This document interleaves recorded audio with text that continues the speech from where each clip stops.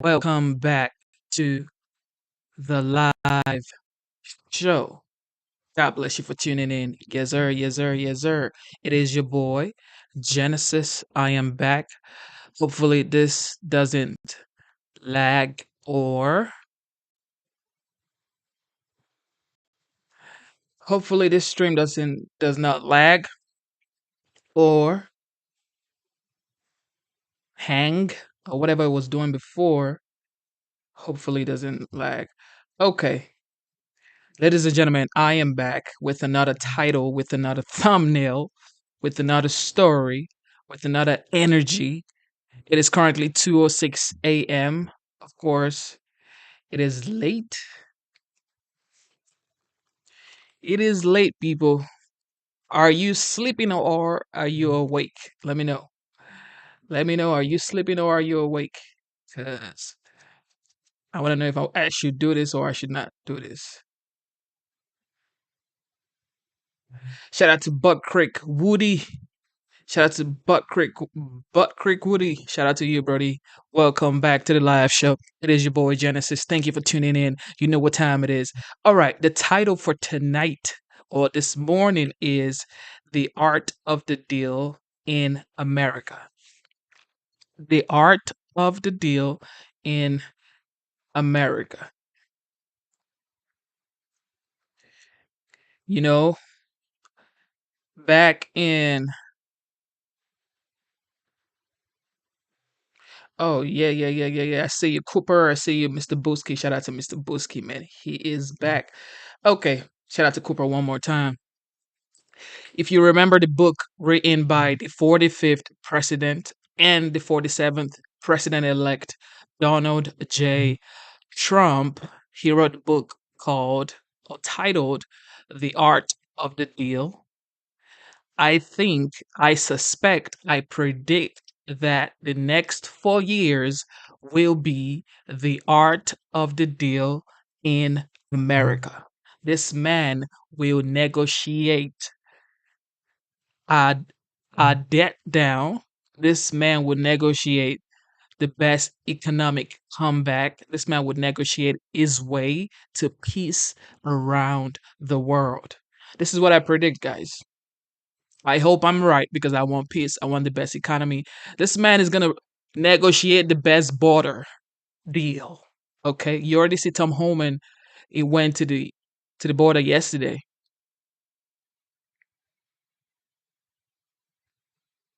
This is what I predict, guys. Now he's saying, well, this is what he campaigned on, right? He campaigned on tariffs. Okay, this is why people voted for him. People were like, you know what? He's gonna secure the border. He's gonna bring back the economy. He's gonna bring back peace around the world. And of course, it said the way he's gonna bring back the economy is through tariff and drill, baby, drill. Let's see what CNN has to say concerning the hike in tariff this man is proposing. Shout out to the 47th president elect, the Don. Breaking news this hour as President elect Trump has just announced that starting on day one of his administration, he'll charge Mexico and Canada a 25% tax for all products coming into the United States, all in caps there. That could raise costs for Americans on everything coming across either border. We're talking about cars, electronics, oil, wood, food, avocados, maple syrup. Trump says it's to force the U.S.'s closest neighbors to take action on illegal immigration and crime and drugs. But he's not stopping there. After that, just a few moments later, he also posted this on Truth Social, saying the United States will charge an additional 10% tariff on all of China's many products coming into the U.S. Of course, those many products include everything: smartphones, computers, washing machines, toys, video game consoles. My team of political and economic sources join me now. And Rana, just on the Mexico and Canada aspect, 51% of all fresh fruit, 69% of vegetables, according to the USDA, come from Mexico. Yeah.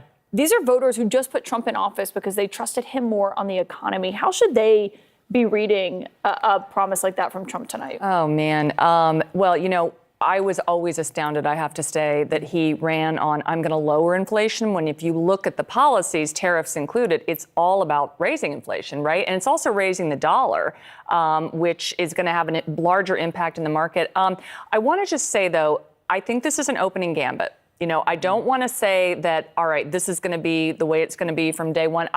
Trump says a lot of things. You think he's bluffing? I think that what's happening fundamentally now that's different under this president is that the U.S. market will be used as a chit on a gambling table that is the global economy. I mean, that is the way you have to look at it. We are not in trade as usual. We are not in the economy that we've known, frankly, for the last 40 years or so. It's going to be totally different. I mean, Alyssa, you worked for Trump as his communications director in the White House. I mean, there are moments where Trump says he's going to do something and backs down. He did it his last time in office. He definitely put tariffs on, but there were certain ones where advisors could talk him out of that. What does that look like in round two? Well, Donald Trump has basically two core policy beliefs. He believes the border should be secure, and he believes in tariffs, even when his economic advisors have at times recommended strongly against them in the previous administration. This is something he ran on and was vocal about, and I'm not surprised that this is one of the first things that he's announcing, despite warnings from fellow Republicans who have said this is actually just going to increase the cost of goods on everything. A lot of folks were calling it an Amazon tax. Anything that you're buying that is, coming from China, you're going to pay a lot more for.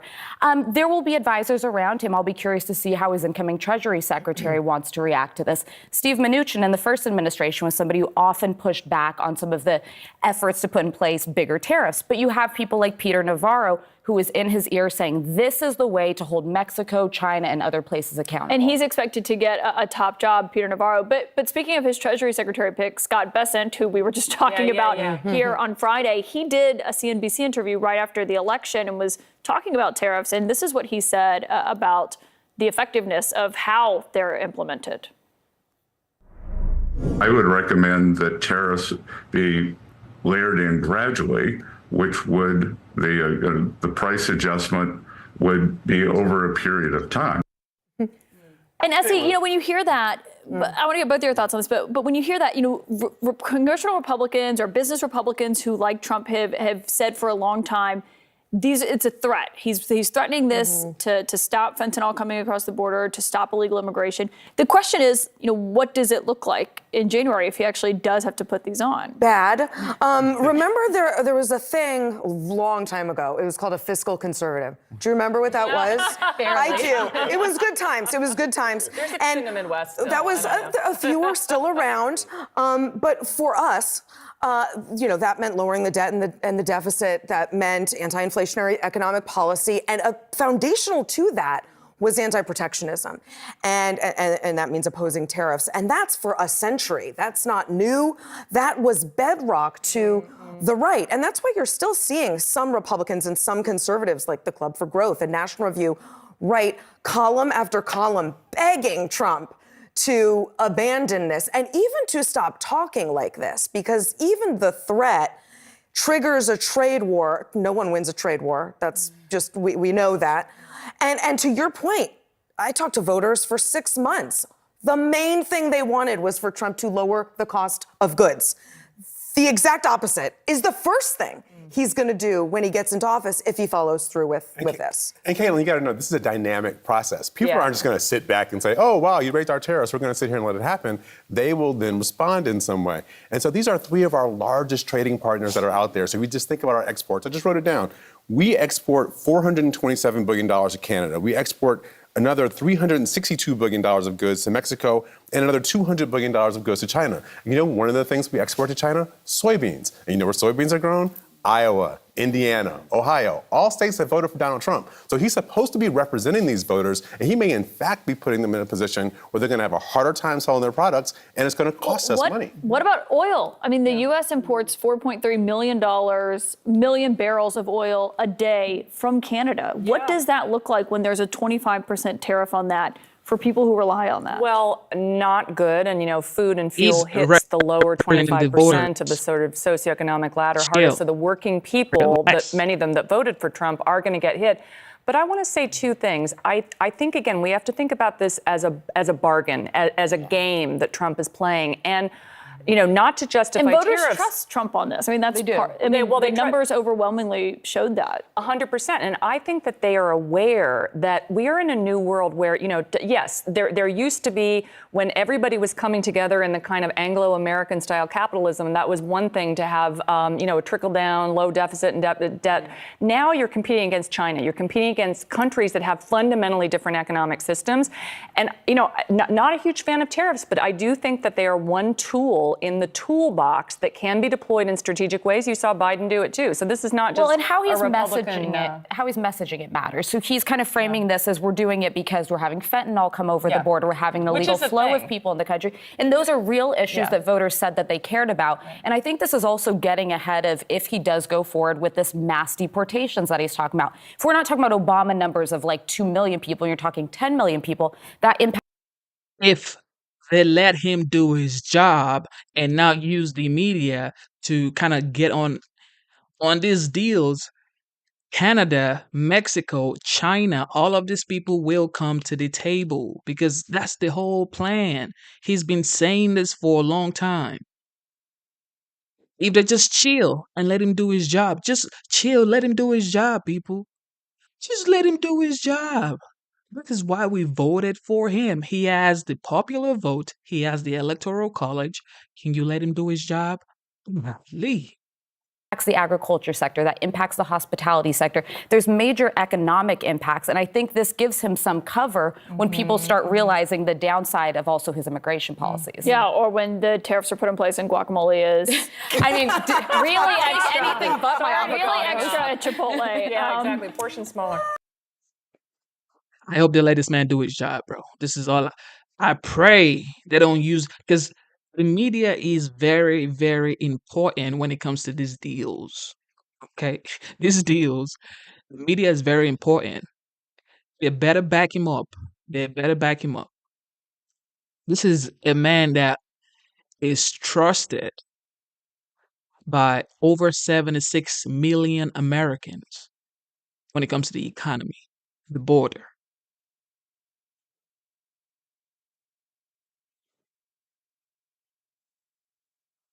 We are back apparently to the era of federal policy announced via social media. The president-elect on Truth Social, of course, promising to penalize both neighbors to the north and to the south with a 25% tariff on all products entering the U.S. starting on day one of his second term. Trump also vowing financial vengeance on China with a 10% tariff on top of all the other tariffs already in place against Beijing. CNN economics commentator Catherine Rampell joins us in the fifth seat. And Catherine, I want to start with your initial reaction to this 25%, because it's not unexpected, right? We've been hearing that tariffs would be coming with a Trump administration. I mean, it is not unexpected in a sense. It may be unexpected to Americans who thought Trump was going to lower their prices. Because if you voted for Trump because you thought he was going to bring grocery prices down, I have some very bad news for you. A lot of our produce comes from Mexico. 2/3 of the tomatoes that Americans purchase are from Mexico. 90% of the avocados that they purchase are from Mexico, just to mention 2 examples. So that guac is definitely going to cost extra. If you voted for Trump because you thought he was going to bring down the cost of housing, a lot of our lumber, cement, other materials comes from Canada, which means that construction costs are going to go up. Not to mention all of the ways he's going to roil the U.S. auto industry, because a lot of autos cross borders in North America multiple times before they're ultimately finished and sold to consumers. Not to mention the fact that a lot of U.S. manufacturers purchase inputs, intermediate goods like metals and cement and other things from Canada, from Mexico, and not to mention even the retaliation that we should expect. All of which is going to be very bad for consumers, not to mention, again, many of the U.S. workers that Trump allegedly wants to help. What about tequila? Tequila, I would bet that that's going to suffer I'm out. too. I'm out. Count me out. But can I ask our Republicans at the table? I know there's a love-hate relationship with tariffs, with some people sort of saying, like, yes, they can be a cudgel against other countries when you want to have influence over their policy. And we should say in these Truth Social tweets, he was talking about immigration and the border and fentanyl.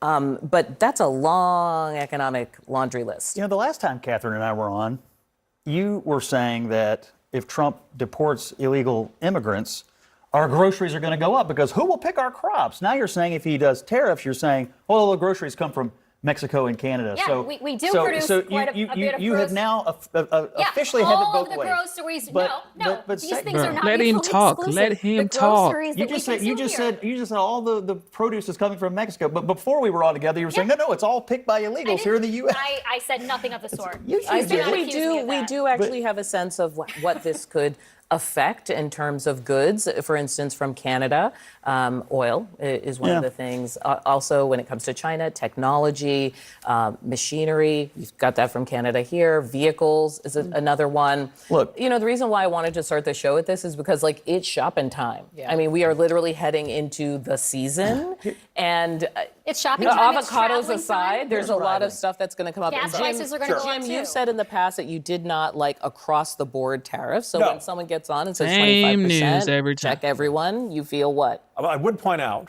that Mexico did violate the Mexico-Canada trade agreement earlier this year when they enacted AMLO's judicial reforms. So technically, Trump could say this is in retaliation for that. What he did say is every time Trump rattles the saber, and he's been calling for tariffs on just about everything since the 1980s, he always gives the other country an out. And he's not even the president of the United States now. He is the president-elect. He's not going to resume in the White House until after Christmas and New Year. But it's still the great Bidenomics. What are these people doing? He always says, this is what I want to see. I want to see fentanyl response from China. I want to see closing the borders. I want to see immigration. And we went through a lot of this in the first term. And Trump would always say, we're going to have the biggest, the most terrible tariffs you've ever seen. We're going to tariff the hell out of you. And inevitably, there'd be some sort of, everyone would panic. And then there'd be some sort of sense of, okay, can we get a fig leaf? Can we get some sort of policy change that Trump can point to and say, this is a win? USMCA was not dramatically different from NAFTA. But Trump acted like he had completely reinvented it and finally gotten Americans this much better deal. I'd be surprised if we actually enact these tariffs and prices go up everywhere, then everybody in the administration is going to see, okay, how can we get out of this while looking like we've got some sort of victory? Yeah. Any move by these foreign governments is going to be seen as, okay, that's our out. Chuck, let me bring you into this because obviously there are a lot of constituencies that were very interested in the Trump administration, Trump 47 being a sort of shift to the economy and something that would benefit them. Who benefits here?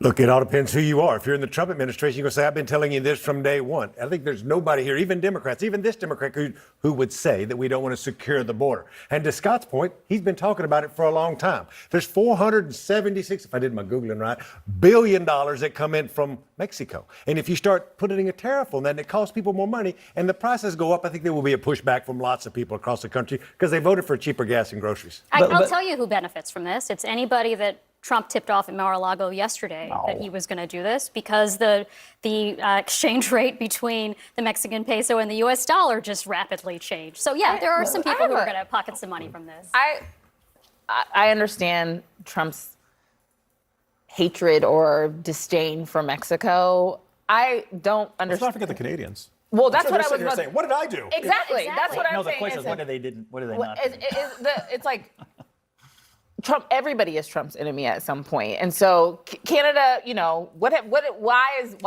are they out of China, Mexico, and Canada? Those are the three countries. But also, I just Canada for fentanyl coming in. But I think the thing that'll be interesting is, look, we had an election. I'm going to say it over and over. Elections have consequences. It is going to be shopping season, but Donald Trump won't be the president when this first holiday season comes. But if he enacts tariffs by the time the next holiday season comes, which will be 2025, going into a midterm year of 2026, that administration will have questions to answer to the American people that he sold a bill of goods and now the bills are a lot And higher. I want to add one thing. You said it's not this season, but you already have many American companies speaking to the that's media, right, saying, Going across whether it be overseas. Walmart, whether it be whoever. I know in our Madden. podcast we're talking to people in the fashion industry Yes. about like the materials they're buying ahead of time. So it will make a big difference, even if it means people rushing in this moment. I want to move to this issue of immigration, since you guys kind of have all touched on it here, which is that you have the sort of potential incoming administration talking about how they will wield policy. And one of the ways to do that is to threaten federal People are funding to cappers. sanctuary Cap cities, on sanctuary cap states, every et cetera. single time. They never miss. We've seen this before. But do we think that this is going to be the approach that works, so to speak, if you want to implement something as big as mass deportation? Well, he needs to threaten these local officials who are currently threatening, what you might characterize as an insurrection when they're saying, hey, we're going to resist the federal government's attempt. I mean, we'll save insurrection for insurrections. Listen, you've got elected officials. Denver Mayor Mike Johnston said that he was going to deploy the Denver police to stop federal immigration officials from enforcing that. Now, he backtracked from that, unsurprisingly. He had said, I'm willing to go to jail over this. And I believe it was the Trump's appointee for Homeland Security or for immigration was like, yes, fine, that's fine. We agreed to your terms. We will put you in jail over that. The Trump administration desperately wants some Democratic official to deploy cops who should be out trying to get criminals to stop illegal immigrants from being rounded up and sent over back for deportment. They want this fight. They'd love to have this fight. Jeff? I was fixing to ask you which one of the administrations in Trump was it, Hulk Hogan or Macho Man Randy Savage, but we'll stay on this immigration stuff. That's a deep cut thing. Compete the two got me there. So look, me and Scott have had this debate, and Scott will tell me that we're just going to deport bad people, or these people. I think he says it's 1. Check me, Scott. 1.2 people that's got records that need to be deported, or some kind almost 1.6. 1.6. Yeah. All right. So we talked last time I was here about my business partner, who is from El Salvador, whose TPS expires in March. If she doesn't self-deport, she is one of these criminals at that point. And she's been here for 26 years or 22 years. She came here when she was 6, and she works for me. She will make more money than a U.S. congressman and pay more taxes than him this year. This is the problem I have. This is the problem where real people with real lives are going to be affected by this, and I think there's kickback to that. I think that the deportation and immigration conversation goes hand in hand with the tariff conversation, because the stated reason for the tariffs is not just because he's mad as he. Thank you for tuning in to the live show. God bless you. Double tap your screen, smash the like button, and subscribe to the channel. My understanding is if you are in another country, you came here legally. Maybe you came here for tourism, or you came here for whatever you came here for. You came here for school or whatever, and you stay for 26 years without looking for the proper channel to become a member of that community, to become a member of that society. There is so many ways to become a United States citizen. Why would you stay here for 26 years and not figure it out? That's just wild, beyond imagination. 26 years and what were you doing? And now your stay is about to expire in March. What were you doing for 26 years? He wants to use it as a tool, as a cudgel against these countries that he doesn't think are stopping the flow of people and drugs across our border. That's the point of it. But he ran on essentially a couple of issues here that are tied to the same thing, which is that he believes illegal immigration has led to all sorts of cultural and governance problems for this country. I think we're also kind of asking everyone, and people talk about this with Democrats a lot, unintended consequences is a real thing, right? So what are you walking into? Consequences, if you look at whom Trump prioritized for deportation in his first term, it was not the criminals. In fact, he released more convicted and charged criminals into the United States than Biden did, because he was filling up his jails with asylum seekers and TPS recipients whose TPS had expired, and refugees and visa overstays. They can say all they want that they're planning to prioritize criminals, which I think is great. In fact, Obama did that. Obama, remember, was the deporter in chief. But that is not what Trump did. He just caps every single time she Trump-era talks. order that prioritized detaining and deporting criminals in favor of having no priorities, which means everyone, which means your business partner, which means an asylum seeker. Ashley, the thing that will be interesting is that you're right. We debated over and over. I don't agree with Donald Trump's immigration policies. He also has never really explained how he's going to execute the deportations, which gives a lot of people fear, alarm, and concern. But when the deportations start to happen and people see children going home from school and a parent not being there anymore, we're all human. There's an emotional toll that takes place on our society. And that is why governing is hard. I don't agree with it. But when he starts to implement his policies, it will have real implications on people's lives, American citizens and people who are living here that are not documented. And we'll see with the American public. I suspect that very soon in the Trump administration, people will remember what those 4 years used to be like under Donald Trump, and some will regret their choice.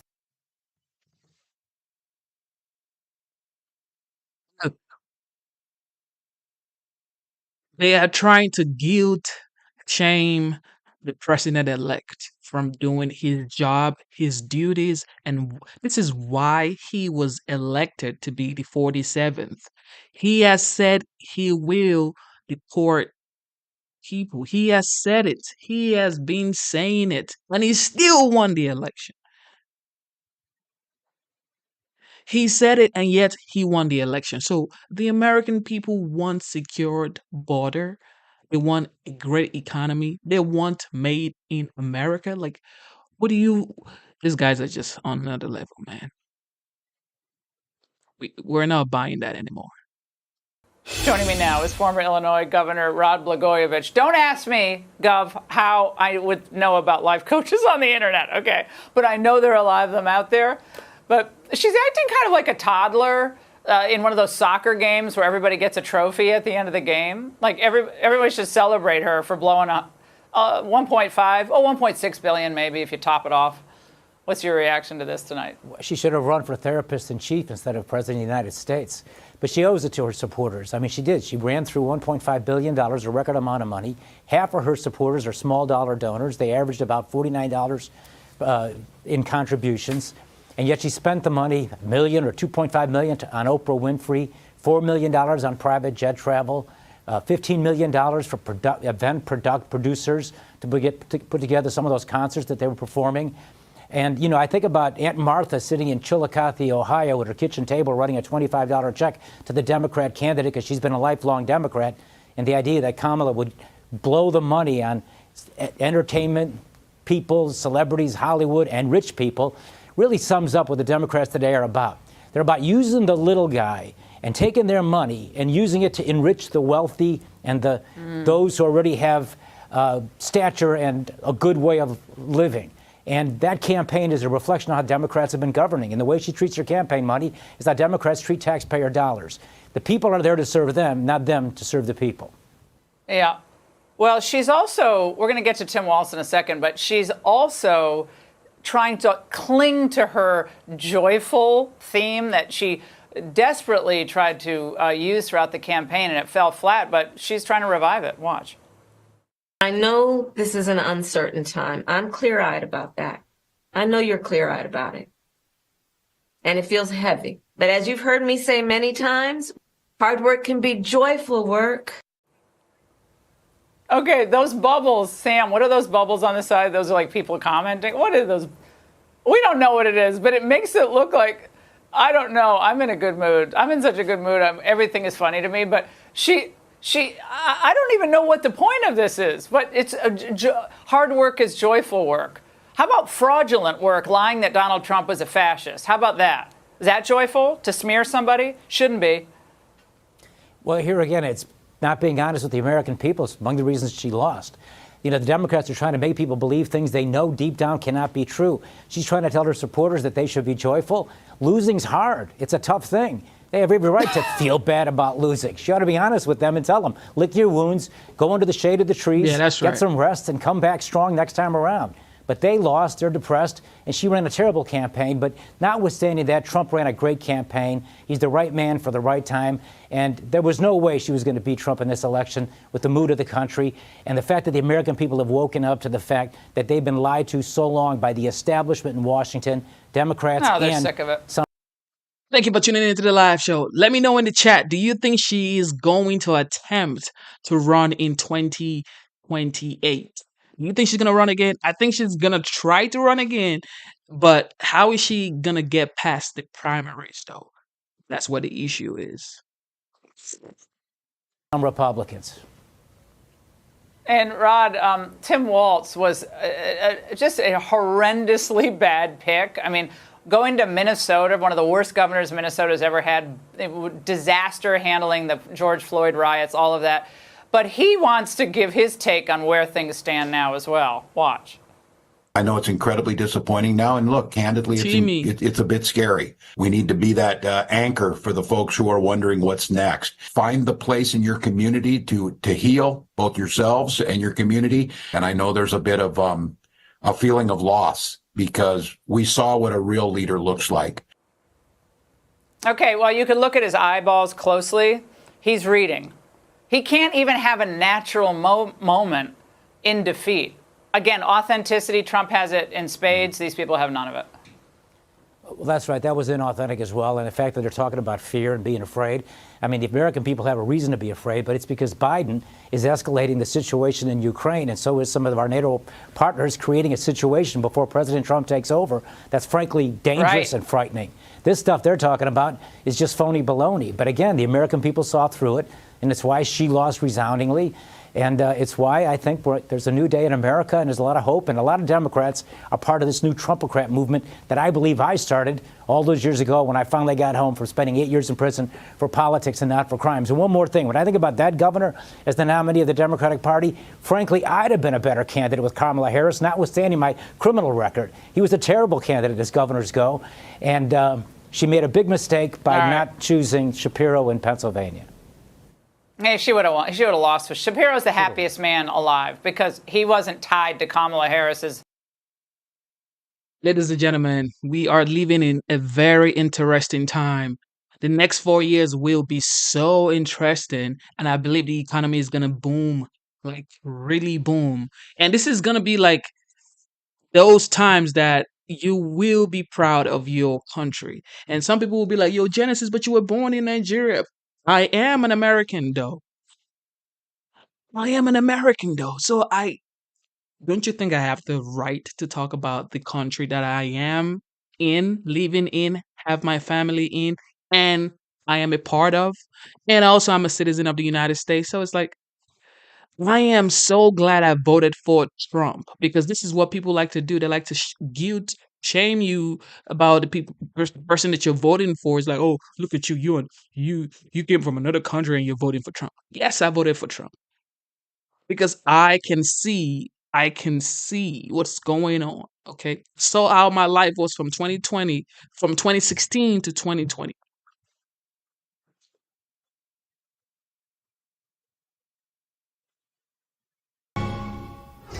Welcome back. Mexico's president now threatening to give Trump a taste of his own medicine. This after he threatened a 25% tariff if shared borders with the United States are not secured once he assumes office. Trump also threatening to levy an additional 10% penalty on Chinese goods until officials in that country crack down on fentanyl production. Let's bring in Steve Forbes. We have him with us this afternoon. Steve, you're the perfect person to talk about this with. Take a look for some context here. U.S.'s top trading partners. Mexico comes in at number one with $475 billion of trade back and forth. China at number two. And then you can see there Canada at number three, just to set the stage. Do you think all of this sort of back and forthing between the president-elect and other foreign leaders right now is ultimately going to turn out to be helpful to U.S. goals or harmful? I think it can be helpful to countries' goals of both countries. You may remember in the first term there was a lot of talk about a big trade war. Some tariffs were imposed. But at the end of the day, we renegotiated the old NAFTA treaty to the U.S., Mexico, North Canada treaty. And I think what President Trump is trying to do is saying if we get together and solve this problem, that those tariffs need not happen. This is not just about the tariffs per se, but also about Mexico getting control of the border. Before Joe Biden came in, Mexico worked very closely with the U.S. to make sure these illegals, immigrants, did not come into the country. In fact, they worked hard to make sure they didn't even come into Mexico. So what we're trying to do is get back to what was happening in 2021 before the border was opened up, in effect. And in terms of the economic side, Mexico's economy needs all the help it can get. And so I think even though the president, Mexico is very nationalistic, especially vis-a-vis the U.S., I think they're going to be actually trying to get an agreement on trade, on make sure we don't get in a trade war, because both sides are going to get hurt. And this new Mexican president, the last thing she needs is a crisis, real economic crisis on her border.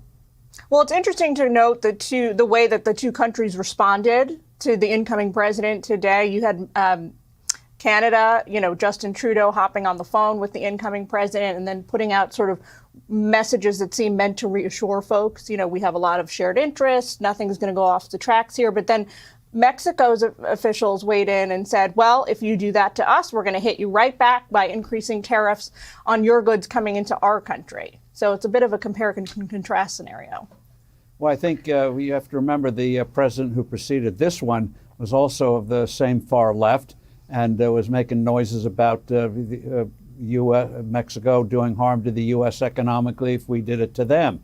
So I think these are preliminaries before they sit down. In fact, I think they're going to be sitting down informally well before January 20th because they know this sword is hanging over their heads. And they'll find a face-saving way to get an agreement so that, one, they get control of the border again, and two, Mexico lives up to the new trade agreement.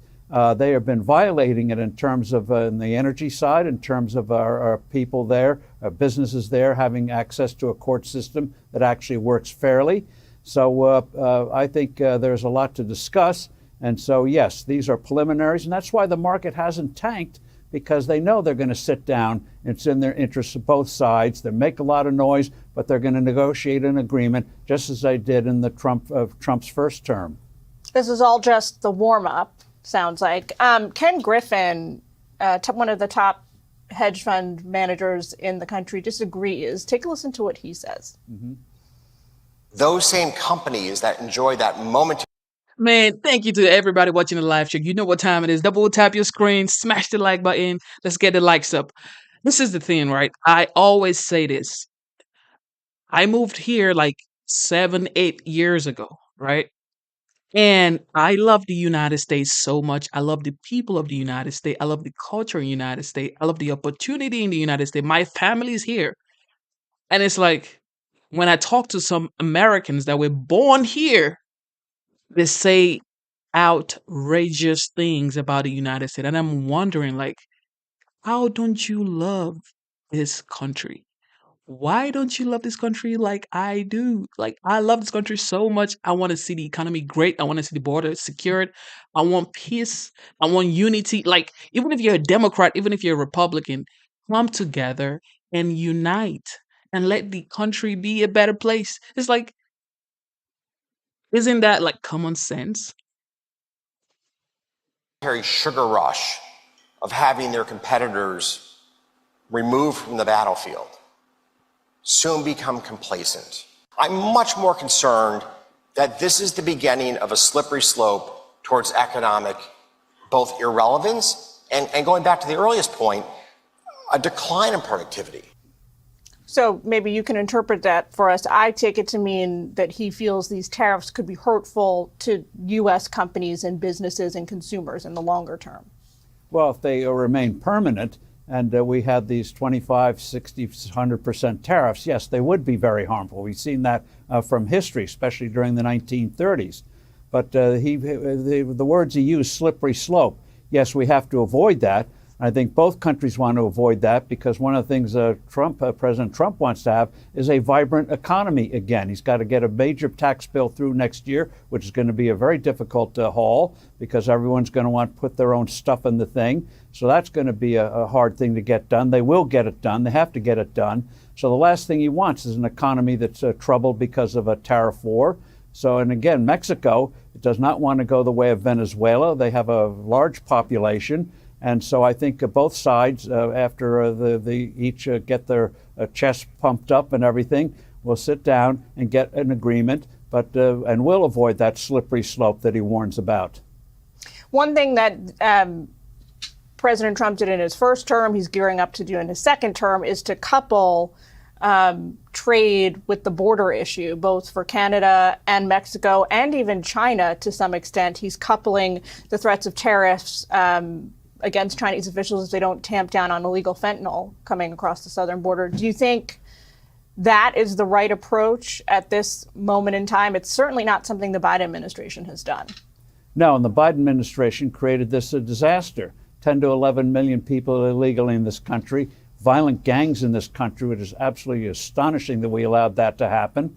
And so the first term, President Trump, you remember, had to use some very hard language, had to really hit hard on Mexico. But they finally, with a government that was not friendly to the United States, but they finally reached an agreement where by the time President Trump left office, the illegal crossings on our border were de minimis, and a wall was actually being constructed. So I think it goes back. Hopefully we can get back to what we had in 2021. It worked in the first term, and I think they'll try to make it happen in the second term. We cannot allow the border to... You cannot stop this man, man. This is something that I know for a fact. You cannot stop President Trump. He is unstoppable. The 47th, the legendary 47th, is unstoppable. This time, there's nothing anybody can do about it. It's just what it is. I'm sorry. Okay, I am sorry. Anyway, Tom Homan is the border czar, and he is already going to the border. He is already analyzing, strategizing what he is going to do. Man, Tom Homan ain't playing around, people. That man's face looks like he's not in to play with nobody. Here with reaction, a man that President Trump appointed to fix the border, Tom Homan, along with someone who, frankly, has played a very big role in bringing attention to this security disaster, Texas Governor Greg Abbott. And they're going to be together all day tomorrow. Tom, you heard this mayor out there in Colorado. I want to get your reaction to it. And I want you to be clear about who has jurisdiction, the federal government or state and local governments. And if you're a sanctuary state or city, are you breaking the law? You're absolutely breaking the law. All you have to do is look at Arizona versus U.S. You'll see these breaking the law. But look, me and the Denver mayor, we agree on one thing. He's willing to go to jail. I'm willing to put him in jail. Because there's a statute, it's Title 8 United States Code 1324 III, and what it says is, it's a felony if you knowingly harbor and conceal an illegal alien from immigration authorities. It's also a felony to impede a federal law enforcement officer. So if we don't want to help, that's fine. He can get the hell out of the way. But we're going to go do the job. President Trump has a mandate for American people. We got to secure this country. We got to save American lives. And I find it shocking that any mayor of a city would say, President Trump's been clear. We want to concentrate on public safety threats and national security threats. I find it hard to believe that any mayor or governor would say they don't want public safety threats removed from their neighborhoods. I mean, I don't know what the hell is going on in Denver, but we're going to go and we're going to fix it. If he don't want to fix it, if he don't want to protect his communities, President Trump and ICE will. So you will be going into Colorado, Illinois, New York, California, and you are going to uphold the law of the land. That's your commitment. It doesn't matter what these elected politicians threaten or say that they're going to do. We're going to enforce the law, period. And they're not going to stop us. You know, Governor Abbott, I watched you with great frustration do everything imaginable in your power, come up with idea after idea after idea, because you were bearing the brunt of this from the very beginning. And you tried to put up barriers in the beginning, and then you tried to work the courts in the beginning. Then you started flying people out of your state to the sanctuary cities and states, and then all of a sudden, people like Mayor Eric Adams, to his credit, he finally got there, realized maybe this is not such a good idea, wide open borders, because we can't control what's going on here. How frustrating has that been for you?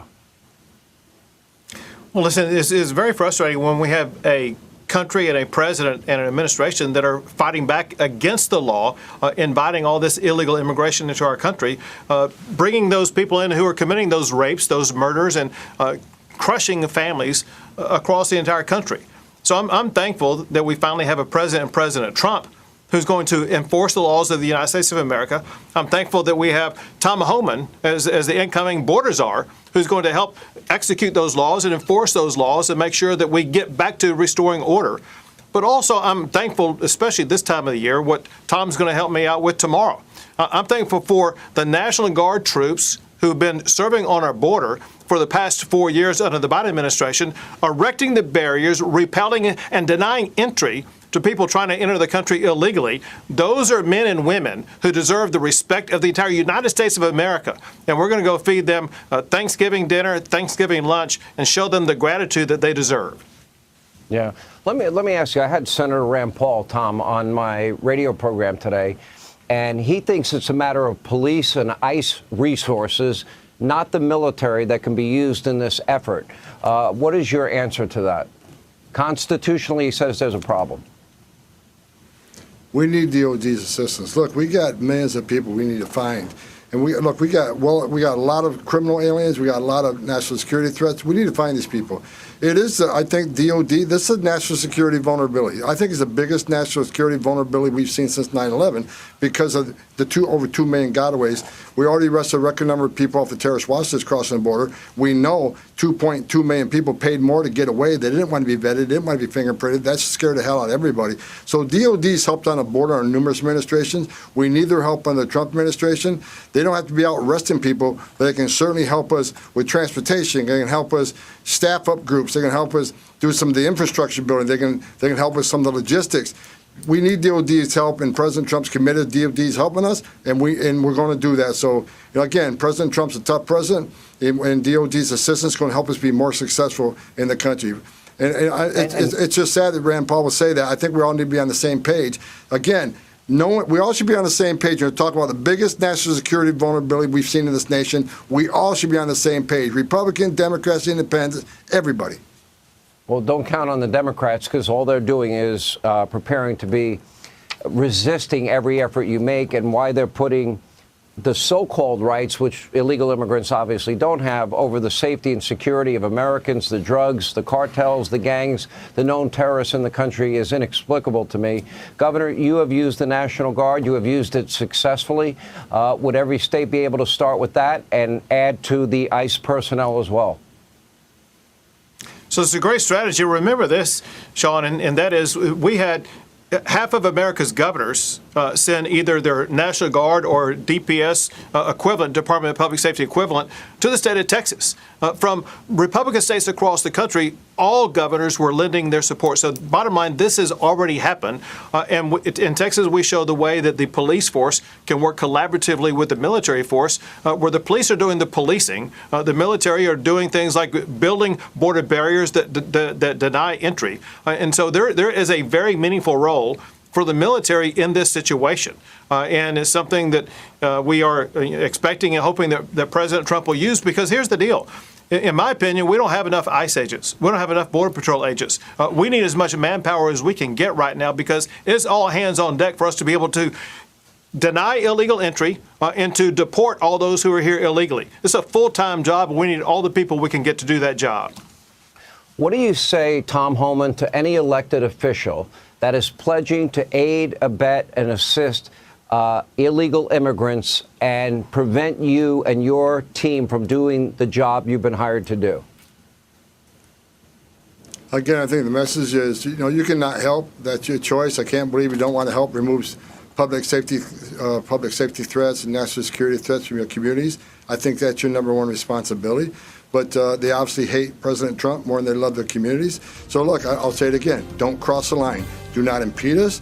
Do not knowingly harbor and concealing an alien, or there's going to be consequences. Thank God we have a strong president coming in, President Trump. We got a strong secretary coming in, Kristi Noem, who I've had a lot of communications with. And look, me and Governor Abbott, we're already working together. We're already making plans. We're not waiting for January 20th. The planning starts now. January 20th, game on. So if they want to push back, but don't cross that line. Yeah, we got to protect. Woo-wee! Look at his face. Look at that man's face, people. He said, do not get in our way. I don't understand why you wouldn't want to help protect your society, your community. So you're saying you hate President Trump more than you love your community. Look at his face. Look at that man's face. That man he is not playing around. Tom Homan, the borders are, he isn't playing around. Look at the governor on the right hand side. The governor is smiling like a governor should. Look at Tom Homan's face. That man's face looks like GTA 6. He ain't playing. He is not playing. Okay. CNN's Rosa Flores is in Houston for us now. Rosa, how is Mexico responding to what we're hearing from the incoming Trump administration about how they plan to crack down on the border and carry out these mass deportations? Well, very sternly. As a matter of fact, Mexico's president held a press conference this morning in response to President-elect Donald Trump's threat to impose tariffs on Mexico, actually. But Jim, as you know, all of these things are intermingled.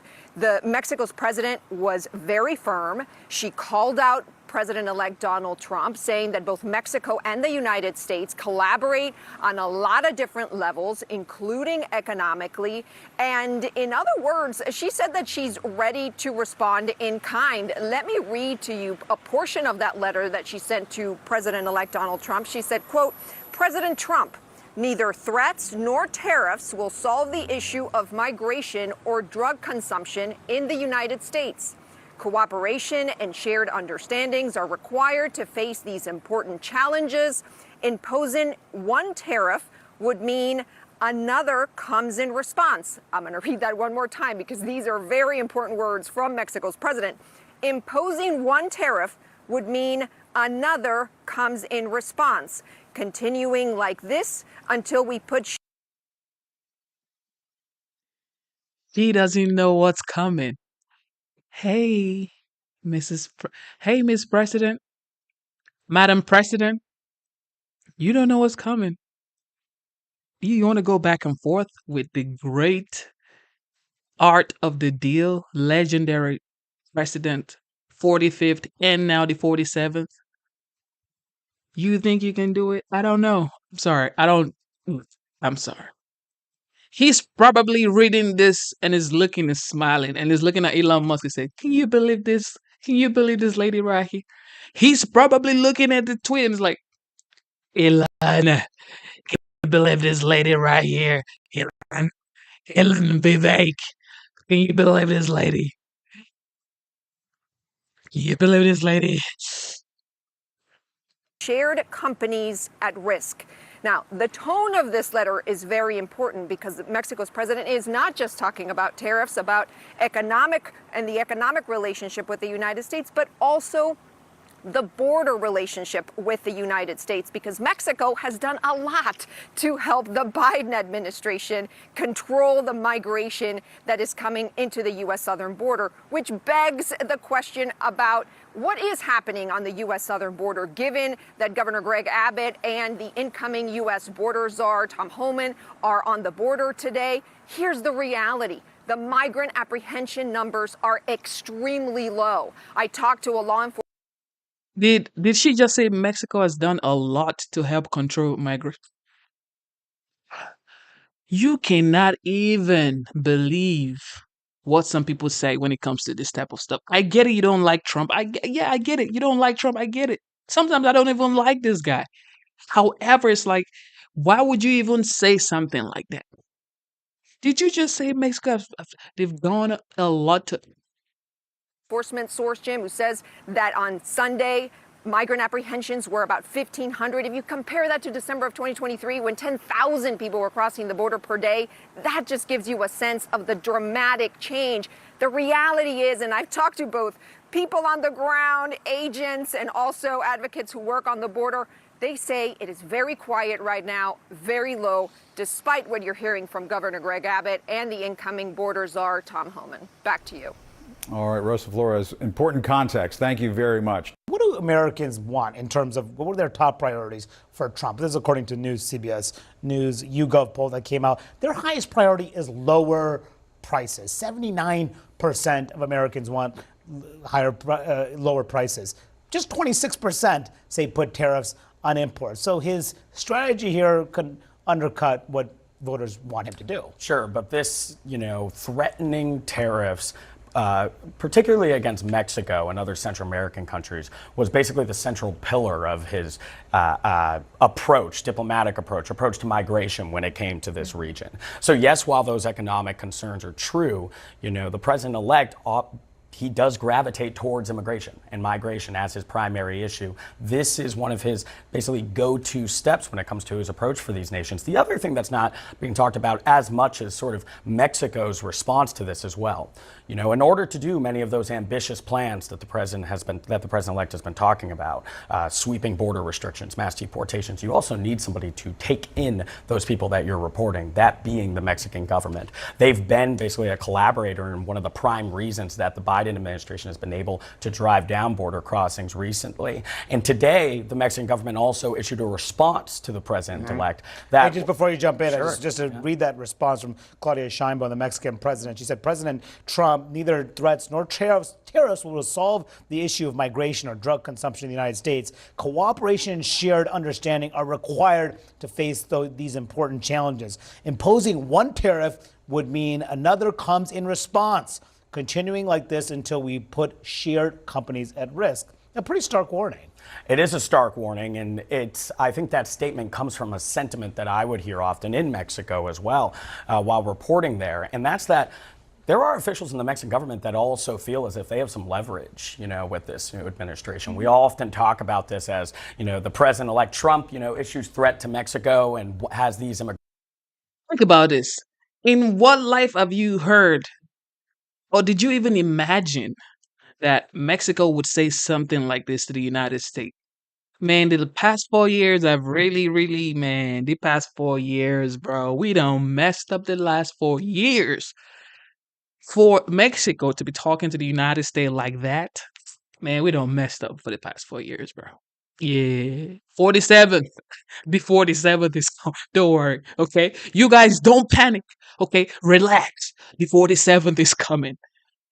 Like he always says, he's gonna make America great again. So everybody can relax, chill, relax, okay? Because this past 4 years, man, we done lost some respect. Immigration demands. Well, Mexico also knows that, you know, the U.S. needs Mexico in terms of many of these plans when it comes to the border. And that was one of the more sort of direct statements I've heard. But it was something that I think you often hear privately that's now made its way to the public when it comes Manu, to can I say just a quick word on China? Sure. China is a little bit different than Mexico and Canada. Obviously, those two are the biggest trading partners, are close allies. But with China, Trump really has used tariffs as a means. He talks about fentanyl quite a bit and kind of uses that as the punitive measure. But really, he's trying to force them into a position where he can get them to negotiate better trade deals. He says that they take advantage of the U.S. And so that's been his tactic all along. And it was very controversial under the first Trump administration. But the Biden administration, when they came in, they did a review and decided not to reverse a lot of those tariffs. And so actually, both parties have come quite a long way since the first Trump administration. When it comes to China in particular, it is much more controversial for countries like Mexico and Canada. But with China, there's a little bit more tolerance from both parties for actions like this. And I think you're going to see that even moving forward. One thing, though, has been, you know, Trump has had a shifting ideology on a lot of issues over the years, shall we say, to put it mildly, on some issues in particular. Tariffs has been different. This is Trump from 24 years ago. There are a lot of things I'd do if I were elected, but one thing I do definitely Of course, they is go stop dig other old countries stuff. from ripping off the United States. They are ripping us like we've never been ripped before. If you look at Japan, if you look at China, where we lose $100 billion a year with China, and they do nothing to help us with potentially our biggest problem of all, and that's going to be North Korea. So I would start right at that point. And at the time, Trump was actually flirting with the presidential run, possibly alongside Minnesota Governor Jesse Ventura on the Reform Party ticket. A lot has changed, but not Trump on tariffs. Well, you have to think, too, he probably is a businessman and in getting merchandise from China, has some experience with it, clearly felt like he wasn't getting the deal that he deserved. And this is one of those areas where he does feel like he, you know, has a clear through line. I mean, that's very rarely do you see Trump 20 years ago kind of saying the exact same thing as he is saying today. Exactly. And he said it obviously on the campaign trail. But I want to actually turn right now to CNN's Matt Egan, who has some new reporting on how the Trump administration we'll see, pick and choose which companies pay for tariffs. Experts worry it's a process that opens up the door to potentially corrupt decision making. So, Matt, what are you learning? Well, Manu, there is a system in place for U.S. companies trying to avoid paying tariffs, especially on China.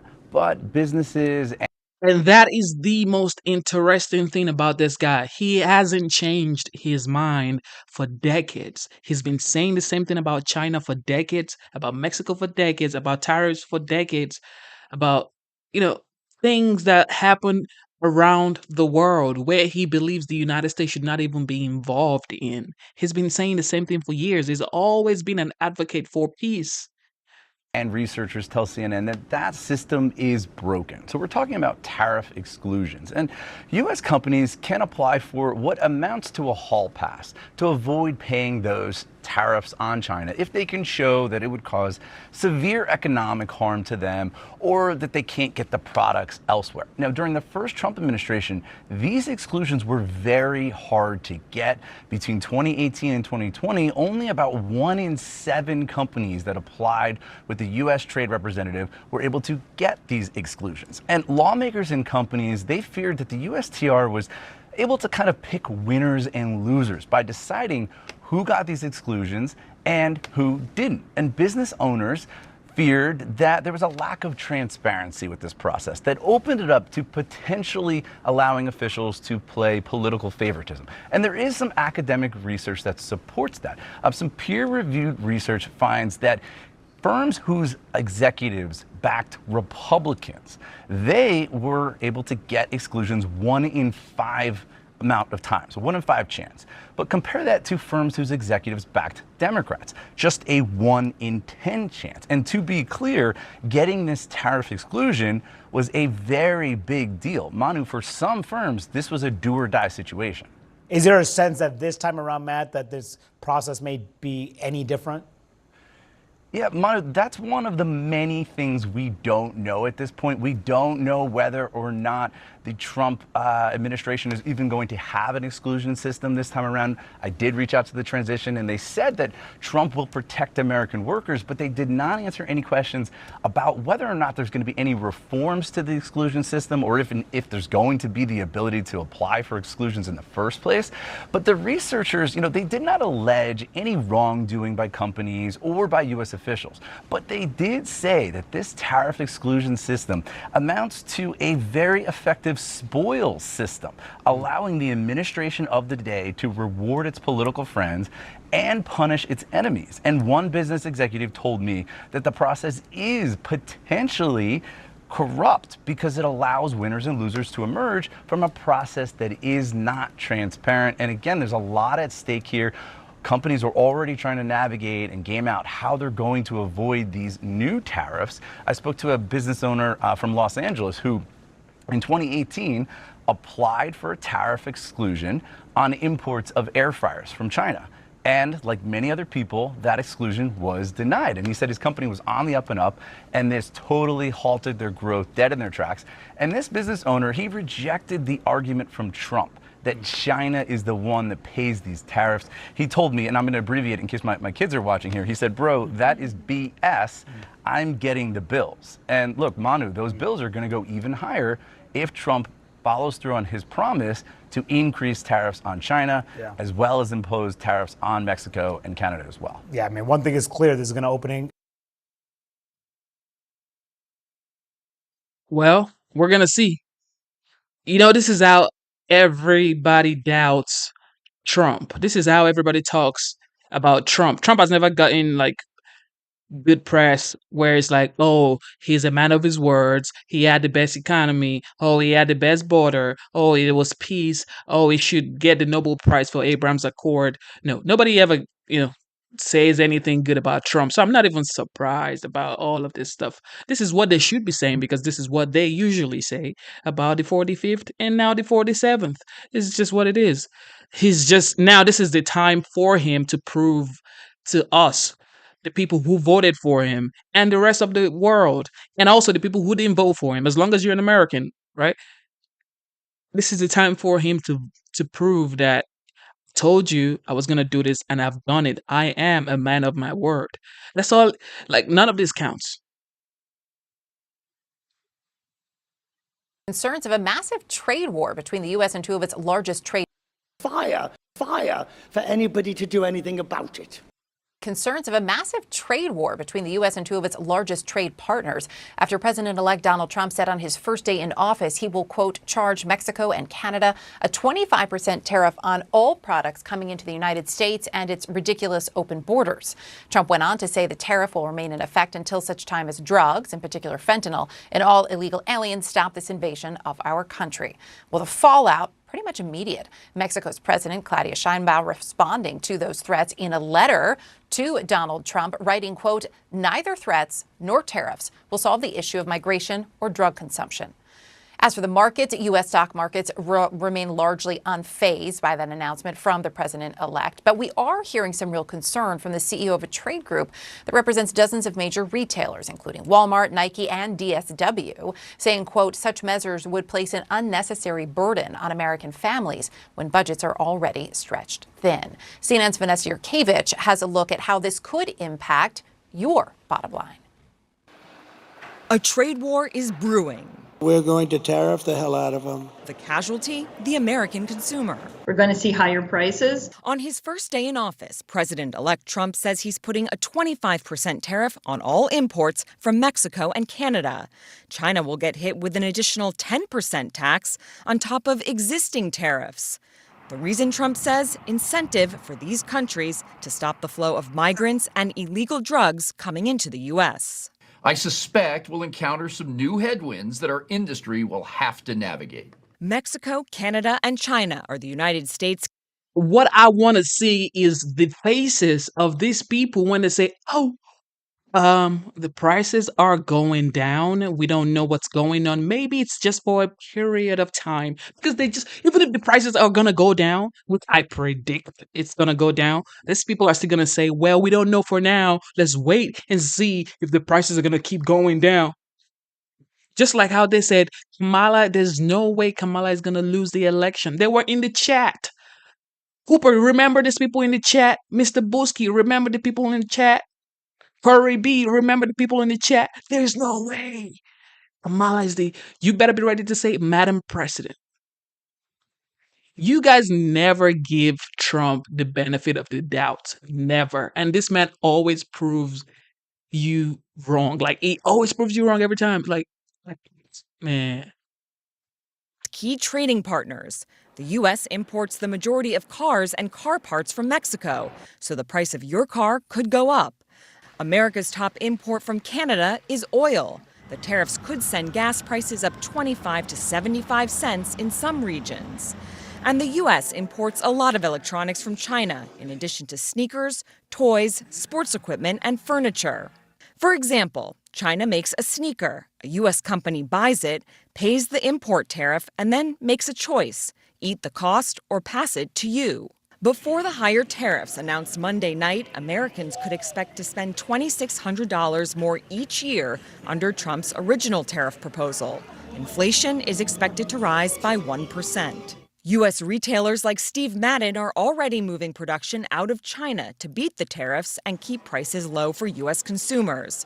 Small businesses don't have that same option. There isn't really an easy solution beyond passing that cost onto consumers. Small businesses are very much uniquely challenged. I don't have the option of calling up Jamie Dimon at JP Morgan to do a bond offering to build a factory. And then there are retaliatory tariffs, which could also impact U.S. businesses who export to other countries. Mexico's president hinted at that very notion Tuesday. One tariff will be followed by another in response, and so on, until we put common businesses at risk. There are supporters of President-elect Trump's. And this is another thing I am so happy about, that these people are doing all of this now before he gets in as the president of the United States. Because right now, he is the president-elect. So all of these people are playing their cards right now, and Trump is just there looking and saying, Elon, Vivek. This man has Justice League. He has the Avengers, Tulsi Gabbard, Vivek, Elon Musk, RFK, JD Vance. He has a great team, Tom Holman. He has a great team around him. There is no way he's going to lose this. Like, there's just no way. There is no way.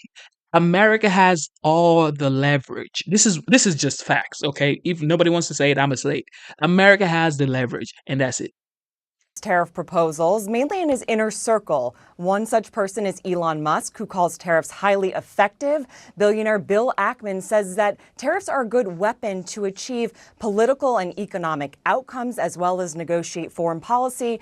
And President-elect Trump's pick for the Treasury Department, Scott Bessent, has said he believes that tariffs can be very effective if they are targeted. He doesn't believe, though, blanket or excessive tariffs are good for the economy, Erica. We'll see if that message makes it back to President-elect Trump. Indeed, we will, Vanessa. Appreciate it. Thank you. Also joining me this hour, Esteban Moctezuma Barragan, who is the Mexican ambassador. Shout out to Wobbles GT. Wobbles GT says, I will come back a year from now and have you eat these words. This is what you said when I was streaming rallies, streaming town halls, streaming events that Trump was doing. And you guys told me you were going to come back here after the election and then I would eat my words and I would shut down my life. And what would you do when Trump loses the election? When you come back a year from now, I would probably be in my house that I bought in cash because the economy is great then, not now. Okay? So please come back in a year from now when all the moderators in the chat, when we live in large, because the economy will be too good, you're going to be enjoying your life too. To the United States. Mr. Ambassador, we appreciate you taking the time to join us this afternoon. As Vanessa just laid out, President Sheinbaum had warned that this could really result in a tit-for-tat tariff war that could potentially undermine the economy. I know you have warned against even a 10% tariff back in February. Is Mexico prepared for potentially these tit-for-tat tariffs? Thank you very much, Erica, for having me. And, I think that we have to see our relationship as it is. It's a win-win relationship because we have been in the free trade agreement for 30 years. And what has happened is that both economies really grew up because we are exchanging each other and producing together.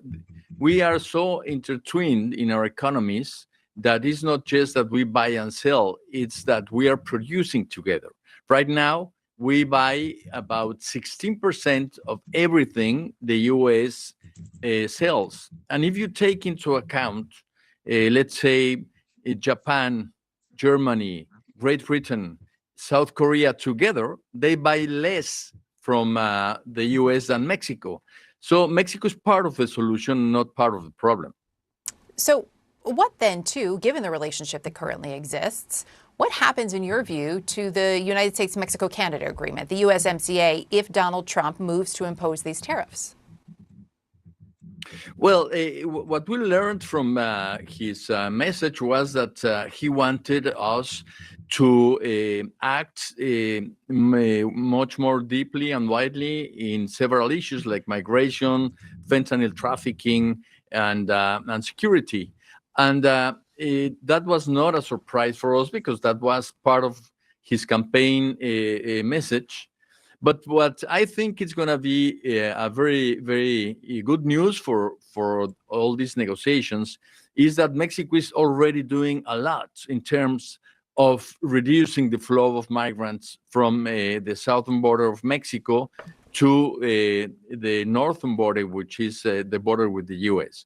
Let me just tell you that about half of the flow that enters Mexico in its southern border, it's dealt with different measures that Mexico has implemented. We have asylum.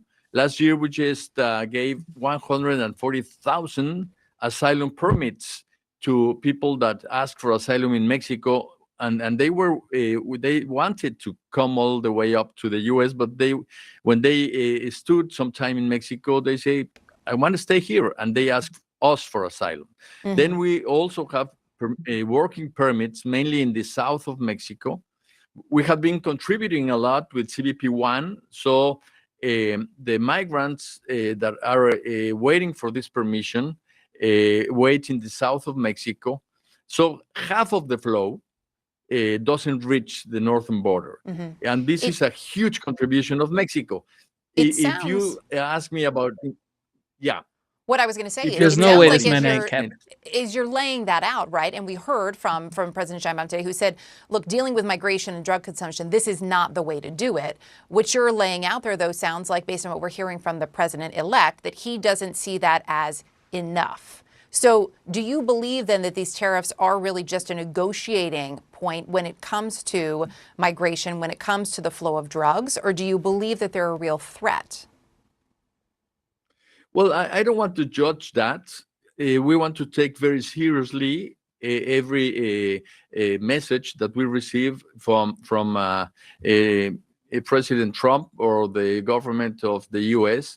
But sitting in a table, sitting in a dialogue, and having a deep conversation about facts and how much Mexico is really making these challenges and facing these challenges with a very, very important commitment. That's what I think that the new government will see, that our effort, our coordination with the U.S. is very, very important. Just to give you an idea, we deployed about 35,000 National Guard agents in order to deal with migratory issues, while the Border Patrol has about 19,500. So we have made also a huge investment in dealing with this issue, and I believe that would be recognized in the negotiating table. Ambassador Moctezuma, really appreciate you joining us this afternoon. Thank you. Thank you very much. And as I told you, we want to continue this win-win relationship and not a lose-lose. Joining me now to discuss, we have our panel today, all smart women, my favorite. Aaron Prida, I want to start with you. We just heard the Mexican ambassador. He was laying out a number of things that he feels Mexico is already doing when it comes to stemming the flow of immigration. Donald Trump does like to use tariffs to get other countries to the table. Is tying tariffs to border security going to be as effective, given we also heard from the president of Mexico saying, look, this is something that requires shared understanding and cooperation, not a tariff? That's the hope Donald Trump is aiming for, is a shared understanding and cooperation on being able to secure the southern border. These were two of his top political promises during the campaign season, both securing the borders of the United States and implementing tariffs. He's bringing the two together, and we've seen with Mexico in May of 2019 where Trump threatened to impose tariffs unless they were coming to the table to talk about securing the southern border, and they did. And in June of 2019, he removed that threat of tariffs, and we saw the numbers begin to drop about people coming across the southern border. Donald Trump is doing exactly what he said he would do. He said he would secure the southern border of the United States, and he said he would use tariffs as well. And all of a sudden, we're all so shocked that Donald Trump is doing exactly what he said he would do. I don't know if everybody's shocked, I will say, but there's certainly a lot of discussion about it. There's certainly a lot of vapors and heartburn about it when we all knew that this was going to be a very real reality. Karen, there you go. Karen is not shocked. But in terms of, and so when we look at tariffs, not shocking, right? Because it has happened in the past, right? The threat has happened in the past as a form of negotiation, as Aaron noted. In terms of tariffs, President Biden kept tariffs on China from Trump's first term, even added some of his own. Is it smart, Karen, to let this negotiation tactic play out at this point? Well, it's dangerous. I mean, particularly at a time when, inflation has come down quite a bit, but there's still farther to go. And what I thought was interesting about the way the president-elect made this announcement is he tied it more towards the fentanyl crisis than the way he talked about it during the election, where he tied it to, he said, well, with tariffs, that's how we're going to bring jobs back and we're going to lower costs. And so he sort of shifted his message a little bit. And obviously, if you want to stem the flow of fentanyl, there's a lot of other things that would need to be done and a lot of cooperation that would need to be done with Mexico and other countries. And there's already an agreement against the precursor chemicals coming from China. So this feels like a setup. We've seen Trump do this before, where perhaps there'll be some small compromise that comes early next year and he'll just declare that's a win. It doesn't feel yet like this is the full-throated economic policy, but we'll see. And I'm going to hold him to his word that he wants to lower costs. Catherine, when we look at the impact here, Vanessa laid out a little bit of what could happen. What's your take on the big picture? Which industries in the U.S. could be hit the hardest? Basically, everything consumers buy is going to have some impact. So we import a lot of produce, for example, from Mexico. Huge amount of produce. That's part of the reason why we're able to get year-round raspberries and so many of those delicious avocados that Americans love to eat. We get a lot of our food from Mexico. In fact, for avocados specifically, 90% of them come from Mexico. Of the fresh tomatoes that Americans buy, 2/3 of them come from Mexico. So yes, as it pertains to Donald Trump's promise that he would lower grocery prices, this is somewhat at odds with that. Not only grocery prices, gasoline. So the entire petroleum industry is very integrated across North America. We both import and export crude and refined products to, particularly to Canada, also to Mexico.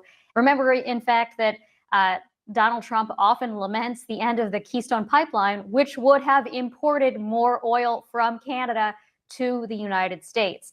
If we raise tariffs on all Canadian goods, including crude oil, that's going to raise the price of gasoline, something like 25 to 75 cents per gallon across the Midwest, which relies heavily on gasoline, on oil products coming from Canada. So those are just a couple of examples, but a lot of the housing industry relies on Canadian lumber, Canadian cement. Certainly U.S. jobs are at risk here too, even before we get into the possible retaliation from these other countries, because, for example, the U.S. auto industry, again, is integrated across these three countries that we're talking about. Lots of auto parts and cars themselves go back and forth across borders with Mexico and with Canada. So all of those U.S. jobs are going to be at risk, in addition to the higher prices for consumers. So we are supposed to trust the same people that said Joe Biden was ready to go again for round 2. And Kamala had a better understanding of the economy than Trump. We're supposed to believe these same people? I don't think so. So yes, if he carries out this threat, it would be disastrous. Well, if he wanted to get Trudeau's attention, he did.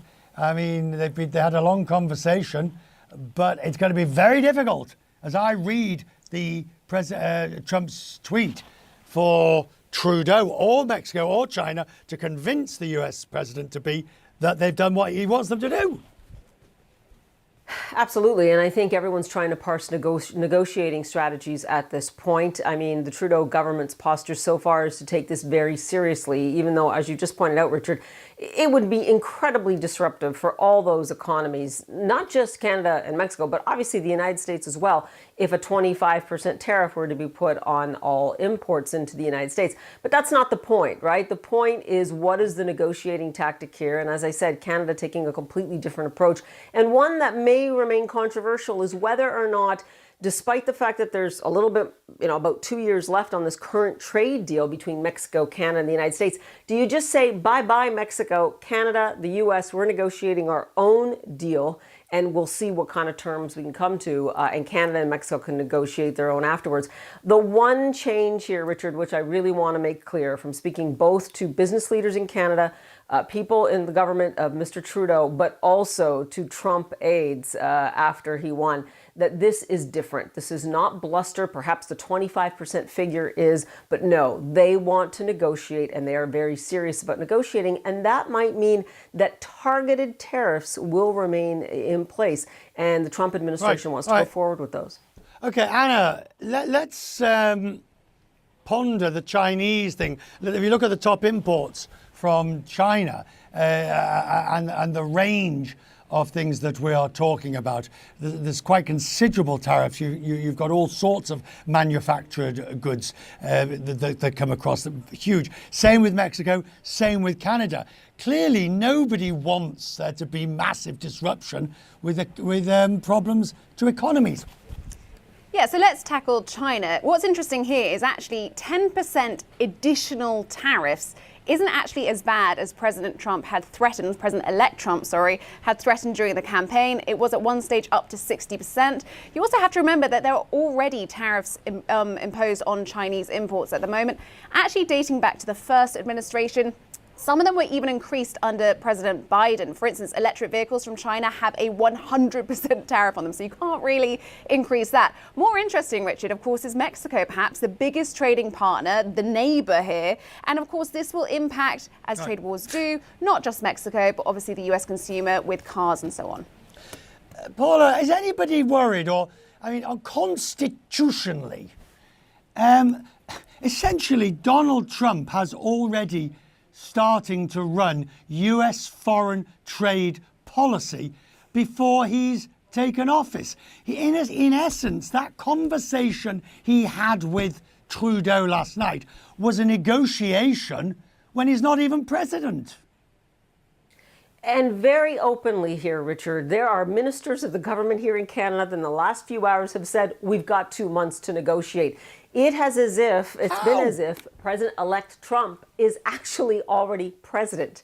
They are beginning to negotiate the terms right now, and this is the way they're going forward with this.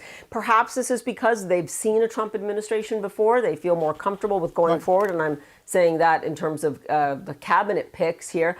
I don't know exactly how this is going to turn out, but I do know that the Canadian government is ready to negotiate today, this afternoon, this evening, any time that the president-elect wants to, with the president-elect and anyone that will speak to them. You can start with the Canadian ambassador with the U.S. ambassador to Canada that's already been appointed, and you can go right to the next Treasury Secretary as well. They will take all comers in terms of conversations. I agree with you, Richard, completely unprecedented. Go on. Anna? Well, Mexico's president having a very different approach here, saying that, frankly, Mexico could retaliate. We could see tariffs from both sides. It will impact jobs. It will impact inflation for both countries. Not backing down, a very different, quite dangerous strategy, I would say. And what's so interesting, I think, about these tariffs particularly, being announced weeks before Trump becomes president, this is negotiations. Will these tariffs really be imposed in January? Okay, no one wants to take the risk, but to both of you, start with you, Anna, then to you, Paula, pick up off the back. The reality is, how will we're talking between now and January. You're talking about migrants crossing the border and the flow of fentanyl and illegal substances across borders. How will you even know if it has been successful in such a short period of time, essentially 8 to 10 weeks from now?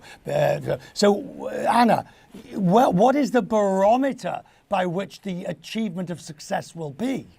I think you'll have to ask the new administration that, Richard. I think what would be helpful, for the negotiations would at least to have an appreciation from China and Mexico that they will work on this area. But in terms of real proof and statistics as to whether they will reduce trafficking of drugs and immigration, well, that's a bit different. Paula? Money, commitments, things in writing. Donald Trump talks about executive orders on day one. They will want to see agreements, at least in principle, put into place with both Canada and Mexico on day one. And that includes actually putting more resources perhaps on the border, talking about innovative ways. Although I will say that some leaders in Canada have said, look, putting us together with Mexico is not fair. We are infinitesimal in terms of the issues with either migrants or fentanyl compared to Mexico. Oh, that's right. Nothing like getting you all at each other's throats.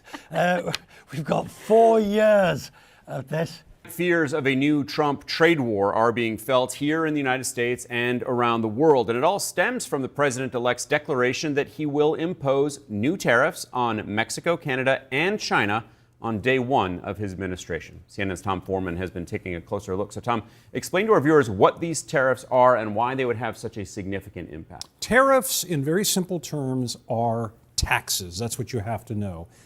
These are fees attached to the value of imported goods. The United States is the largest importer in the world, taking in more than $3 trillion worth of imports each year. And these are the top suppliers out here. Trump wants to slap an immediate 25% tariff on Canada and Mexico, and he also wants to push the existing tariffs on China up by 10%.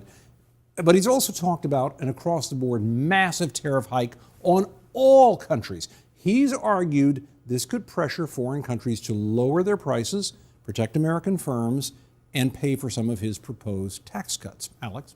So, Tom, take us through what kind of goods are being imported into the United States. I'll put it in scientific terms, a lot. Electronics, computers, tablets, phones, cars, trucks, motorcycles, boats, cosmetics, pharmaceuticals, camping gear, clothes, toys, appliances, furniture. Let me put it this way. Wherever you are in this country, you're probably either touching or within arm's length of something that is imported or partially imported. That's just scratching the surface. Many items made in the U.S. rely on imported chemicals, plastics, and other raw materials or components, all of which would almost certainly be subject to Trump's most wide-ranging vision for these new tariffs or taxes. Alex?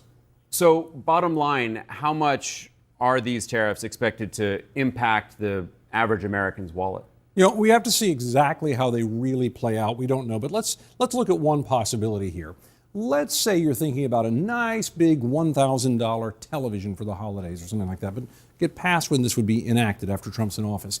If you added the 60% that Trump is talking about here, that he's touted as one of his potential targets for tariffs on China, that's what he would reach, that TV could then cost $1,600 if all of it went there. Trump says he will somehow make China eat that cost, or maybe the American dealer you buy it from will swallow some of it. But experts say almost always consumers pay the price, and they estimate Trump's tariffs could cost, get ready for this, the typical American middle-class family an additional $2,600 per year if it plays out that way. Again, we have to find out the details, Alex, but this could be a whopper for people out there who are looking for prices to go down.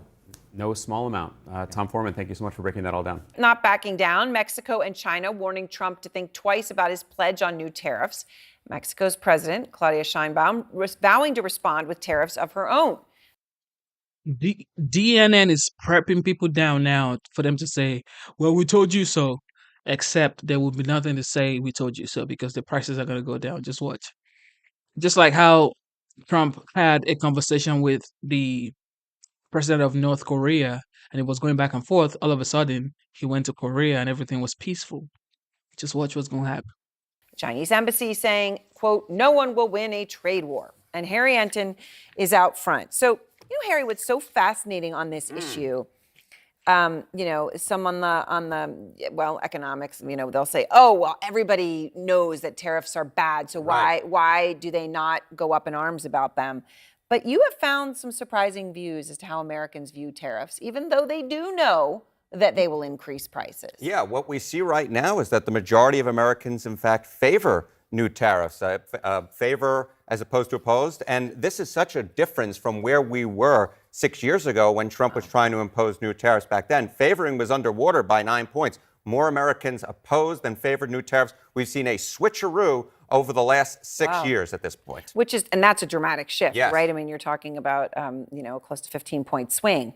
So, you know, when you look specifically to the extent that you can among people who do know that, you know, everyone is told that tariffs will result in higher prices. Yeah. How do those people see tariffs? This is like the amazing thing, right? There's the whole argument, oh, well, if people only knew the tariffs rate prices, they would be against tariffs.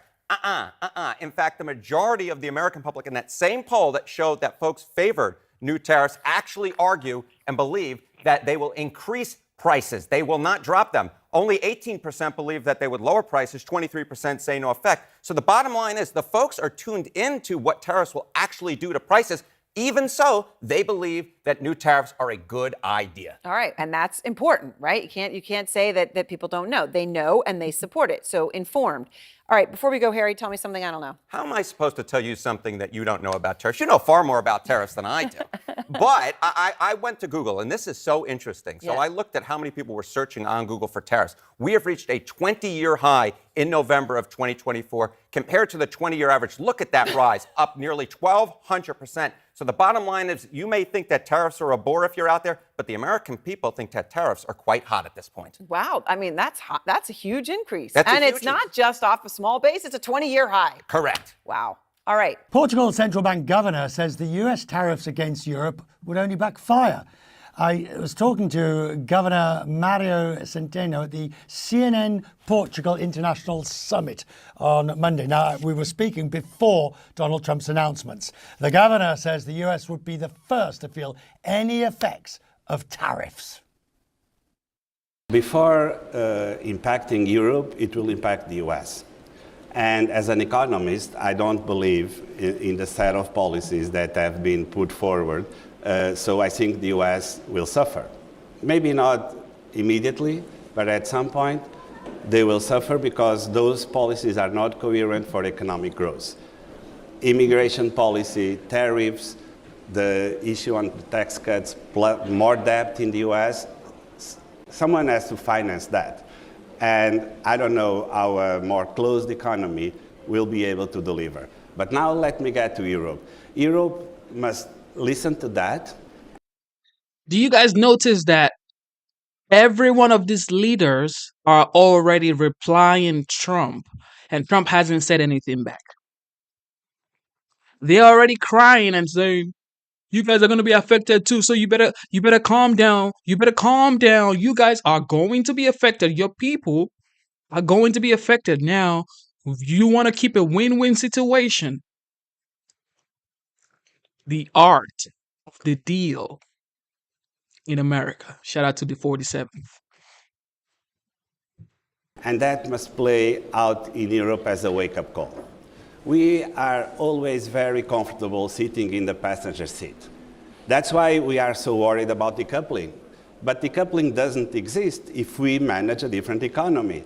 If we steer monetary policy and fiscal policy in Europe with the numbers for the European economy in mind, there will be no decoupling. So I'm going to quote Elvis Presley on that. I did it last week at London School of Economics. If the US follows those policies, we can't go on together. We are at an extremely difficult position when it comes to monetary policy. Rates have been cut, and if the expectations are as we believe, there are many more cuts to come. But the difference now is between the ECB Gov Council and the FOMC, where they're likely to be a lot slower. Do you see a divergence now on monetary policy? Well, the divergence will only occur if we take the same reality and deliver different decisions. And the truth is that the euro area and the US have not been playing out economically and financially equally. I tend to say that the euro area has been the greatest provider of stability in the world in the last 5 years. We are not used to that. That's a novelty. The euro area used to be always in the downside of the risks that we saw during the financial crisis, during the sovereign debt crisis. It was always an issue around the Eurozone, not this time. And that allows us to play a little bit more freely on our policies as well. Well, hang on a second. I mean, really, all that's saying is that you haven't been more trouble, basically. In the previous crises, the Eurozone has added fuel to the fire. What you're saying is, in this crisis, you haven't. Exactly. Well, that's hardly an achievement. It is a very good achievement, an outstanding one as well. And we sometimes don't notice it. Did you hear anything about fragmentation in the Eurozone in the last couple of years? You don't.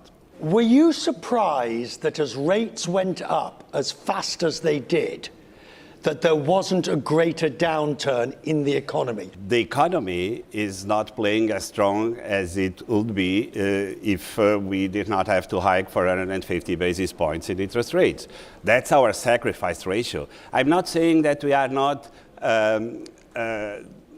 in the side of the economy is not showing the impact of the financial repression that we have in Portugal, in Europe these days. We are really paying that in terms of growth, in terms of investment. Investment is very, very low in the Eurozone, very low. That's where we must focus our attention. How long have you been a central bank governor and also working within Europe? Well, if I had all that, more than 10 years.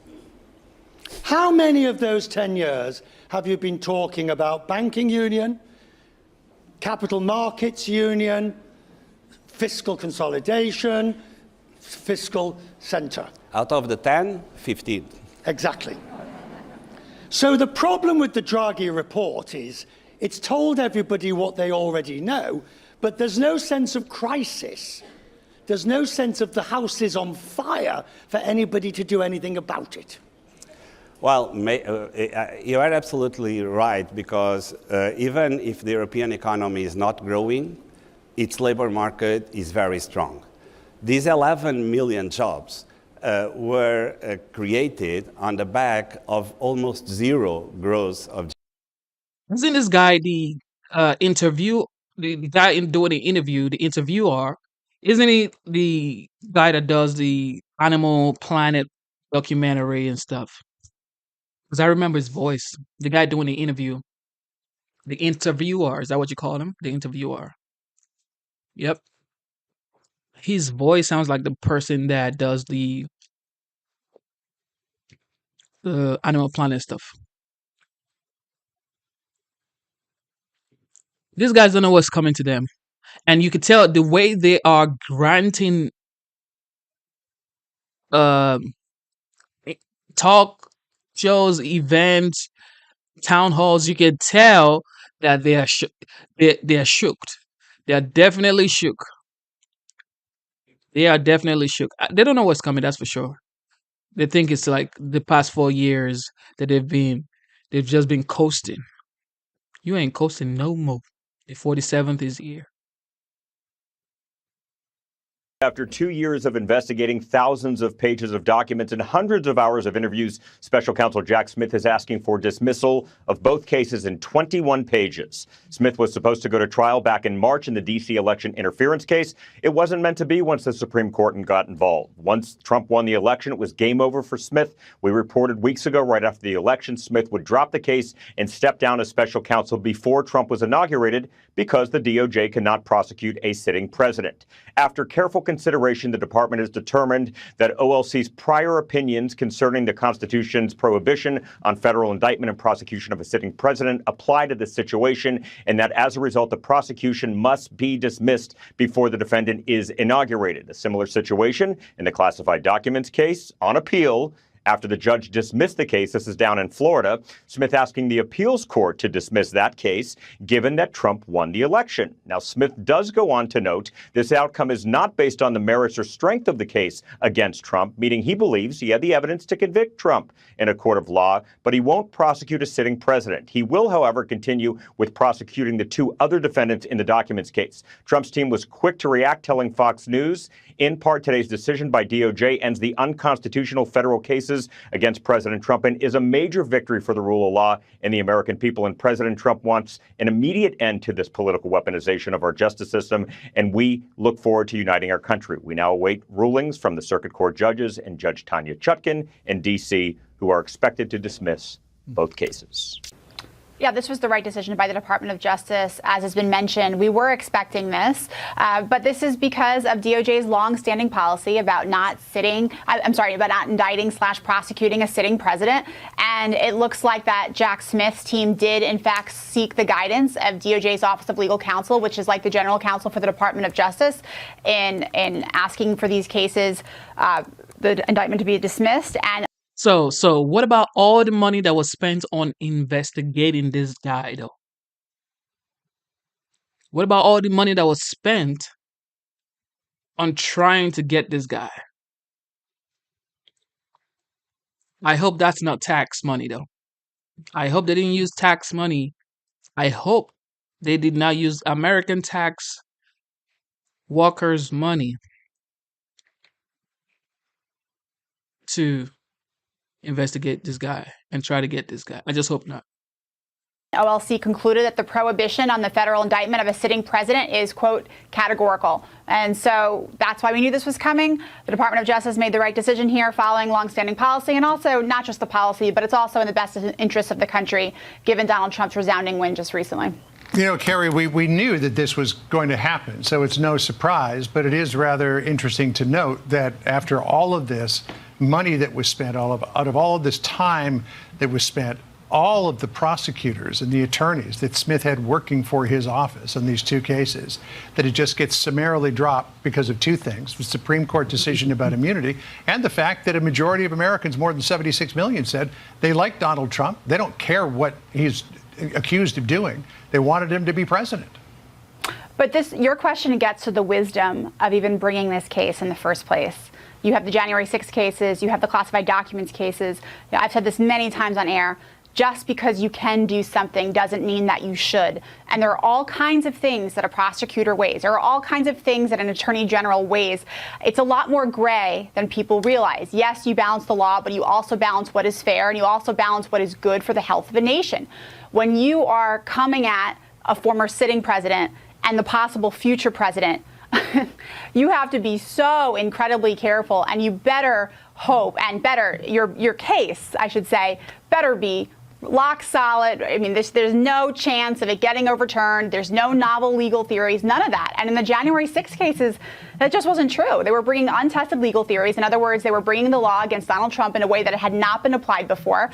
The Supreme Court addressed actually an aspect of the law that they were attempting to bring against both Donald Trump and all the January 6 defendants. And the Supreme Court said, hey, look, this law that you're using against Trump and these defendants, it's not a blank check that you can kind of insert and write into what you want it to be. And that happened in June. Then you had the Supreme Court immunity decision. And so, again, while, yes, to your point, $50+ million was spent, the reality is it didn't have to happen in the first place. And that's, going to be something debated, I think, by historians for a long time. Kerry, thank you. Please do stay with us. Jonathan Turley going to jump into the conversation now. The breaking news that Special Counsel Jack Smith has asked the judge to dismiss this Trump D.C. case. Jonathan, also adding to this from our own Jake Gibson, that the Special Counsel, Jack Smith's team, also sought the guidance of the DOJ's Office of Legal Counsel, the OLC, concluded that the prohibition on the federal indictment of a sitting president is categorical. Jonathan, your reaction to the news? Well, this is what we expected. I wrote over a year ago that there was a good chance Jack Smith would never see the inside of a courtroom for a trial in this case. It made this election the largest effective jury verdict in history by re-electing Donald Trump. The special counsel found himself at odds with his own department's longstanding policy against the prosecution of a sitting president. But Smith did not go quietly into that night.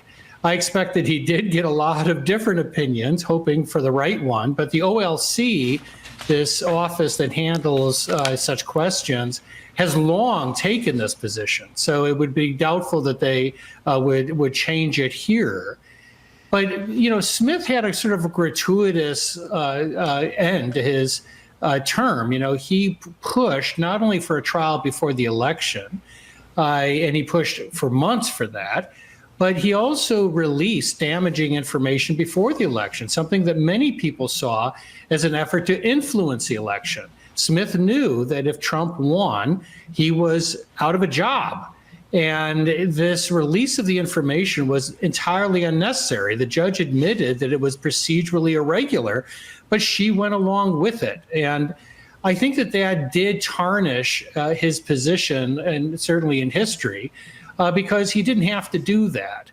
He had become so absolutely fixated on trying Trump before the election that he lost credibility, I think, with the courts. He went up to the Supreme Court. They didn't accept that was the overriding consideration in looking at these legal issues.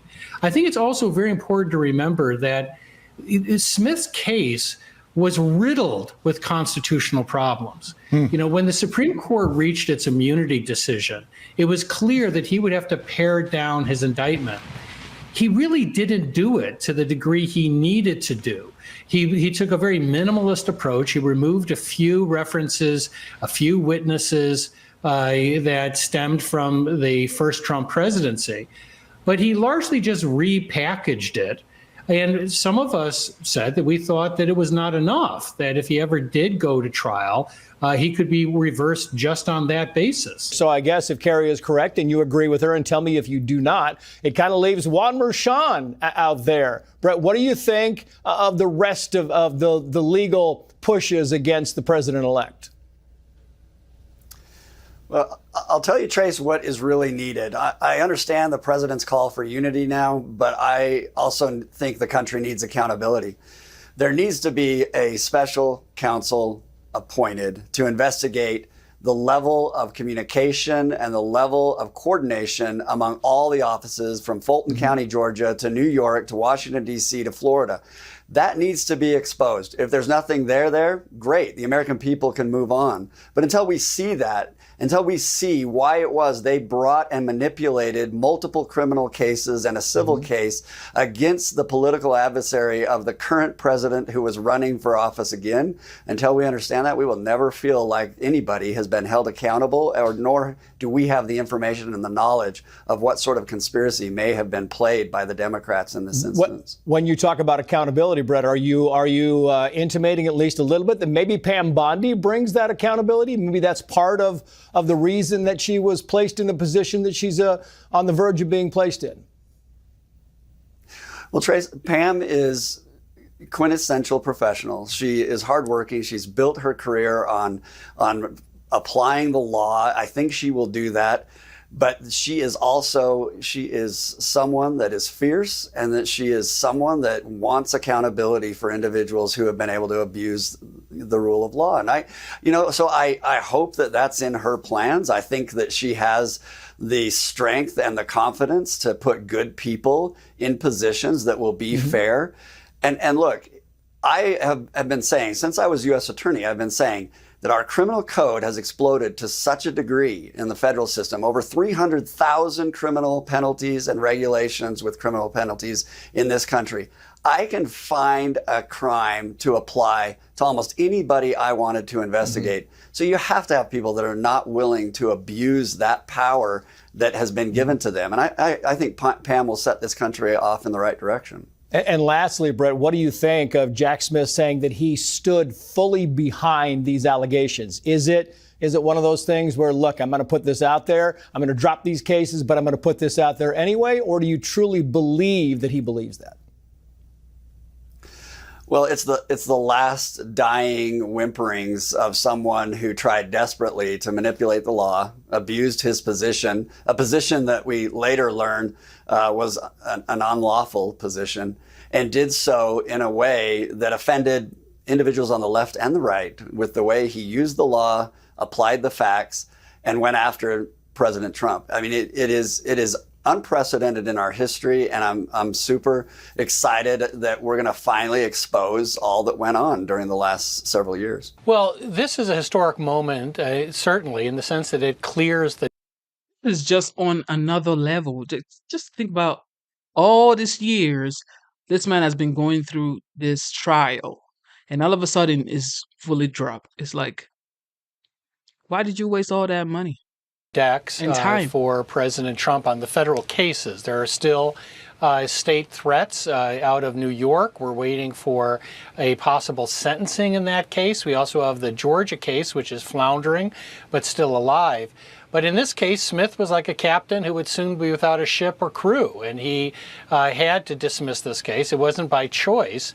In many respects, Smith, up until the very end, was fulfilling the stereotype of his critics. He pushed to release information before the election that he did not have to put on the public record. Even the court said it was procedurally irregular, but she still went with it and released the information. It was viewed as nothing short of election interference. He was trying to influence the election. What Smith knew is that this election would have the effect of the largest jury verdict in history, that if the president was elected, he was out of a job. And that turned out to be true. So in the filing, Special Counsel Jack Smith's, it says the Constitution prohibition on federal indictment and prosecution of a sitting president apply to this situation. That prohibition is categorical and does not turn on the gravity of the crimes charged, the strength of the government's proof, or the merits of the prosecution, which the government stands fully behind. The government moves for dismissal without prejudice. A lot of people look at this in Trump world with prejudice and say this should never have come. And they want to see something happen as a result of this. What do you think could happen? Well, I think that Trump wants to see something happen. People have to keep in their mind about what happened after the 2016 election. As the president went into office, the acting attorney general issued an order telling the department to stand down and not assist him in his immigration policies that he ran on. In my view, it was an outrageous order, but Sally Yates was lionized by the media for taking that stand. In Trump's perspective, Department of Justice has been command center of this lawfare campaign against him. So he wants to see it reformed. But this is a bit of a hardened silo. It is a department filled with lawyers who know how to use the law. And it will be the most difficult department to make significant changes within. I think that's why he picked someone from without, an outsider in the new nominee. And just quickly, you mentioned the New York cases and obviously the sentencing, which we don't know if it's going to go away or how it'll be treated, but also the appeal, the appellate court decision on that fraud, business fraud case that brought by the Attorney General, Letitia James. The appellate court listening to that case, it seemed, was clearly siding with the Trump folks. And you think about all that happened prior to the election. If they come back and throw it all out or somehow diminish it significantly, you wonder about that too. You do. I mean, at the moment, he looks like he will be the last man standing. That New York civil case by James is grotesque. And even these Democratic judges question the very use of the statute against him. So we're all waiting for that opinion, but it could also be reduced or even dismissed. And so at the moment, he's running the tables, but we'll see what he has left in these last few hands. Well, Laura, the irony of Jack Smith is, he brought this case to try and make sure my father never got elected. And I actually think it was Jack Smith who might go down as one of the very reasons my father got elected, right? It's kind of the law of unintended consequences. But I think the only thing I disagree with you on, this case is dead. The case got dismissed. The case will not get revived. By the time my father's out of office, the statute of limitations will be long gone. You can't have double jeopardy. Laura, this case is dead. It's not coming back. And that man on the screen right there will go down as a national embarrassment. He will go down as a figure who literally tried to subvert democracy, who tried to put a president in jail for no reason to benefit his political class. He's an embarrassment to the DOJ. He's an embarrassment to the FBI. He's an embarrassment to law enforcement. He's an embarrassment to this nation. And I promise you, history will not reflect kindly on this guy. Now, I'm telling you, Eric, the same people It's a who thought national they could turn the embarrassment. 14th Amendment into a piece of silly putty and kind of just twist it and change it to mean something else, they will try to pause the statute of limitations. I'm telling you, I don't put anything past them. Yeah, in a normal person's mind, that's what would happen. But these people are sick. I actually believe they're sick and twisted. Eric, I want to talk about your father's posting on Truth Social because we've seen an epic run in the stock market since his election again to the presidency. I'm a big Thank you for tuning in to the live show. God bless you. Kiwi Brew. Shout out to Kiwi Brew for the super chat. God bless you, Brody. God bless you. It says, oh, Chad, you got me all cracked. Man, enjoy your night. Bro, look, I don't know what you said, but thank you so much for the super chat. Shout out to Kiwi Brew one more time. Thank you to everybody who tuned in to the live show. We're still going right now. We're still going. Let me know if you want us to keep going or you want us to wrap it up after this one. Let me know if you want us to keep going or you want us to wrap it up after this one. Shout out to Kiwi Brew one more time. Thank you for the super chat. Also, super chat are allowed, okay? We just got monetized, so shout out to YouTube. Thank you, YouTube. I'm going to say it one more time. Thank you, YouTube. But most importantly, thank the Almighty God. Okay, thank the Almighty God. And to my people in the chat who always come here every single time, you know yourselves. God bless you. Thank you so much. God bless you. All right, let's listen to what Eric Trump is trying to say. That's his son fighting for his dad, supporting his dad. And one thing about Trump's kid is as far as I know, all his kids are doing great. Even his grandkids are doing wonderful. This is how you know a great father. Because it's not just about money when it comes to training a child. It's about your time and how much of you can put in that child, how much goodness you can put in that child. It's not about money when you're training kids, people. Money is important, but time is key. Tariff person, everybody knows that. I've been very pro-tariff my entire career.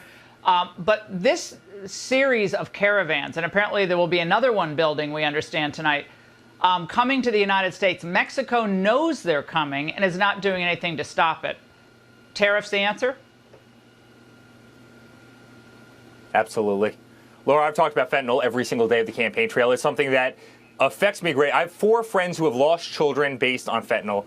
I took my son and my daughter to the football game yesterday, a Dolphins game, and they were sitting on my lap, and the guy next to me turns around, looking at my son, and said, a couple months ago, I lost my son.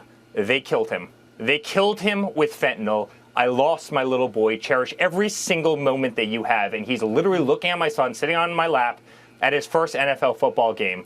And it broke my heart. When my father sent out that tweet, you want to allow drugs to come through our southern border? We're going to tariff you. You want to allow them to come through Canada? We're going to tariff you. China, if you're going to allow this stuff to get sold in our country, largely produced in China, we're going to add another 10% to your share. We are going to cost your countries, your economies. We're going to cost your businesses billions, hundreds of billions of dollars. If you think you're going to poison Americans, it's not going to happen. You're not going to destroy our youth. You're not going to destroy our society. You're not going to destroy our families.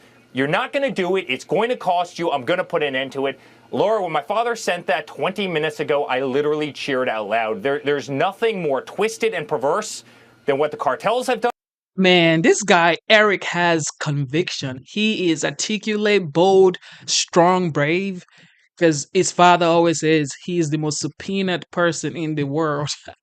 Okay, guys, let's get the likes up. All you need to do to like the live show is double tap your screen. Double tap your screen. Double tap your screen twice. And that is how you love or you like the live show. Double tap. I'm going to show you again. Let me show you again because some people don't know how to like the live stream. Because it's like, where's your like button, Genesis? I cannot find it. Look at it.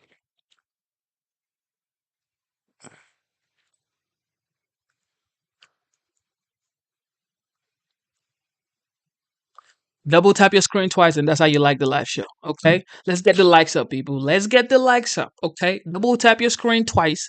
Hope, hope. And we're going to get all these likes. If we can get 20% of the people watching right now to like the live show, we're Gucci. Done what China has done. And you know what? Biden and Harris have literally been absent. They don't even talk about it. They haven't even talked about the fentanyl crisis that is killing so many people. Laura, it's 320,000 people. 320,000 kids died in the last year based on... Yeah, but this was their strategy to flood the country. You have police departments... with new people. I mean, Laura, you have police departments in this country that are... You have police departments in this country that are running out of Narcan. That's how bad the problem is, right? And they can't keep it in stock. People are dying by the thousands.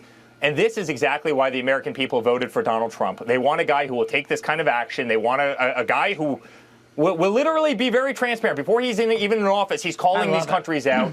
I'm telling you, he's going to stop the problem.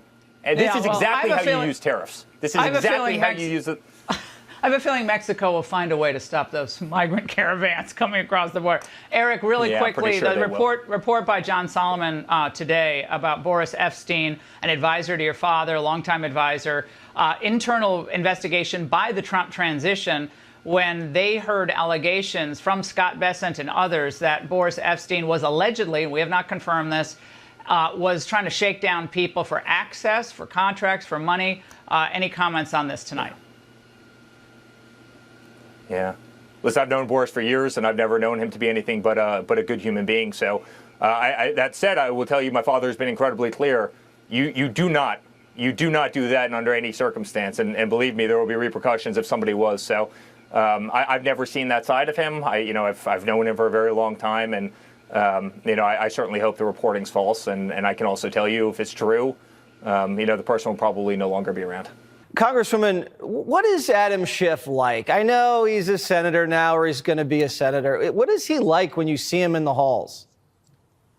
You know, Jesse, I'm sure you remember this, but I actually was the member of Congress that censured Adam Schiff. And the first time when it wasn't successful, Adam walked out. He had all these reporters around him, and he said, I've survived these MAGA extremists.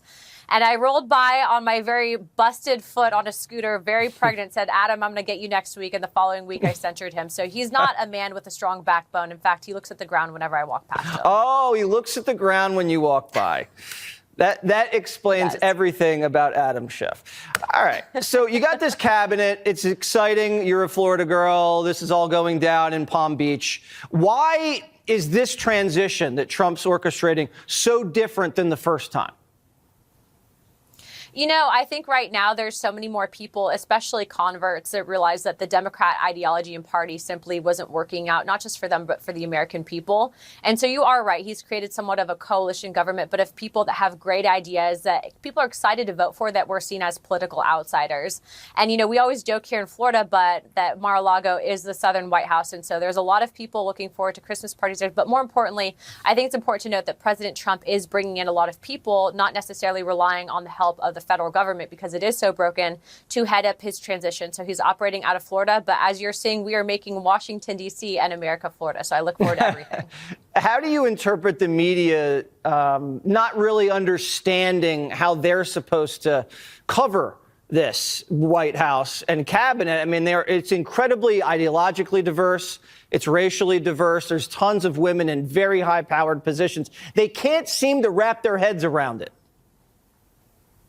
It's everything that they claimed Trump was. He's shown that they were liars, but also too, it's showing the American people that you can have someone that genuinely cares about this country, that could have literally stayed at home and played golf for the rest of his life, chose to do the right thing, which is fight for this country, and really bring everyone on board. And I think the media is really struggling with the fact that right now you have these different social media platforms where President Trump has been able to leverage and get the truth out there. So they're having.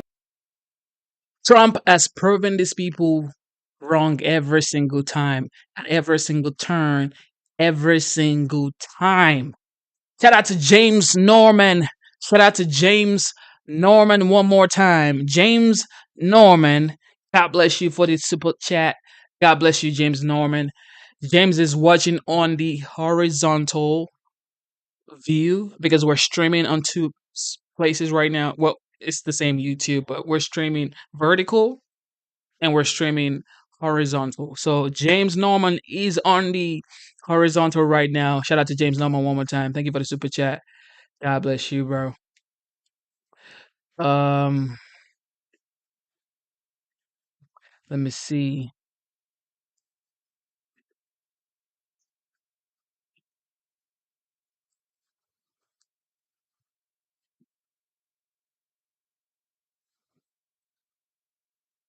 Yeah, man. Shout out to James Norman one more time. James Norman. Your name is actually like a celebrity name. James Norman.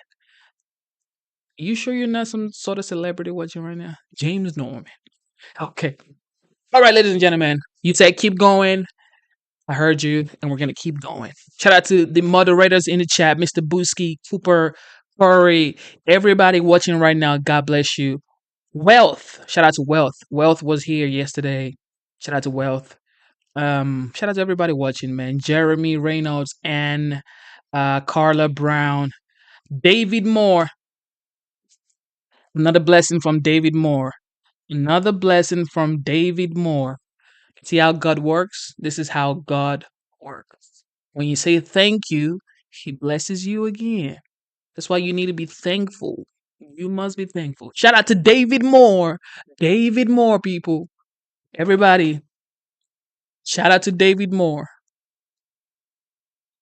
Shout out to David Moore. God bless you, David Moore.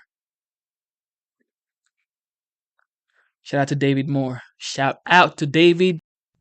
Say it one more time. Shout out to David Moore. God bless you, Brody. God bless you. All right, let's keep going. And welcome to Hannity, and happy early Thanksgiving to everyone.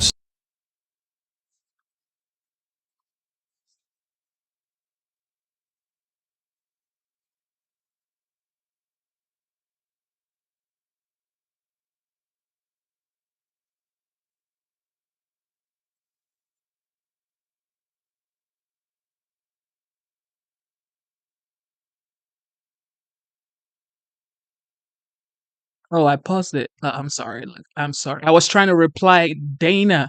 I was in a rush. So I paused it. I'm sorry, guys. Dana caused it. So much to be grateful for to all of you across the country. Maybe even Alec Baldwin, who is once again in a very dark place, along with Sharon Stone. Now, even though his manslaughter case was dismissed, he's still deeply ungrateful and is now trashing the American people, calling you uninformed. We'll tell you what his comments are. We'll tell you what Sharon Stone's comments are. But first, after 4 long, miserable years under Biden and Harris, American optimism is now back in a big way. Look at this. According to a new CBS poll, most Americans now believe our best days are ahead of us. And frankly, they are. Nearly 60% approve of Donald Trump and his presidential transition. This after an election where voters of nearly every age, race, they made the shift to Donald Trump. Voters want Trump to fix what the Democrats have broken. And tonight, big progress already underway. After Donald Trump threatened to impose heavy tariffs on both Mexico and Canada over illegal immigration, well, Mexico's president just announced that migrant caravans will no longer be permitted to reach the U.S. border. Wow. While also trying to save face by promising to retaliate with a trade war. My advice, unsolicited, to the president of Mexico, be careful what you wish for, because you're going to lose badly. Meanwhile, Canada's far-left prime minister, we like to refer to him as little Justin Trudeau. He appears to be in a state of panic and is now promising to do whatever it takes to maintain a good relationship with the U.S. Take a look. I had a good call with Donald Trump last night again. We obviously talked about laying out the facts, talking about how the intense and effective connections between our two countries flow back and forth. We talked about some of the challenges that we can work on together. It was a good call. This is something that we can do, laying out the facts, moving forward in constructive ways. This is a relationship that we know takes a certain amount of working on, and that's what we'll do. Well, we have a new sheriff in town. That means it is time for our allies, our friends, to act like allies and friends. Securing our border is infinitely more difficult when Canada and Mexico refuse to secure their own borders and uphold their own immigration laws. Now, the same goes for our own cities, our own states. Last night, right here on this program, Donald Trump's incoming border czar, Tom Homan, laid out a very clear warning to any mayor or governor who will obstruct federal deportation and, well, not abide by federal law. Take a look. Me and the Denver mayor, we agree on one thing. He's willing to go to jail. I'm willing to put him in jail.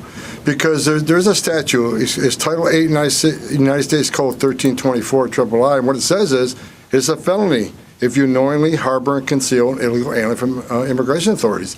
It's also a felony to impede a federal law enforcement officer. So if we don't want to help, that's fine. He can get the hell out of the way. But we're going to go do the job. President Trump has a mandate for American people.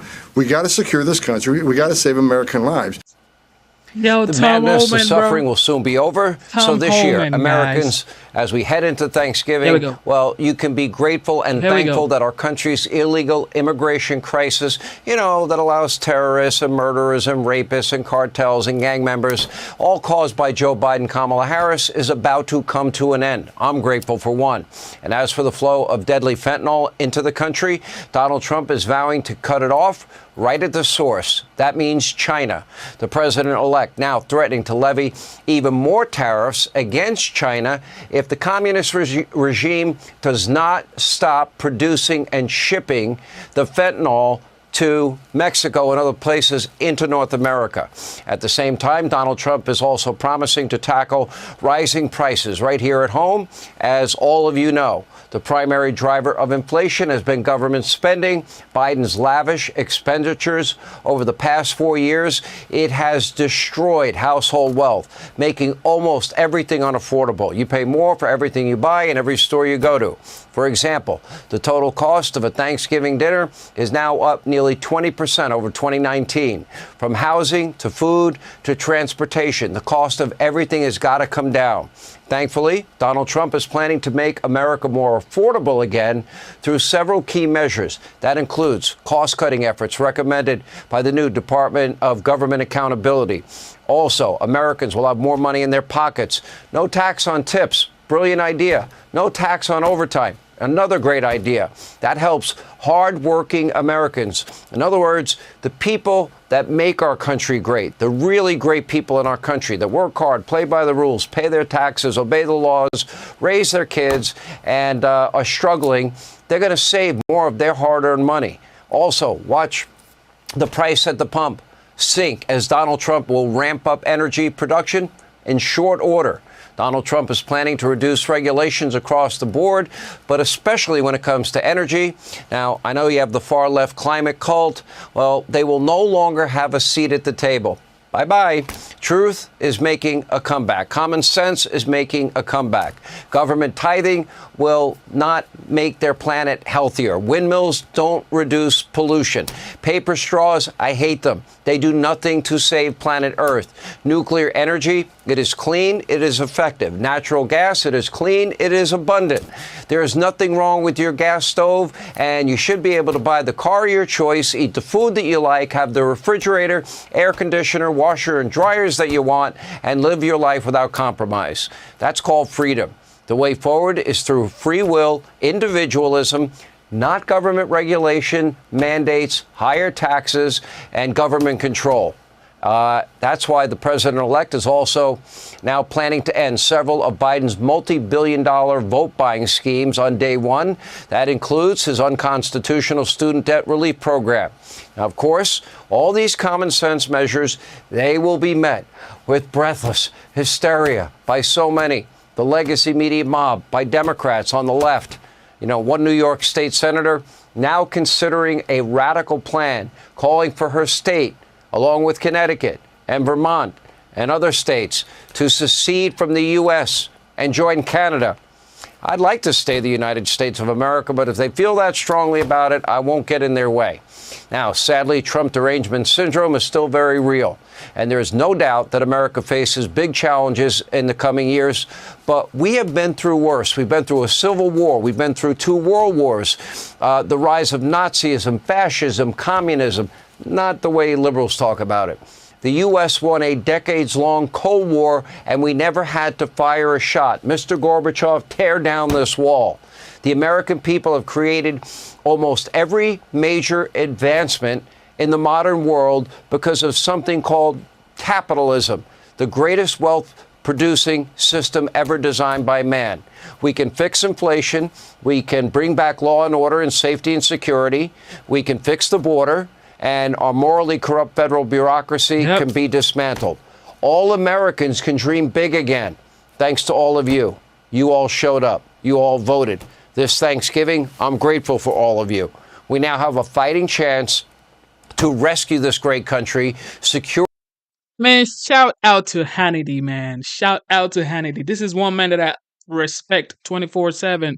I respect this guy because I like his thought process. I like the way he thinks. I definitely understand where he's coming from. He's just a common sense person, okay? When you have common sense, this is what you say. It's just what it is. It's straight up what it is. Shout out to Hannity one more time, man. Straight up. What is going on here? All right, joining me now is Aldo Buttazzoni, a PragerU personality, and Ned Ryan, founder and CEO of American Majority. Ned, let's start with you. There's so much to be grateful for. I could have gone on for an hour just on that topic of gratitude, given what our country was facing under Kamala Harris. But what are you most thankful for this political year? I'm grateful for Donald Trump's political courage. A better earpiece. Yeah, thankful for a better earpiece, but I'm grateful for Donald Trump's political courage. Think about these last 3 years. A normal human being would have collapsed under the lawfare, under the multiple assassination attempts, under the constant hoaxes and collusions, nonstop attacks from the corporate propagandists. This man, the courage that he has shown, has given us a singular moment in American history to turn this ship around. You can see that optimism in the polls that you were talking about earlier, where 60% approve of his transition, because they realize that they now have a president-elect who actually wants to prioritize the American people in all things. No more bad trade deals. No more selling us out on immigration and destroying our country through systematic illegal immigration. Not foisting on us bad economic policies that have been crushing most of the average Americans. And he's giving people hope. And that is a powerful thing in life, Laura, where people now have optimism. They have the ability to dream that better days might be ahead. And I think this message has resonated with the American people because they realize the message for me, for Trump, has always been decline is a choice. We choose not to decline. We choose to be great because we believe that we can climb to greater heights of freedom and prosperity. And those days are coming. All right, Aldo, we're thankful that Democrats won't win another election anytime soon because this seems to be what they're really focused on still. Watch. The founding fathers, for a reason, said we don't want a king. We don't want a dictator. But what Donald Trump wants to do, just check it out, it's facts. He wants to emulate Vladimir Putin. If you go against them, some of them in Russia, they fall out of the window. So that is what we're dealing with here. So we're thankful for Trump and Musk and the voters and the young people. I'm not sure what he's doing there, Aldo. Well, I love to see this. The Democrats, they have no idea why they have lost. And I think a big reflection of the young support of Trump comes in where we're getting our information. I saw a recent Pew Research poll that showed that 86% of young Americans aged 18 to 29 prefer to get their information from social media. So I think what we're seeing is a departure from the mainstream media, which is essentially run as the marketing wing for the Democratic Party for as long as we could remember. And we're shifting to independent sources of information. What do we see as young voters when we look at that? We see him working with people that were on the left or moderates, like RFK, who want to radically change the healthcare system and the food supply system in this country. We see him appointing people like Vivek Ramaswamy and Elon Musk to the new government agency tasked at cutting government waste, which we know is rampant in this country. Meanwhile, like you said, we just saw the Democrats go into debt, spending tens of millions of dollars on celebrity endorsements from people who haven't been relevant in 20 years. And so I think when the younger generation looks at what party truly wants to turn the page on the last 4 years, which party really wants to be unburdened by what has been, the choice is clearly the Republican Party. And I'm really glad to see that my peers... Oh, that's so mean on Thanksgiving. Aldo, I can't believe you're going back to that unfortunate phrase. I mean, this is Thanksgiving. We're supposed to be positive and uplifting. But I have to say, Ned, there were a lot of conservatives over the last 2 years that would come on this show and be pretty negative. And they were pretty pessimistic about the future. But there was one person that knew he was going to win. And I think he pretty much knew if he was given a fair hearing in any platform, Trump knew he could win on the issues. And he was consistent on that. But a lot of people came on this program were like, oh, I don't think this can happen. I was like, the economy and the border are the two main issues. Plus, Trump is fun. He's a fun factor in politics. And my gosh, we need to have more fun in this country. It's too much negativity all the time. Correct, and he also put in the work. Not only did he have the optimism that once the American people understood that he does have the solutions, he proved it before, he's going to prove it again, but they put in the work, Laura. His campaign was serious about winning, about doing all the right things, doing the absentee ballot chase, doing all the fundamentals to actually get him across the finish line. Trump has changed the political landscape in the United States. The next person who's going to run for the Republican Party is just going to mirror whatever Trump did. I just hope the person can actually mirror what Trump did because Trump is just another level. This man changed. Trump has changed the game. That's it. Trump has just changed the game. There's no going back. The way voters vote, the way voters think, the way voters listen to their politicians have changed. It's changed. Trump has changed everything. This is just amazing.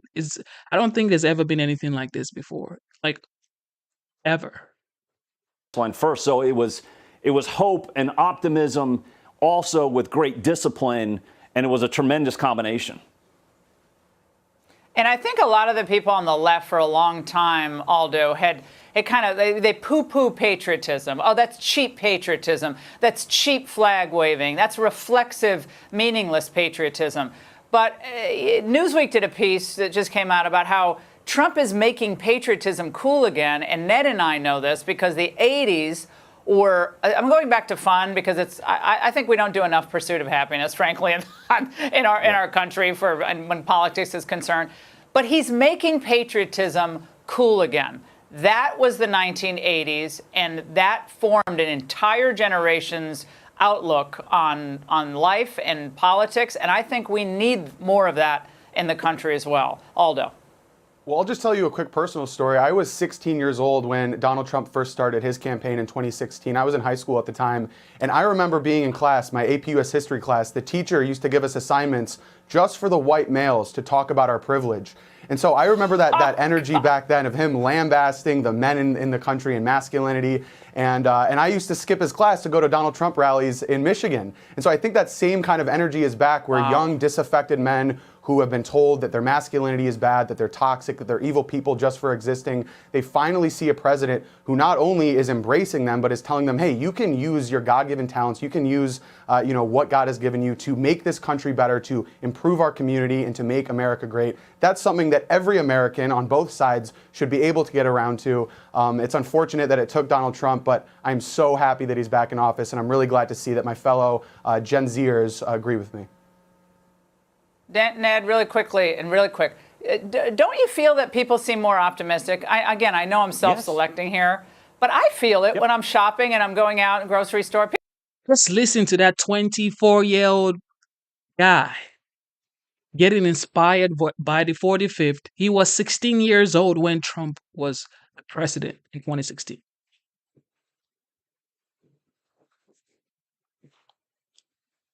This is why I've always said that Trump is an inspiration. He has been an inspiration to me. I'm sorry if you don't like it, but this is my opinion, okay? And I know a lot of people here would say the same thing. Trump has been inspiring. Just his story. From being beat down, knocked down, lost in 2020, came back, he got sued, trials. So many situations. Man, this man is an inspiration. That's all I can say. People just seem happier. They do. They realize that Trump's got the solutions for driving down energy costs, driving down food costs, actually bringing stability, and dare I say, Laura, normalcy once again to this country. Peace. Well, That's peace. right. I think peace. We need peacemakers in our society again. Aldo and Ned, both of you have a wonderful Thanksgiving with your family and friends. I definitely know the next 4 years is about to be legendary. The next 4 years is about to be legendary, guys.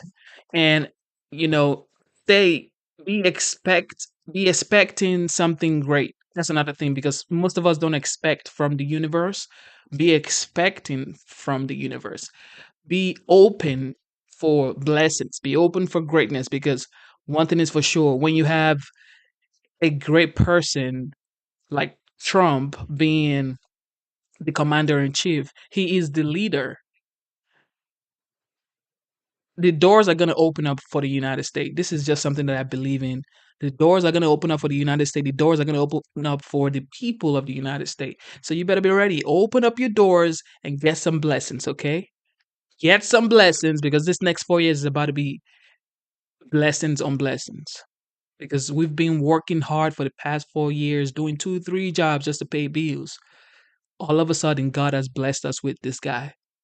Man, I'm just happy, bro.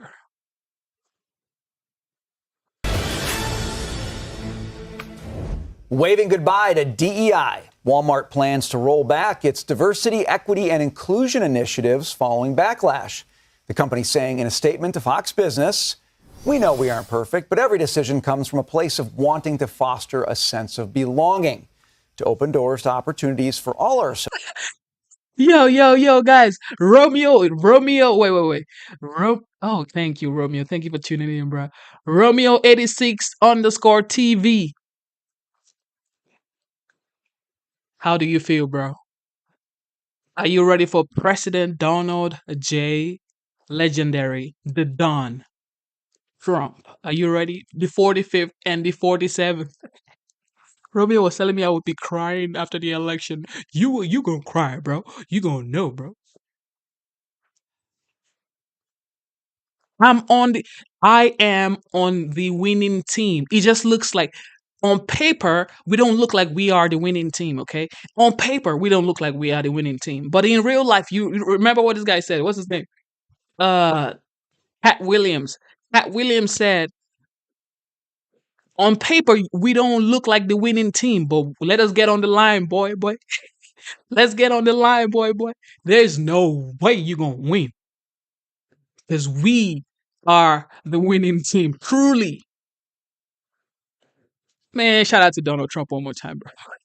Associates, customers, and suppliers, and to be a Walmart for everyone. Well, for more, let's bring in Kevin O'Leary, O'Leary Ventures chairman and Shark Tank investor. Okay, that's Walmart's statement. They're rolling back DEI. I guess my question is, when America's biggest employer does this mean that we are done with DEI and moving? I'm going to give you my acronym. Results, excellence, and merit. REM. I'm a fan of the band. I'm a fan of the idea. Romeo, shouldn't you be saying, oh, wow, I was wrong, and I know for sure this guy is going to do great things. I accept he won the election. I accept, and I just hope for the best. This is the thing. Can you just say that rather than just saying, look at this cabinet, look at the tariffs, look at this, look at that. The border is going to be secured very soon. Aren't you happy about that? Aren't you happy that things are going to change for the better? Aren't you happy about Bitcoin going up? Aren't you happy about all of this stuff going? Like, come on, Romeo. What do you think about that? Corporate America got lost, and then it took a huge lesson down from Anheuser-Busch on Bud Light. We teach that in business schools now. A complete combination of idiot management and the inability to read the room. And America's clearly decided on this issue. And for the boardroom not to be sensitive and understand what's going on out there, they get punished at the store level. Target's a great example. Wow, when they got in that whole gender identity stuff, they got slaughtered. And they still haven't come back. What mother wants to take their kids there and get into gender identity on underwear? They never really said sorry. It doesn't matter. The market did it for them. Sure. It crushed them. And I think they should get the whacking stick out. If I were on that board, I'd find out who put that policy in place and a whacking and a hacking. You got to start punishing stupidity at the management level. That is how you solve for this. That's how we used to do it 20, 30 years ago. So Walmart's getting out ahead of that and saying, we don't want that. Thank you very much. We're going to do the statement. We're going to get out of this, and we want to avoid the punishment, basically. Yeah, but I mean, the customer is always right, always decides, and you have to read the customer. The mother, the father that brings their kids into that store to buy toys and is faced with all this, what crapola? Like, it doesn't make any sense. And they pay a horrible price for it, and I think it's great. And that Anheuser-Busch case, that's such a great case to teach managers in business schools, because they are, a lot of them are thinking, oh, gee, it's the right thing to do. You look at the numbers. No beer company in history has been slaughtered that hard. Right from the beer cans being shot off. We call it a teachable moment. But while you're here, I want to bring up the magic word of the day, the $1,000 word, tariffs. Okay, so tariffs, another good word for it is negotiations. Everybody knows this is chapter 3 in Trump's book. I mean, everybody is freaking out on this thing. I keep saying, go read his book. I mean, this stuff, he's getting out there now. Everybody's awake. He woke him up at 2 in the morning with one post. Every world leader's going, what? So there'll be no tariffs on Canada. That's very hard to implement. But the challenge with the Canadian situation is different than the Mexican. Trudeau is a really unpopular leader. And in the parliamentary system, he'll be getting whacked soon. It's the end game in the parliamentary system is so brutal. Look what happened in England just recently. Yeah. It's about to happen to him. So that Trump will not be negotiating with Trudeau. He'll be dealing with a guy named Pierre Poilievre who will get majority mandate. I think Trump should invite him down to Mar-a-Lago now. I don't know what the protocol and all that is, but he'll be dealing with Pierre. He might as well. He was much more ideologically aligned with Trump. Well, here's what Poilievre has already said. I'm going to lift the ban on pipelines. I'm going to kill the carbon tax to be competitive with Texas. And I'm going to open all kinds of investment in Canada. That's Trump's kind of guy. So I know he talked to Trudeau last night, but Trudeau is checking out of Dodge very soon. Okay. I want to talk about other investments. Medicare and Medicaid, the Biden administration announced, could cover Wegovy, Zepbound, some of those weight loss drugs now for weight loss. Previously, I think Medicare had just covered a lot of those for heart disease and diabetes.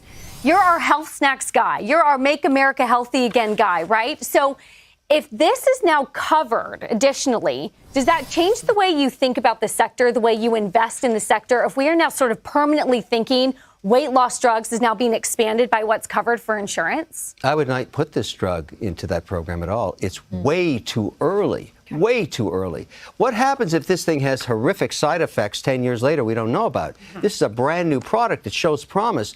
But you don't put the government behind something and tell everybody, look, because it's backed by the government, it's okay to do this. Sometimes a little exercise and eating less is also a really good idea for weight loss. Jillian Michaels agrees with you. Right. And so maybe, no, I don't want to pay for that as a taxpayer. If you want to pay $1,000 a week to stick that in your gut, that means that you're not doing what's right for you first. Eating better, exercising, even walking. Well, hey, RFK is trying to be a proponent of some of these things. So, I mean, this is a last-ditch effort coming from the Biden administration, but they might really sort of turn the way we look at health around in this country. I'm an advocate for Kennedy, and I met him right in this green room. How about you said that? I keep talking about that. I thought he was nuts before then. Then I talked to him for a few minutes. Very pragmatic. He thought you were nuts too, but after he talked to you, he thought you were great. So, I mean, it just shows you got to meet the man. I mean, I think he may have a hard time getting through confirmation, but his ideas make sense to me. Yeah. And I think a lot of America, the more they listen to him, are going to say, okay, maybe in the vaccine thing that's controversial, but the food thing, he's right. Stop eating crap. It's a very simple message. Hear that? Stop eating crap, Brian. I eat just fine, thank you very much. I'm never. Look at the difference between Kevin O'Reilly and Mark Cuban. These guys are like best friends, great buddies, great businessmen. And Kevin has gone to the right side. Mark, well, is a businessman, but he happens to be on the left side. But it's like they've just paved two different paths for themselves. Okay, I have one question for you, chat. Chat, let me know, who do you think will tap? Well, we know the answer to this, though. Who do you think is going to tap out first? If Mexico wants to go back and forth with the United States when it comes to tariff, who do you think is going to tap out first? I know for a fact Mexico is going to tap out first. This is just something that I know, okay? Mexico is going to tap Mexico. Mexico is going to tap out first. Is that a pronunciation? Am I right? Mexico or Mexico? They're going to tap out first, for sure. But let me know in the chat, who do you think is going to tap out first? My answer, Mexico. Now is Charlie Hurt, Washington Times opinion editor and a Fox News contributor. John Carney, Breitbart economics and finance editor and co-author of Breitbart Business Digest. And Batya Ungar-Sargon, author of Second Class. Everybody's writing up a storm. Well, there's a lot to write about, Charlie. First of all, the markets are not freaking out about this talk of tariffs at all. They weren't spectacular today, but all of the indices were up. Business folks have kind of seen this before. They had a term with Trump. They saw him threaten with tariffs. Here's what former Chrysler CEO Bob Nardelli said about it earlier today. Roll tape. We went through this once before with this president. And it's a negotiating tool. It's not a policy. It's an initiative that will get their attention and hopefully stop this invasion that we've incurred over the last 4 years that has just been devastating to our society. So even if it does cause some inconvenience for folks, the goal is worth it.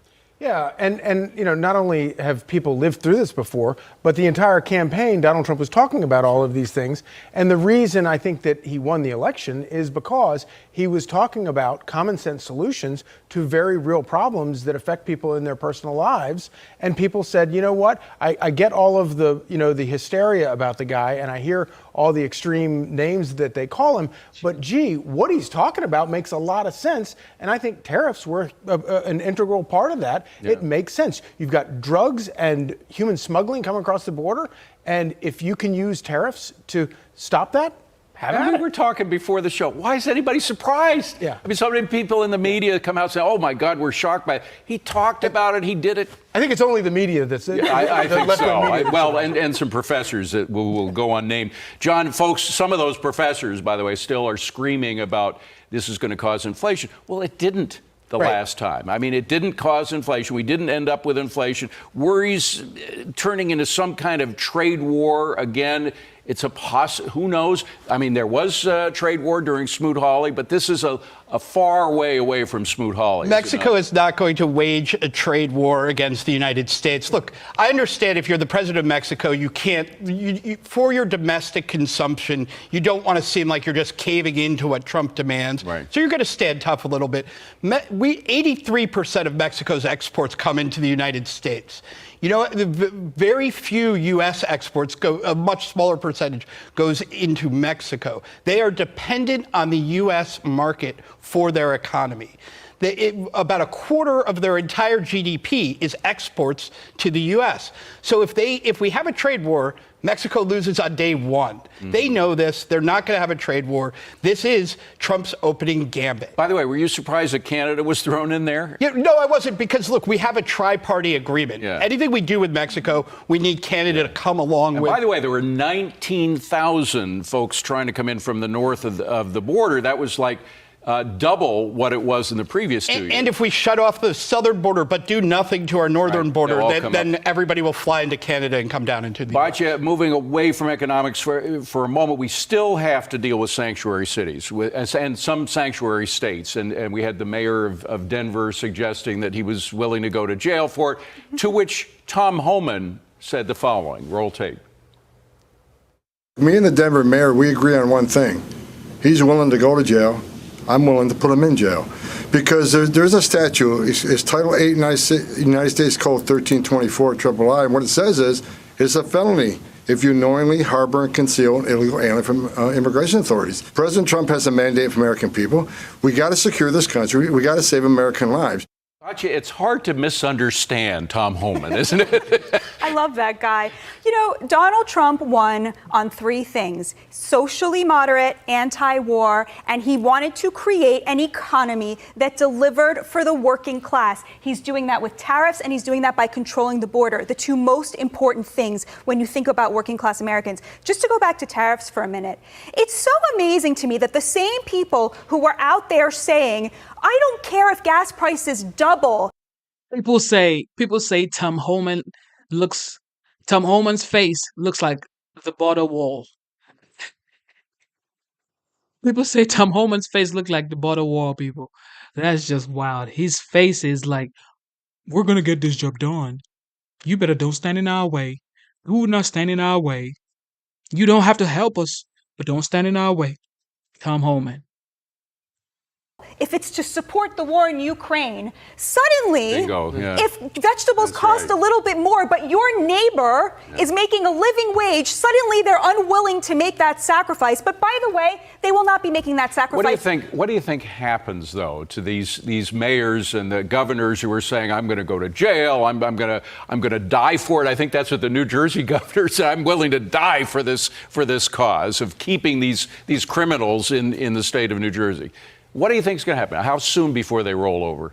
Oh, I think it'll be very soon, because they're not opposing Donald Trump. They're opposing the will of the American people who elected Donald Trump in order to do exactly this. Yeah. And now they're putting up opposition to the exact thing that their own voters flipped on them and chose Trump for. Charlie, there was also this 10% tariff against China.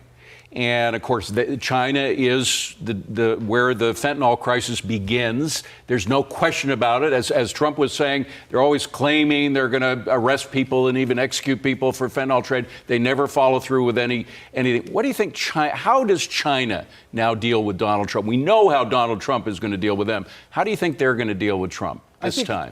I think the previous same guy, by the way. Yeah, exactly. It's President Xi. And I think the previous term is a pretty good indicator about how they'll operate with him. I think they recognize that this is a negotiation tactic. It is a tool in the toolkit of negotiations, and I think that they're going to try to work with him and try to figure things out because there is so much money at stake here especially with China, for both countries. And they did end up buying a lot of our produce. I have to say, I am a little bit more worried than Charlie is. I think that the way that the Chinese regime looks at it is we need to deal with Donald Trump for 4 years, and then we think we can roll over America once we get rid of Donald Trump. So this is a big problem that Donald Trump will have to face. He has to show them that not only that he means business, but that America means business, that this doesn't end in 2029. Yeah. This is going on forever, that China cannot try to outweight Donald Trump's term of office. This is going to last. And all they have to do is look.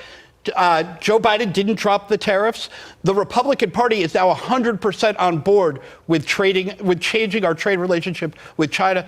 China, if they think they can outlast us on this, they're wrong. This is going to get much worse for them before it gets better. Batya, there's an interesting Gallup poll out showing that Americans right now are very optimistic about the future when Trump takes over, but they're even more worried than they were about the present.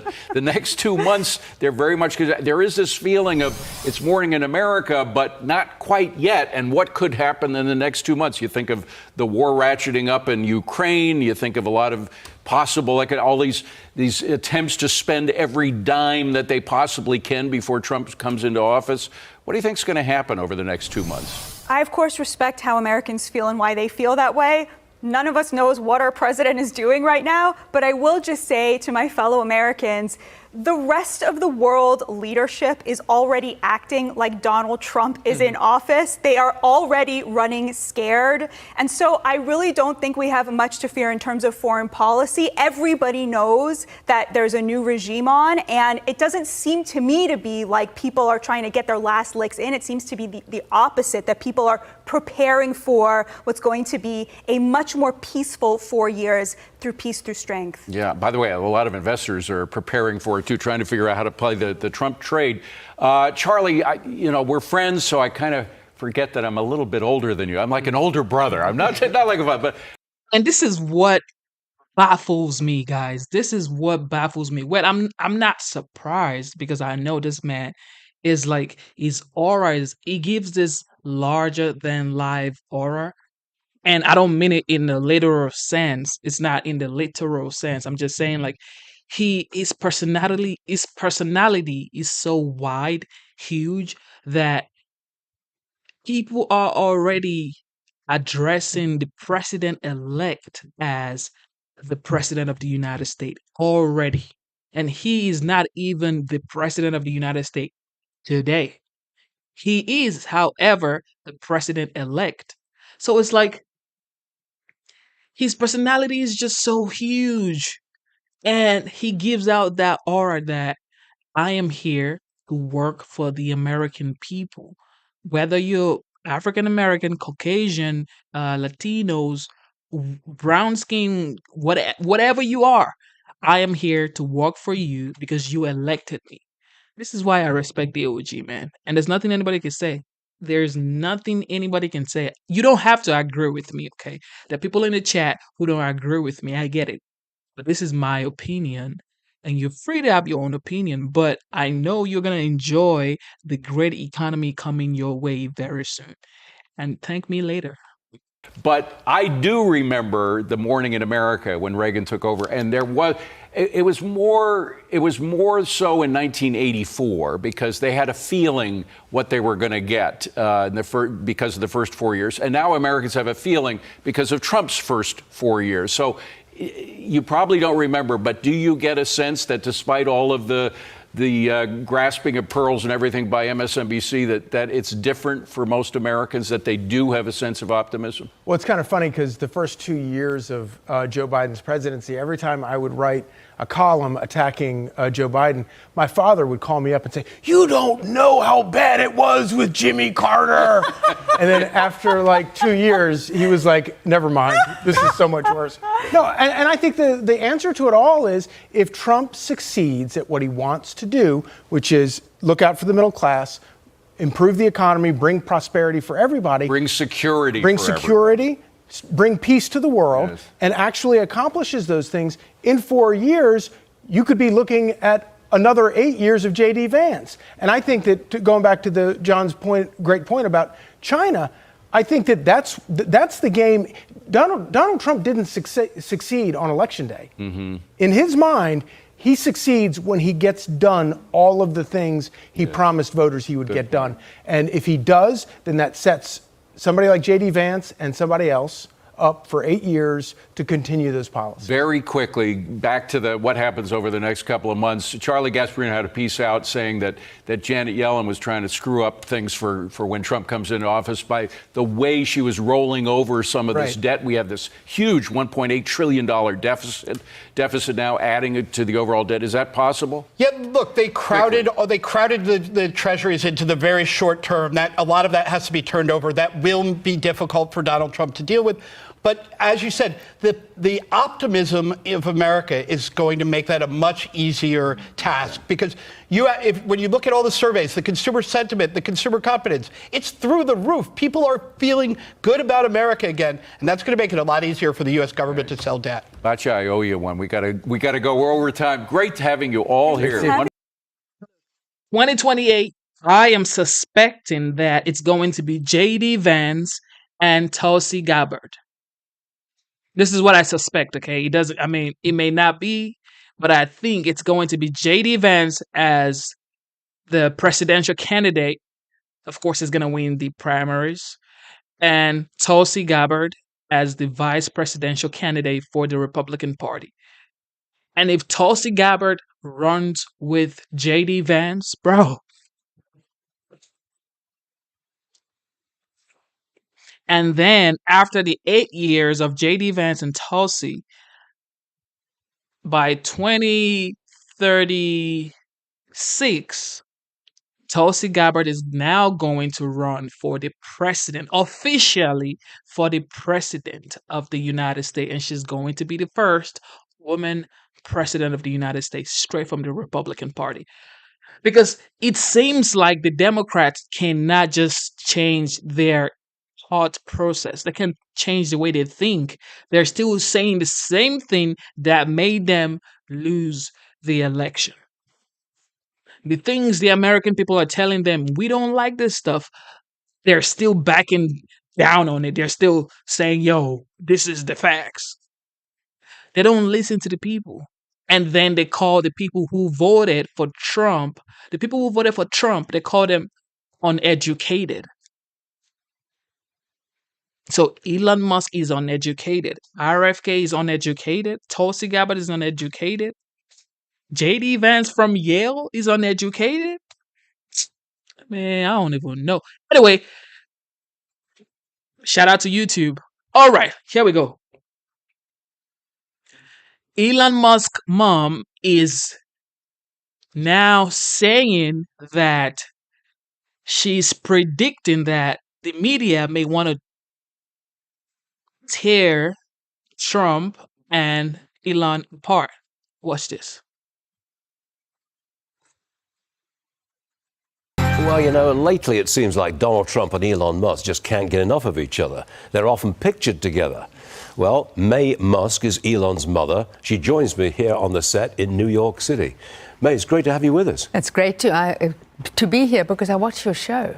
You do? I watch your shows for the past 2 years. When I went from CNN and MSNBC to resign from the Democratic Party and then started watching Fox News, and now I see the truth. I'm delighted to hear it. That's very flattering for us, but we love it. Yes. Mae, what's this friendship really like, and will it last? Well, of course, I've seen them together, but very shortly. You know, I live in New York, and they're in Mar-a-Lago or SpaceX launch. They just seem to be having fun, a lot of fun, and it's nice for both of them to have fun. And Elon really respects him a lot and is really happy that there's a future for America now. He wants to cut government costs. He wants to chop the bureaucracy. I Yes. take it he's excited about doing that, isn't he? Very excited because it's going to be very easy. Because then I He's sat such in a proud the back, mom. you know, I sit behind, and I like to sit in on meetings. And then Elon and Vivek and others were talking, and they said, first of all, come to work. I mean, isn't that crazy? The buildings are empty. The federal employees. He's Yes. going to get them back to Get work to no matter work. what. And most won't want to come back to work. Well, that's So a way that's an easy way. That's a way of And sorting but them the out. buildings are empty, and you're paying for them. And now, you are paying for them. I'm paying for them, and I don't think that's fair. Right. And then you also have to have done something. So if you haven't done anything in the past week, why are you there? And so it's when he bought Twitter, he found out that the building's empty and nobody has to come in unless they want to meditate or something. But he's expecting some deep opposition from the deep state and from politicians who might not get their pet project Yes. approved. Well, first of all, you know, what they call mainstream media, but I call them dishonest Democrat media, they will be trying to break up the relationship. They will be hating everything. And I told that to Elon. He said he expects that because they were dishonest before the election. Do people like your son? Yes. I mean, he walks yes. around as the wealthiest man in the world, bar none. Do they like him, really? You know, I don't like the word wealthy or billionaire or things like that because I think it's degrading. I think he's the genius of the world. And people are loving him for that. They don't, when they see me, they go crazy because I'm his mother. But they love him because of what he does, and they respect him, and I'm very proud of him. I can't imagine what it would be like to be his mother, watching him go from PayPal to rockets to Tesla to all just one thing after another. You ever surprised about what he's coming up with next? Well, every time I'm surprised, and every time I say, don't take on something else. And he doesn't listen to me. And then he makes a big change. And this Neuralink, people saying, why I don't want something in my head. I said, well, you aren't paralyzed.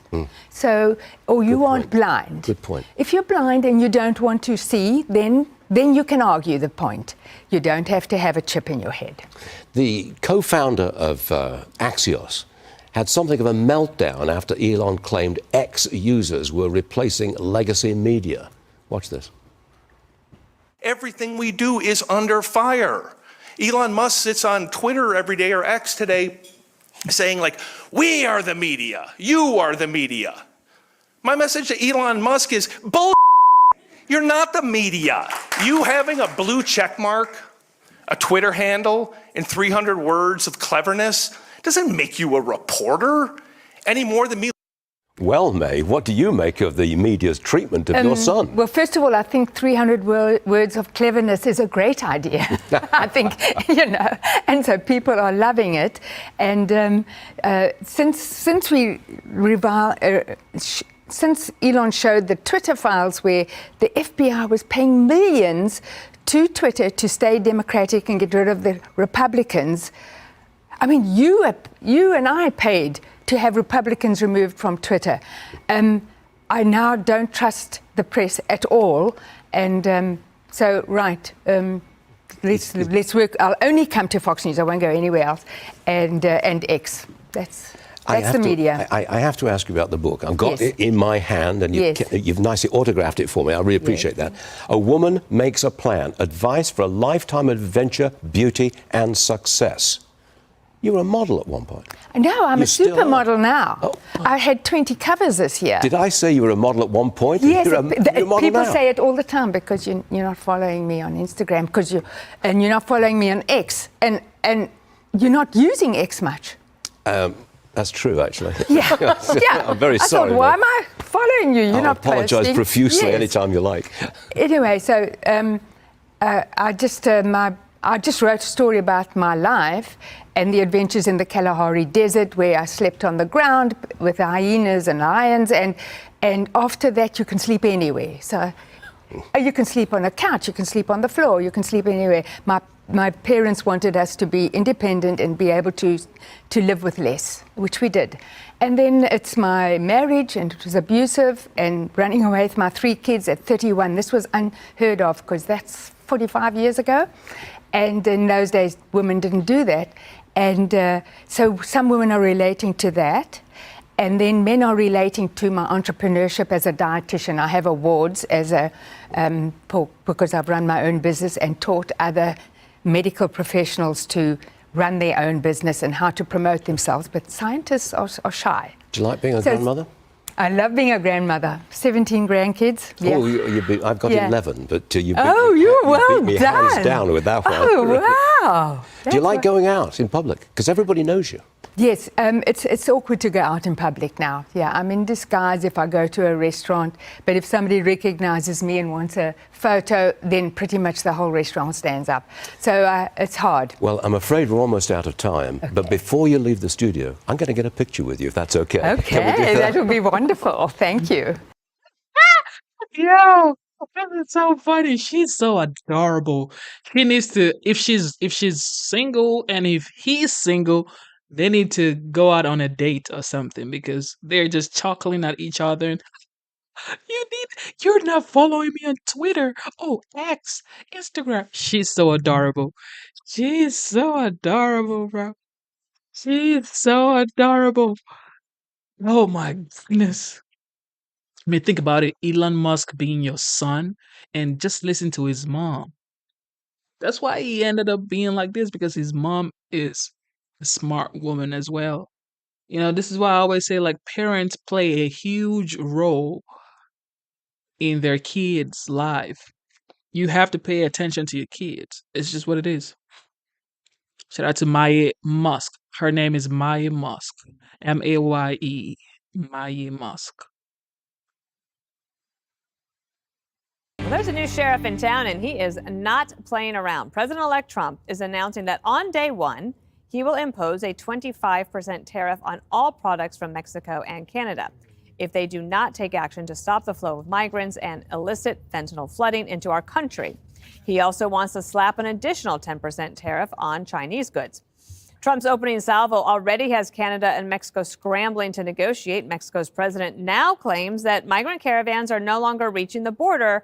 And just 2 hours after Trump posted the threats, Canadian Prime Minister Justin Trudeau hopped on a phone call with the president-elect. Watch. It was a good call. This is something that we can do, laying out the facts, moving forward in constructive ways. This is a relationship that we know takes a certain amount of working on, and that's what we'll do. And the new sheriff has an enforcer. Trump's incoming border czar, Tom Homan, he's on the ground today in Eagle Pass, Texas, along with Governor Greg Abbott, to get a firsthand look at the crisis that's seen wave after wave of migrants pour across, including 50 unaccompanied children just last night. Homan telling folks to get ready. President Trump's one bad president to secure this border at a level we've never seen before. Biden's the first president in the history of this nation who came into office and unsecured the border on purpose. Game on. Time to get this done. Trump's borders are also putting Democrats on notice who are promising to resist his immigration plans. I'm sending a message for the people that said they're going to get in our way. They're going to stop us from doing what we're doing on interior enforcement operation. I've said 100 times in the last week, don't cross that line. It is a felony to knowingly harbor and conceal an illegal alien from immigration authorities. Don't test us. The nation wants a safe country. We've had enough crime in this country, illegal alien crime. It's time to end it and stop it. So we get our rundown around 11 a.m. every day. And the thing I've been looking forward to the most is another debate about tariffs between Harold and Jesse Waters. So, Harold, let me let you start, Harold, and tell me what you think about this. Good to be back. The president, during the campaign, was crystal clear about his position on tariffs. He said two things that I thought were interesting. One, he believes that bilateral relations and negotiations with tariffs will help him extract concessions from countries, be it on this border security or economic security. I think some of the threats that the president's put down, or I should say the challenges that he's put down the table today, you have to also remember that the other side knows the president also. They've read the book, The Art of the Deal, that they understand that he has said that is going to look to extract things from other countries. I'm rooting for him. I'm a strong believer, though, that tariffs usually don't work. If you are looking to incite the other side to raise prices, or you accept that there's a risk that they will raise prices on American goods, you basically just double up the price increases. Now, my pal Jesse and I have had this conversation on air and off air, and I know that his belief is that President Trump will do this the right way, that President Trump will walk right up to the edge and not go unconditional tariffs everywhere. I hope you're right. And I have greater confidence now that Scott Bessent is the designee for Treasury Secretary. One last thing, Dana. I hope that, I said it last night, I think that the border czar chief, and last night we talked about the mayor of Denver, some of his comments, they both sound like, again, they're trying out auditioning for a Clint Eastwood movie or auditioning for a role in Tom Cruise's movies. Just do your job. I mean, the don't test us, the threats, the bluster, I think some of that is fine. But at the end of the day, the American people, I'm one of them. I'm part of that 70% that want to see smart deportations. I'm part of that 70% that believes we should have a very, very different border policy. But what I'm not for is this kind of kid stuff. I hope the president's right. I hope his tariffs work. But if they don't, I hope he's able to pivot and do something that will lower prices for everyday Americans. So President Trump utilizing his leverage and giving them some runway to say, like, this is happening on day one. But within 12 hours, the president of Mexico, she's relatively new, only been there a few months. She said, okay, I'll stop the caravans from coming through. Permission to make an analogy? Oh, okay, sure. You want to hold my hand, or you going to? This is a safe one, unlike yesterday. Let's say Jesse Jr.'s room is a mess, and it's been like that for 2 weeks. And my wife, Emma, who I love, but this is just an analogy, has been soft and has not made him clean up his room. So now Jesse Sr. comes home and says, Jesse Jr., if you don't have that room cleaned up by 6 o'clock, no allowance. Okay? Now, there's no need to panic. It's not 6 o'clock yet. He may clean up the room. He may get his allowance. And if he doesn't do it, then he'll survive. All this is a threat that there will be consequences. That's all this is. Now, Emma, again, my wife, who I love, just is just an analogy, can't complain. She has no right to complain because what she's done has not worked. Just like Biden and the Wall Street Democrats can't complain either because what they've done with Mexico and China has not worked either. So, Harold, I think you have to sit this one out, and all these people running their mouths about tariffs have to sit this out because this is Donald Trump's deal. If you have a guy who had 4 years with no inflation and tariffs, how can you say now tariffs are going to drive up inflation? You can't. What he's doing now also, as a reminder, we're about to renegotiate USMCA. And he's going in day one with a very strong negotiation position now. He's adding a national security component to this, fentanyl and migration. And remember, we do tariffs for national security stuff all the time, like steel. We threw up tariffs on steel and aluminum because, heaven forbid, anything happens with Taiwan. You don't want to have to rely on Chinese steel imports when you're in the middle of a war in the Pacific. That's just stupid. Chinese EV manufacturers are building plants in Mexico. Do you think Trump's going to tolerate that? They're going to sneak around import duties and try to ship cheap EVs and flood the U.S. market? Hell no. So this happens all of the time. I'm not worried about it. And if I hear one more word out of you, Harold, we're never speaking again. Tariff. Judge, let me turn it over to you. I was like, there's 20 different questions I could ask you, but let me just turn it over to see what you want to talk about. Well, I appreciate that. I think the first thing I want to talk about is the fact that this isn't Hollywood. And I love you, Harold. You know that. God better get out that Tom Cruise jacket and put a suit on. Tom Homan is not overdoing it. And America has waited for someone like Tom Homan for a long time. And it's, I think, 3/4. It's more than 70%. Almost 75% of Americans think that Donald Trump has to prioritize these deportations. And when Tom Homan talks about 8 U.S.C. Code 1324, Section 3, where an alien has come or entered or remains in the United States in violation of the law, and you conceal, harbor, or shield them from detection, or you can attempt to do the same, you are guilty guilty of a felony. So this guy who's dancing around the mayor of Denver, I mean, he's a joke. This is all going to end. He's trying to get some attention because that guy right there on the screen is dead serious. He's going to have a Department of Justice with Pam Bondi who's going to be able to back it up. They're going to have the legal force to be able to do it. Now, let's talk about the fact that apparently China has had a death penalty for drug dealers. And apparently they've refused to make good on that death penalty statute. And Donald Trump is saying, you know what, if you're not going to use it, then we're going to add 10% on your goods as well. Now, I don't claim to be as knowledgeable on tariffs as you guys. I don't really care. What I care about is within 2 hours, Trudeau jumps, and this woman, the new prime minister or president of Mexico, is jumping. Nobody wants to lose the United States, okay? Nobody wants to lose the power, the money that we give away, and everything else. But I think that there's something significant. This is my last point, Dana, is that we get 60% of our crude oil from Canada. All right. Now, if the United States is going to be energy independent again, we have an even tougher negotiating stance with Canada because we're not going to need as much of that crude oil when we start doing our own dance here. It's interesting. And I also think that this puts into stark relief, Charlie, the weakness and recklessness of the Biden administration and what they did for 4 years. Oh, absolutely. And, you know, I mean, as time goes on, I find the tariffs thing to be more and more maybe my favorite thing about Donald Trump. Obviously, you know, tariffs don't necessarily work if you're just in it for a tariff war with another country. Of course, if you get into it with Mexico, it's going to work for us because it's going to hurt them so much more than it hurts us. It gets a little more complicated if you're going against a more equal trading partner.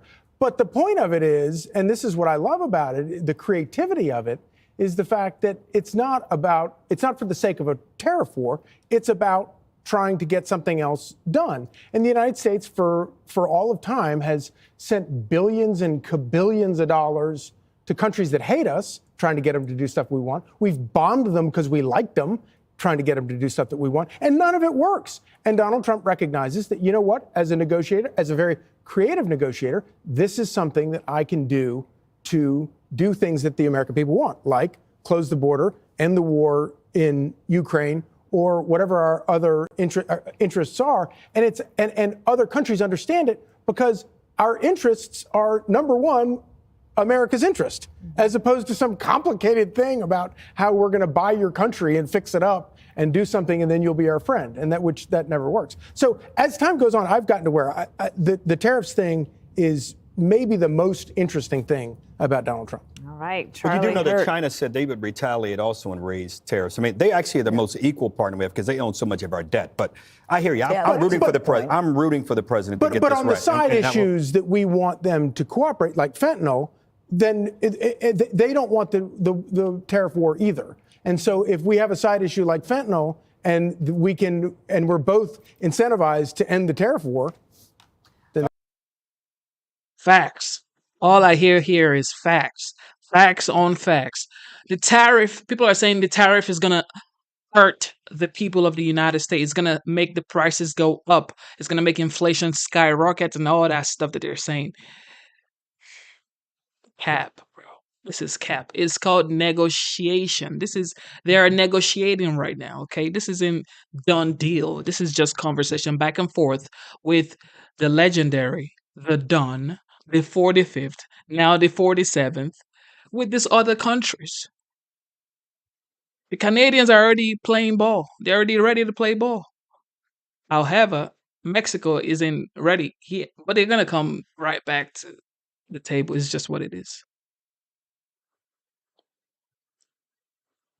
Here with reaction, Fox News contributor Charlie Hurt and America's next ambassador to Israel, Mike Huckabee. Good to see you both. Ambassador to be, I hope. Mike Huckabee, congratulations again.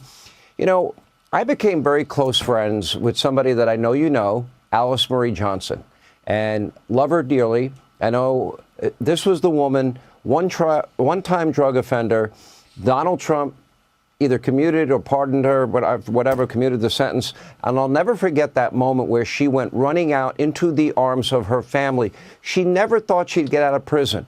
So she started her own ministry there. And she would help young girls that were getting out and help them, guide them to get them on the right road. I would like to see the transformation of the use of the presidential pardon. Maybe it's a Hannity idea that people like. I like it.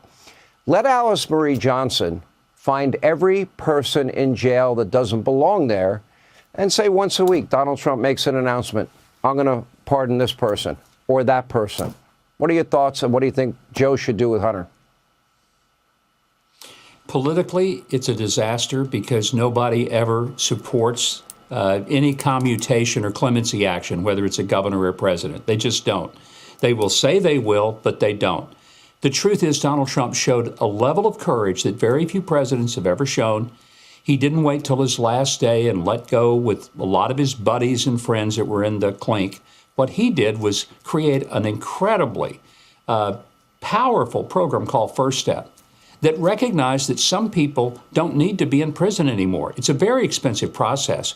And so he created a program that looked at sentences, some that were way too long, and he actually started giving people what every person in prison needs to keep from just becoming unglued, and that's hope. Donald Trump did something that defied political gravity in that, and thank God for it. What do you think about Hunter and Joe? And then we'll ask about what Trump should do if Joe doesn't pardon his son or commute his sentence. I would hope that he looks at the facts, and if there's something that is untoward in the sentence, then sure, consider it. But don't do it just as a symbolic measure. There are a lot of people who have been in prison since the January 6th convictions. Some of them deserve to be there because they committed crimes. They struck a police officer. They vandalized government property. They threatened people. That's different. But there were people who just walked around that day, and within months, they had the FBI banging on their door. They went to trial. Some of them were put in jail for months on end without any type of adjudication. And there are people that have no business having a felony conviction as a result of simply walking around at the invitation of the Capitol Police. And there are some people who are in prison, not just for that, but other things, that really are serving no particular purpose for remaining in there and having a felony conviction. Charlie, do you like my Alice Marie Johnson idea, pardon a week, find people in jail that have either served their time or are deserving to get out? And what do you think that Joe Biden should and will do regarding his son? And if he doesn't do anything for his son, should Donald Trump consider it? Well, of course, I always love, all Americans love redemption stories. They love stories about people who get a second chance and do something great with it. I think it's a marvelous idea. Obviously, you run into all kinds of problems doing that. But if you were to do it in a cautious, sensible way, I think it would be, like I say, I think that, Americans love stories like that. I think it could be very inspiring. In terms of, obviously commuting or removing Hunter Biden's sentence is not something, it's not fair, it's not just. But in a lot of ways, I kind of would be surprised if Joe Biden doesn't do that. There would be no incentive for Donald Trump to do that.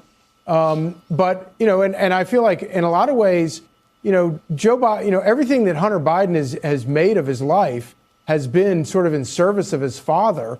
And in a lot of ways, I kind of feel like his father is almost, you think about what he used his son for, running him as a bagman for the family's influence peddling scam all these years. It's sort of, I wouldn't commute the guy's sentence. I wouldn't pardon him, but I certainly think that his father is probably just as, if not more guilty than Hunter Biden is for a lot of the jams that he's gotten himself, legal jams that he's gotten himself into. Well, if Republicans were like Democrats, they would, weaponize the justice system and go after Joe after he leaves office. Let me ask you both, I have about 40 seconds for each of you. What do you think of the idea of a Kamala comeback, Governor Huckabee? And, or do you think she would run for governor? And don't you think that Gavin Newsom has in the back of his head he wants to be in that Oval Office? Problem is, he has the same policies he supports as Kamala. Well, first of all, it would be a gift to the Republicans, and I hope she runs for something because it's just really wonderful. Maybe she'll get another $1 billion and blow through that like she did her presidential campaign. But the difference she is can win nobody's going to hand her the California. nomination. But she's gonna have to run even if for governor, and she's not going to get a free ride all the way to the nomination without having some competition. So Not this time. Good luck, Kamala. Hope it works out for you because I think most every Republican will love to face you again. Real quick, Charlie, does she have a future? Yeah. No, well, on the national political scene, she's cooked. She's finished. She'll never come back. She can waste her time and waste people's money by trying, but she's finished. Whether or not I don't know if Kamala is going to run again. She's probably going to run for the governor of California, but I don't think she wants to run again for the president of the United States. I don't think so because I don't know. I don't know if she's going to win the primaries. I mean, who is she? I mean, it's going to be a waste of energy and money. Tonight, Trump's border czar, Tom Homan, threatens to put the Democratic mayor of Denver in jail. This comes after the mayor, who's my next guest. Okay, this is, of course, Trump's new border czar, which happens to be Tom Homan, that people say his face looks like the border wall. And he was talking about the Denver mayor. Listen to the Denver mayor reply him. Of course, CNN got it. Talked about resisting federal forces trying to carry out mass deportations, saying, quote, more than us having the Denver Police Department stationed at the county line to keep them out, you would have 50,000 Denverites there. It's like the Tiananmen Square moment with the rose and the gun. Homan firing back on Fox News. Me and the Denver mayor, we agree on one thing. He's willing to go to jail. I'm willing to put him in jail. We're going to enforce the law, period. And they're not going to stop us. All right, joining me now, the Denver Mayor, Mike Johnston. So, Mayor Johnston, you heard what he said. You got something in common. You're willing to go to jail. He's willing to put you there. He says he's going to enforce the law. Are you willing to go to jail over this? I think there are thoughtful ways to solve this problem. If they want to focus on violent criminals, we would be happy to help support pursuing, arresting, and deporting them. We've helped past administrations. We'd do that again. If they want to focus on adding more judicial capacity so folks with asylum claims can have those cases heard more quickly, we would support that. What we're not going to do is support deploying the 101st Airborne into American cities to pull 10-year-old kids out of their classrooms in handcuffs. I think that is immoral, that's unconstitutional, and that's un-American. And so I think if that's what they're proposing, they will find us resisting. If they want to partner on common sense solutions, we'll always be happy to partner. So if Trump were to order ICE agents, for example, right, Immigration and Customs Enforcement agents, to go into the state of Colorado to enforce federal law. Are you willing to go? Would you order, Mayor Johnston, your police department to resist them? Or are you speaking at this point more of just an act of, protest resistance? Or would this actually be an order to your police department? Yeah, we won't use our law enforcement, and we don't think we need to. That's not what we're after. I think America's not after another conflict on this issue. They're after a way to find pragmatic solutions to this problem. And so, to quote Lincoln, we don't think here that might makes right. We think that right makes might. And so if they are going to send the U.S. Army or the Navy SEALs into Denver to pursue folks to pull them off the job at hotels or restaurants where they're working or pull kids off the soccer field, I think we will see Denverites and folks around the country who will nonviolently resist that, because I think that doesn't represent our values and doesn't represent the Constitution. So has your view on the broader situation changed, though? And I understand you're trying to draw a distinction between violent criminals and people who are in the country illegally, but are contributing to society, right? Going to school, working jobs. But is Denver, Mayor, going to remain a sanctuary city where you do not enforce federal immigration laws? Is there going to be any change to how you are running the city? We're not changing how we run the city, but it's important that people know what that status means. What that means is that if someone has committed a violent crime, has committed a felony, we do collaborate with federal law enforcement, and we will. What it means we don't do is if someone is driving to work and has a busted taillight on the way, we don't arrest them and connect them to ICE for deportation. We think that's disruptive for families and for residents. I was a high school principal before this, and these are my students. These are kids who are dreamers, who are playing by the rules, getting jobs, trying to make a life. They have daughters who play on our soccer teams or sons who sit in your history classes. We don't think that is the problem facing the country. These are 60% of them are working, 25% of them are children. I don't think that is the crisis the country's worried about. So Trump is now threatening a 25% tariff on Mexico, which of course you've seen. He says he's going to do that until the invasion ends. That's the word he uses. And he says he's going to sign this tariff. Just like Coach Walls. I was a coach before running for the vice president of the United States. Now he's a teacher. Tariff on his first day, so presumably by his executive order in January. Let me just play what Mexico's president said today, because she responded and she said the tariffs are not going to do it when it comes to solving the migrant crisis. Here's how she put it. Presidente Trump, no es con amenazas ni con aranceles como se va a atender el fenómeno migratorio ni el consumo de drogas en Estados Unidos. All right, I know, Mayor Johnson, you're fluent in Spanish, so even though you couldn't see those the translation on the bottom of the screen, you understood what she said. Is it possible, though, that the threat of such tariffs, of a 25% tariff, of such a massive and seismic thing to Mexico, would force Mexico to way more forcefully address the drug and migrant flow than it has up till now?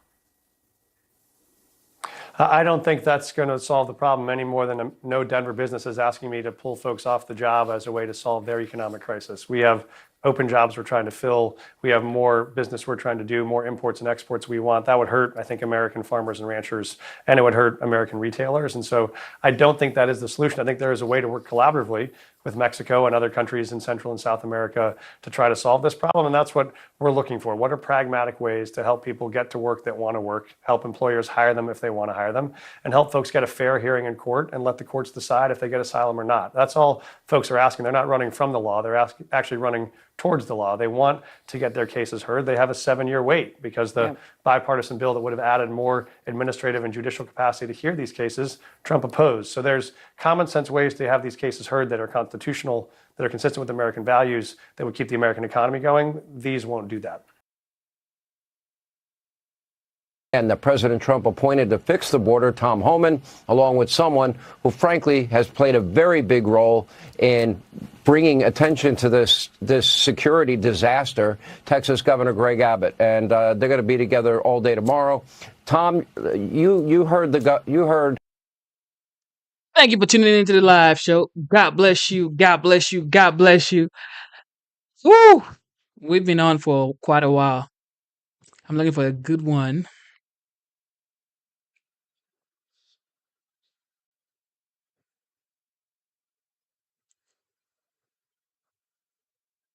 This mayor out there in Colorado, I want to get your reaction to it.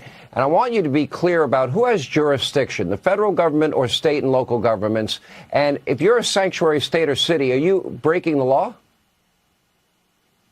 You're absolutely breaking the law. All you have to do is look at Arizona versus U.S. You'll see these breaking the law. But look, me and the Denver mayor, we agree on one thing. He's willing to go to jail. I'm willing to put him in jail. Because there's a statute. All right, let's see this one. Welcome back, Iowa Senator Joni Ernst creating. Also, what do you guys think about DOGE? What do you guys think about the Department of Government Efficiency? What do you guys think about it? I know for a fact that Elon has been a positive change to this world. He's been an addition to this world. He has changed the world, basically, from SpaceX to PayPal to Tesla to the Boring Company to Neuralink to internet. What's that? What is it called?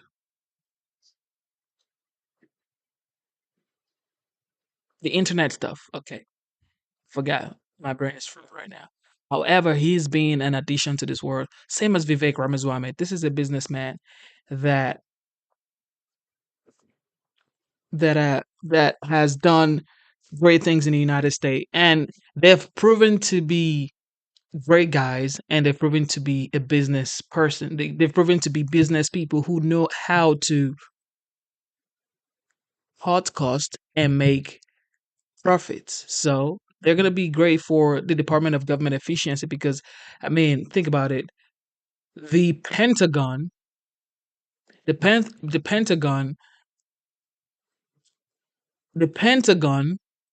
failed their audit for the 7th time. And somebody says he bought Twitter and ran it to the ground. If you go do your research, you would realize that Twitter was already going to the ground already. And he saved a lot of money by changing the name to X. But I know you didn't figure that out. Did you find that out? You definitely didn't find it out. You just wanted to make your point. But that's the facts. Okay.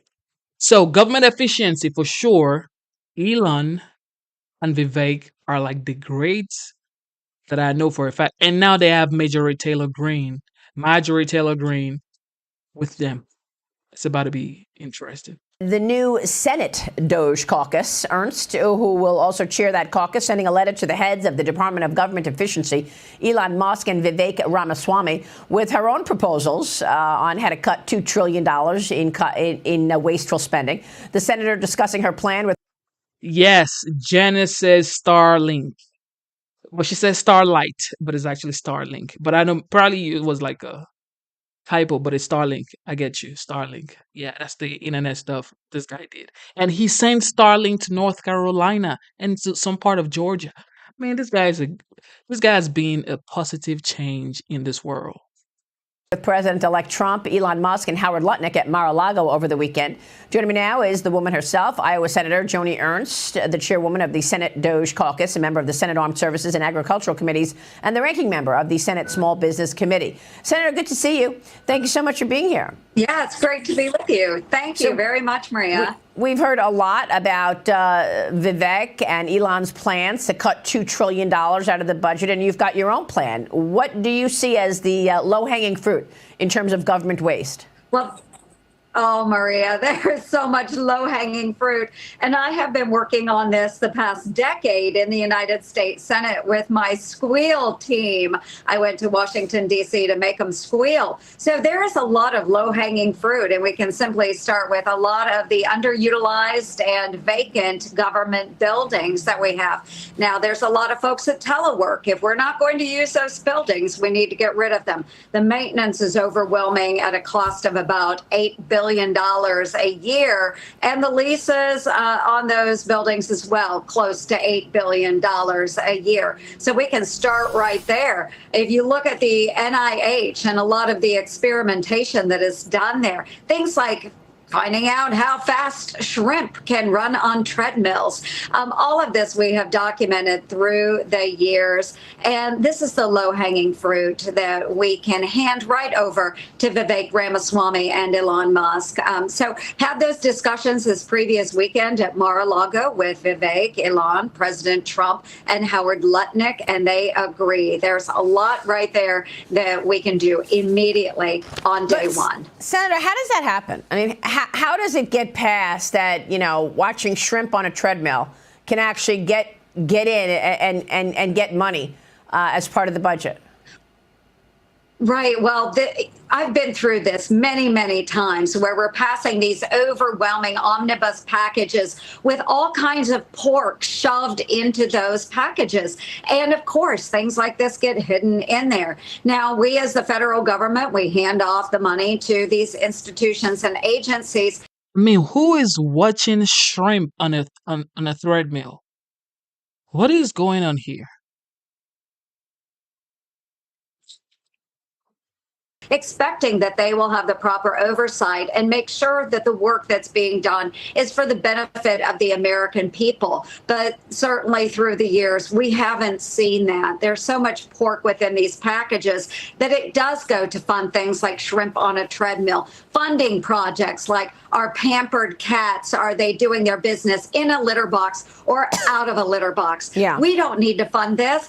It is ridiculous, Maria. So do you all use this as a negotiating tool? You know that you need one of your colleagues' vote on a bigger, more substantive issue in government, but that person has their own pet peeve project, and that project is about, like you say, shrimp on a treadmill, and you have to say, all right, well, we'll give money to that because we need your vote for that. Is that how it works?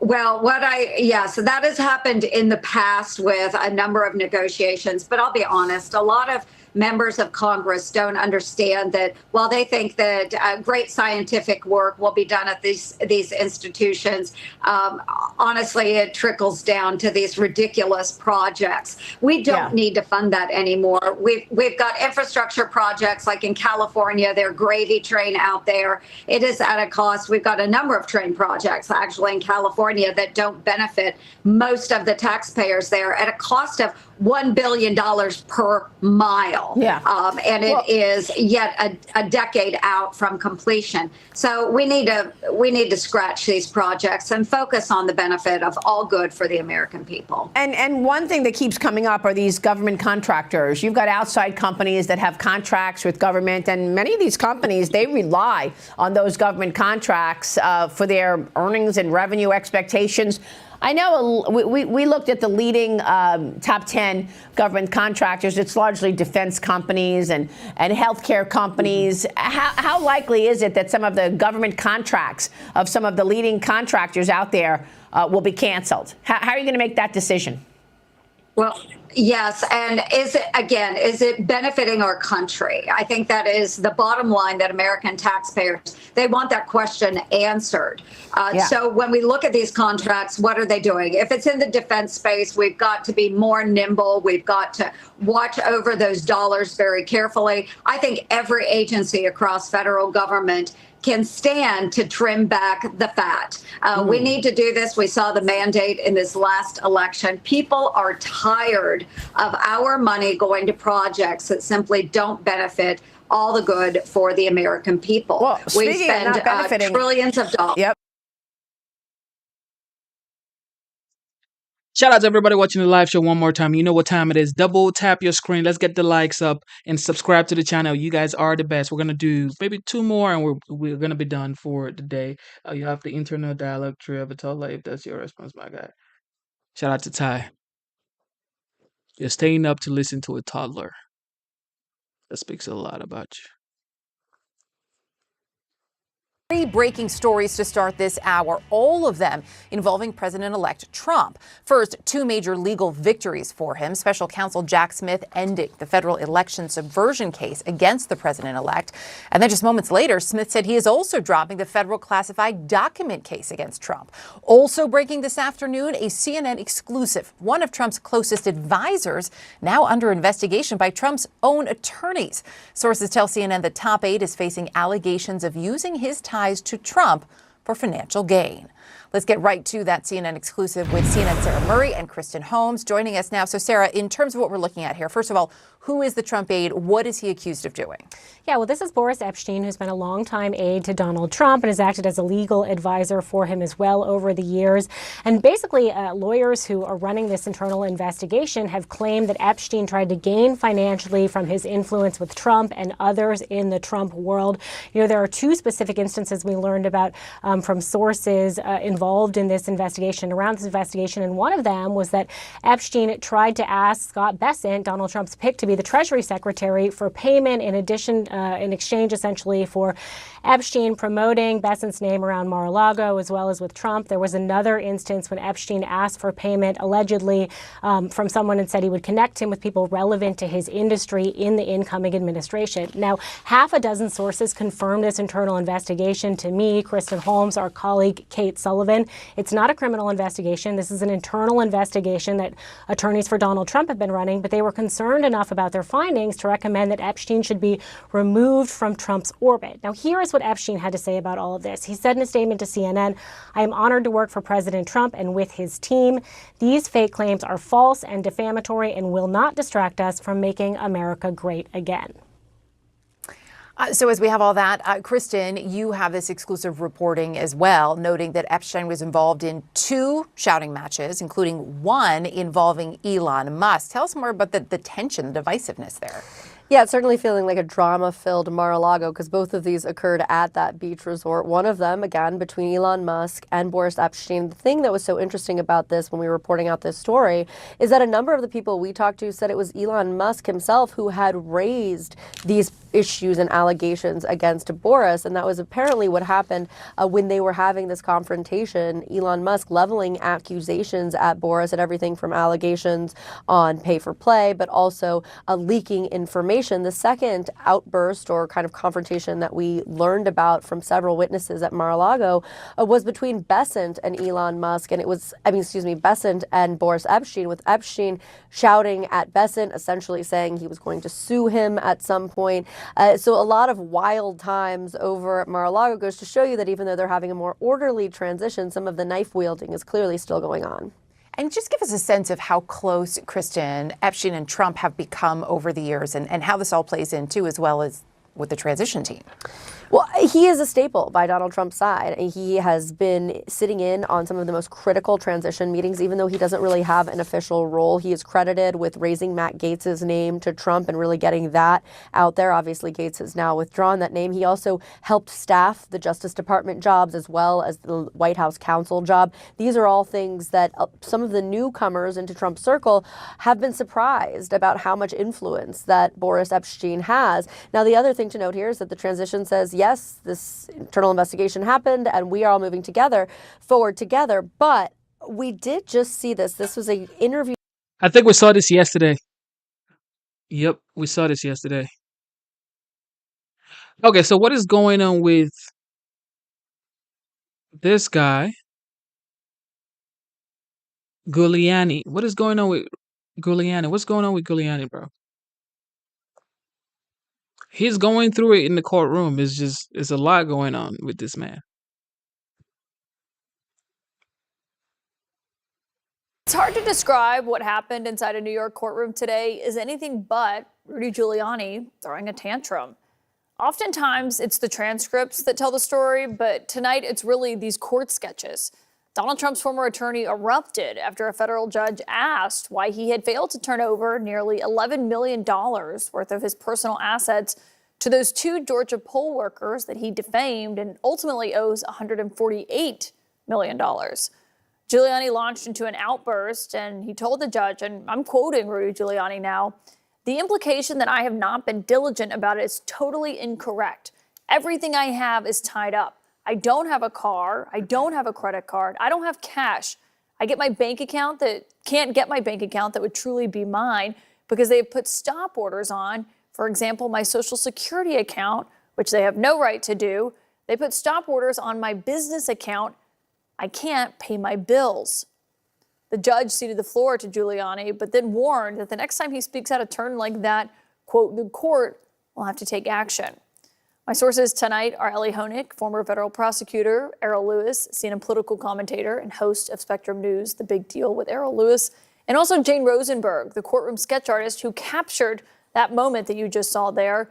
She's also the author of Drawn Testimony, My 4 Decades as a Sketch Artist.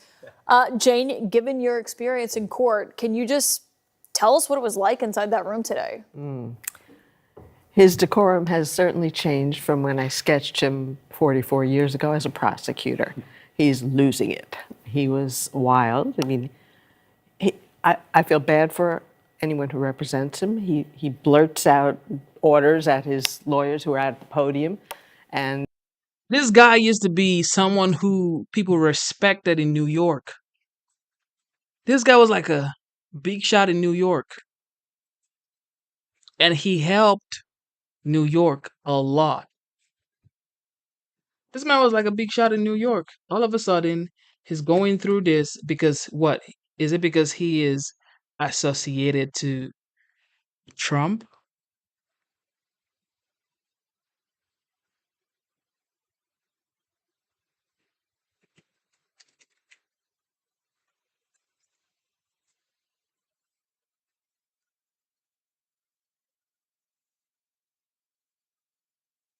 I mean, this man did a lot of stuff for New York. Of course, is it because he's associated with Trump? This man was a former mayor of New York. A former mayor now being persecuted. I mean, if he did anything bad, okay, great. He should be held accountable, but this man has done great things for New York. But I just don't know. Anybody associated with Trump must go through the fire. Also, Rudy Giuliani is a former Associate Attorney General of the United States and being treated this way. Did he just say he doesn't have a car? That's just wild. You know, he's interrupting all the time. He's yelling at his attorneys He's while they're yelling up at there. his attorney's turning around like he doesn't know how to handle it. He's in the middle of speaking to a judge at the podium, and behind him is he's shouting orders. That was the attorney who just quit the day after that. And now he has a new attorney. And so this one tried to speak, and when the judge told him he's not allowed to speak anymore, after he had that burst, he started shouting at him and pointing at him, and he said, you'll have to represent yourself if you pro se, but if you have a lawyer, I'm only going to hear one of you. Otherwise, you can be a witness in the trial. But I forgot where I was saying. What was it like to hear him saying, I mean, we just have talked about Rudy Giuliani's fall from grace so much and detailed it, but what is it like to hear him saying, you know, I can't pay my bills, I don't have cash? I didn't really feel sorry for him. I'm sure he's managing okay. And these women who he's defamed are not seeing much of it at all.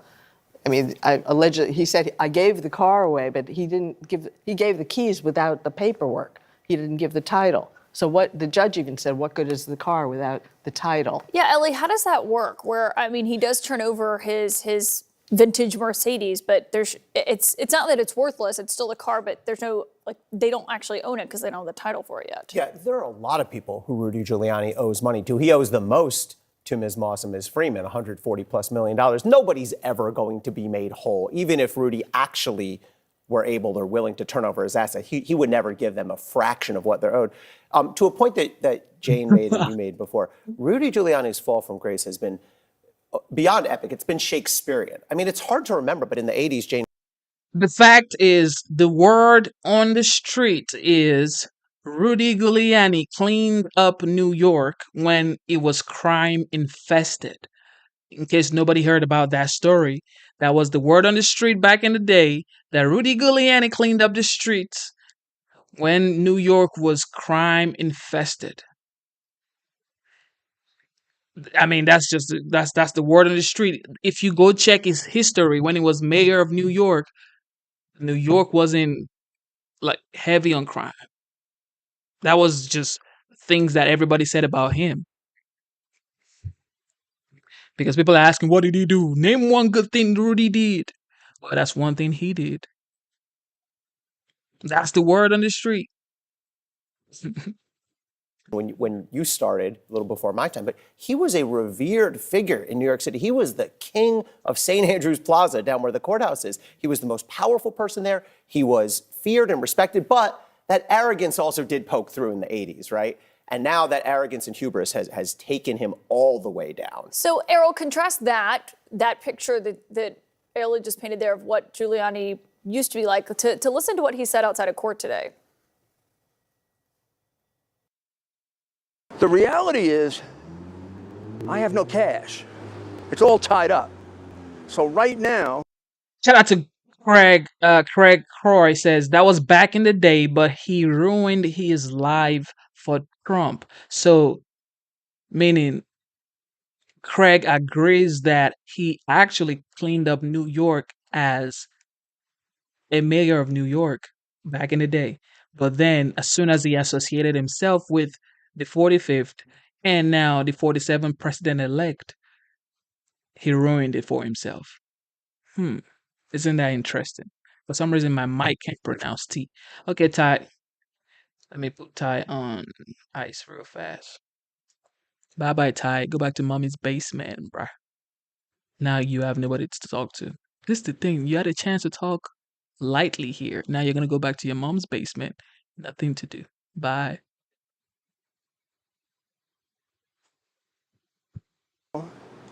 If I wanted to call a taxi cab, I can't do it. I don't have a credit card. I don't have a checking account. I have no place I can go take cash out except the little bit that I saved, and it's getting down to almost nothing. It really is a Shakespearean fall from grace. Although I will tell you, shortly before I came over here, he was doing his radio show as usual.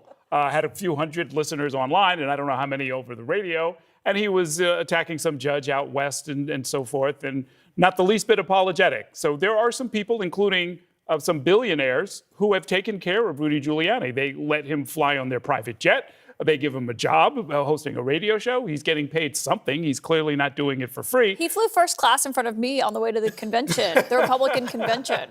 I had gotten upgraded and he was in front of me. Right, so he couldn't get a cab and he didn't have any cash in his pocket, but he had a first class ticket. And this is the kind of chicanery, this is the kind of inconsistencies that I think is making the judge visibly angry and really sort of had him threaten to sanction Rudy Giuliani if he continues with this. Well, the other part that I thought was interesting was they're asking, there's an upcoming trial, Ellie, in this case, ongoing saga.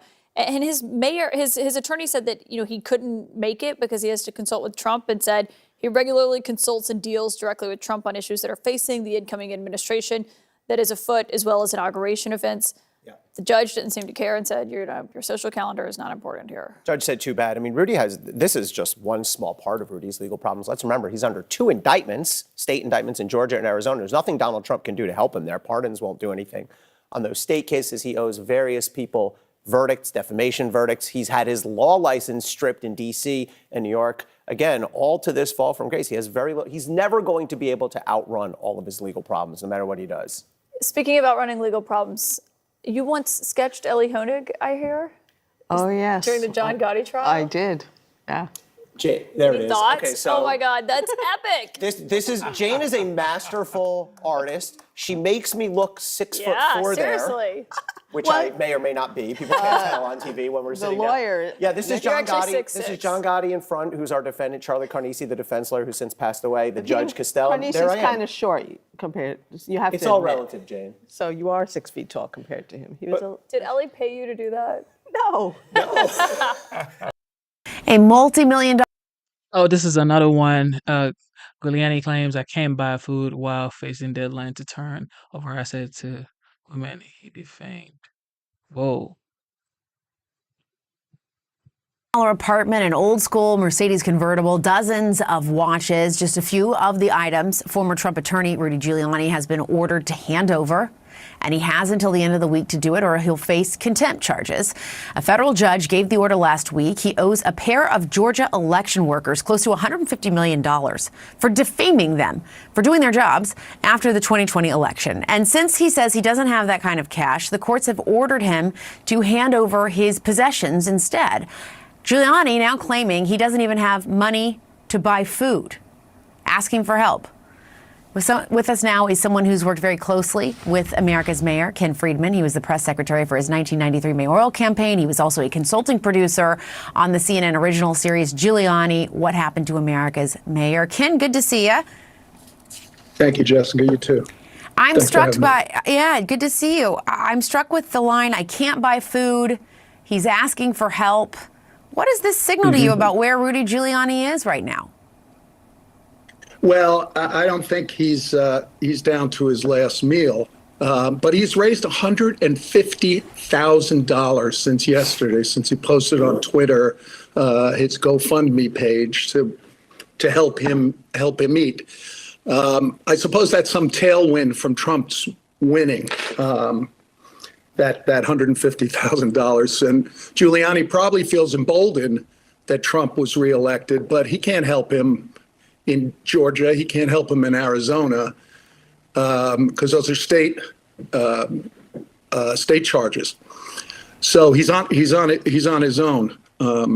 both in these civil actions and in those criminal cases that I mentioned that he's been indicted for. And this is just the tip of the iceberg. He owes a creditors committee, which includes Smartmatic and Noel Dunphy and several other creditors, untold millions. They've made claims as well. So if he gets sanctioned next week, is he going to pay it? I doubt it. Will he be sentenced to prison? I doubt it. But Judge Lyman, I suspect, is not playing games anymore. He gave him another week's extension. and he won't let him make him look like a fool much longer. Well, and I'm curious too, and I don't know if you know the answer to this or not, but for the GoFundMe page, if you have now been told to give almost everything you have because you claim you don't have any money to pay these fines, these damages, does he get to keep that $150,000? How does that even work? Don't know. I don't know the legal rules on that, but I'll bet they'll attach that as well. They're attaching the $2 million that Trump owes Rudy for legal work. So, I think he's going to run out of fingers, this little Dutch boy. And it is remarkable. I mean, always when we cover this story to think about, and I think you had a front row seat to this, just the incredible downfall of a man who was once heralded as America's mayor is now in this position that we're outlining right now. I talk to people all the time who think he's hit rock bottom, and then he somehow digs himself a little deeper hole. And if you're shameless and shameful, I suppose there's no bottom. And do you think he's still, I mean, in terms of, you just laid it out perfectly, which is there really is no Trump lifeline here because of where these cases are. Right. Do you think in his mind he still, though, really connects himself with the former president, now president-elect? Yes, he does. Listen, remember he spoke at the rally at Madison Square Garden, and that was only a couple of weeks ago. So he's still on the Friends of Trump list. I mean, it remains to be seen what kind of favors he'll be granted. Yeah. And we also know that, look, I kind of went through it at the beginning with what they're trying to get him to turn over: the apartment, the cars, the watches. There's also 4 Yankees World Series rings, which you have to think that sort of stuff is that hurts. Yeah, that's valuable, and it hurts. Certainly, it hurts personally, very much like being disbarred in New York and Washington, D.C. I'm pretty sure that the ruse to convince the court that he gifted those rings to his son will be exposed soon enough, too. It's just a matter of, kicking the can down the road. He's playing keep away from the court, and he's not going to, he's going to run out of rope soon. Yeah, eventually you end up in a dead end. All right, Ken Friedman, thank you so much. We appreciate it. You're welcome. Thanks for having me. Trump's former attorney, Rudy Giuliani, was in court this week, and a judge is threatening to hold him in contempt if he does not turn over his assets to those 2 election workers he defamed back in 2016. They've been accusing him of resisting, even hiding assets. How serious is this for Giuliani? Well, it's only going to end poorly for Rudy Giuliani. Why do they always wait for these people to be old, though? Why do they wait for this guy to be so old? Now it's going down the drain. Why are you waiting for this man to be old before you start bringing your charges?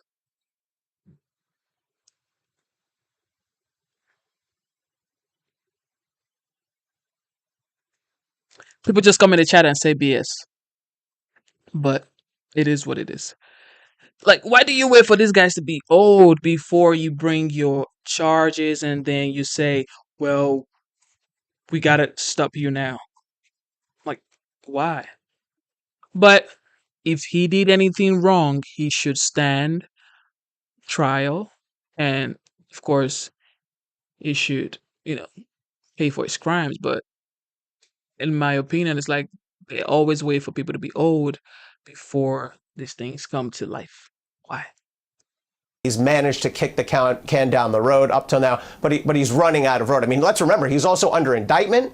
He on state level charges in Georgia, and he's also had his law license stripped. Now, this is a civil case, so he owes Ruby Freeman and Shaye Moss about $148 million. Obviously, he'll never be able to pay that, but now they're trying to seize his assets through the courts, as they're entitled to do, and the judge here is clearly fed up and beyond with Rudy Giuliani. Rudy's already been kicked out of bankruptcy court because he was playing games with his assets. So it's only a matter of time before those assets get seized and turned over to the rightful plaintiffs. Rudy keeps trying to fight, but he's out of rope here. He just can't fight this any longer. And eventually his property is going to get turned over to the plaintiffs who are rightly entitled to it. And Ellie, is there anything a President Trump can do for him?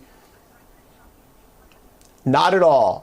Donald Trump cannot issue a pardon in a state case. As I mentioned before, Rudy Giuliani is not facing federal charges. He's only facing state charges criminally at this point. And the president has no ability to get involved in a civil case, in a lawsuit, in a bankruptcy, in anything like this. So I think Rudy's on his own here.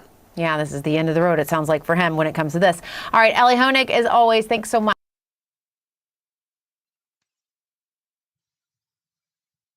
Shout out to Rudy Giuliani. Shout out to.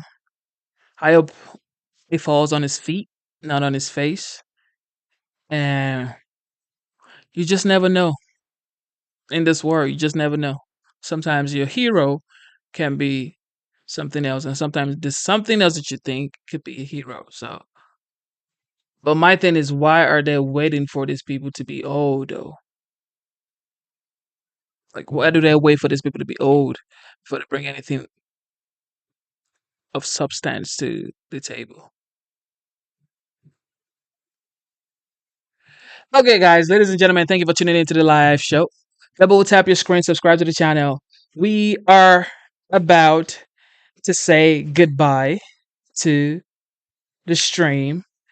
You guys have been watching for over like almost 4 hours now. Man, you guys are the best. Straight up, you guys are the best. Thank you for tuning into the live show. Instead of looking for perfection, seek for consistency.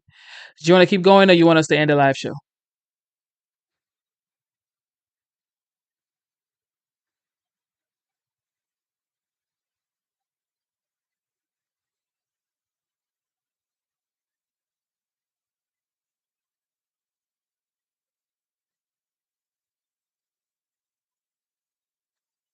Man, people are tearing me up in the chat. Okay, here we go.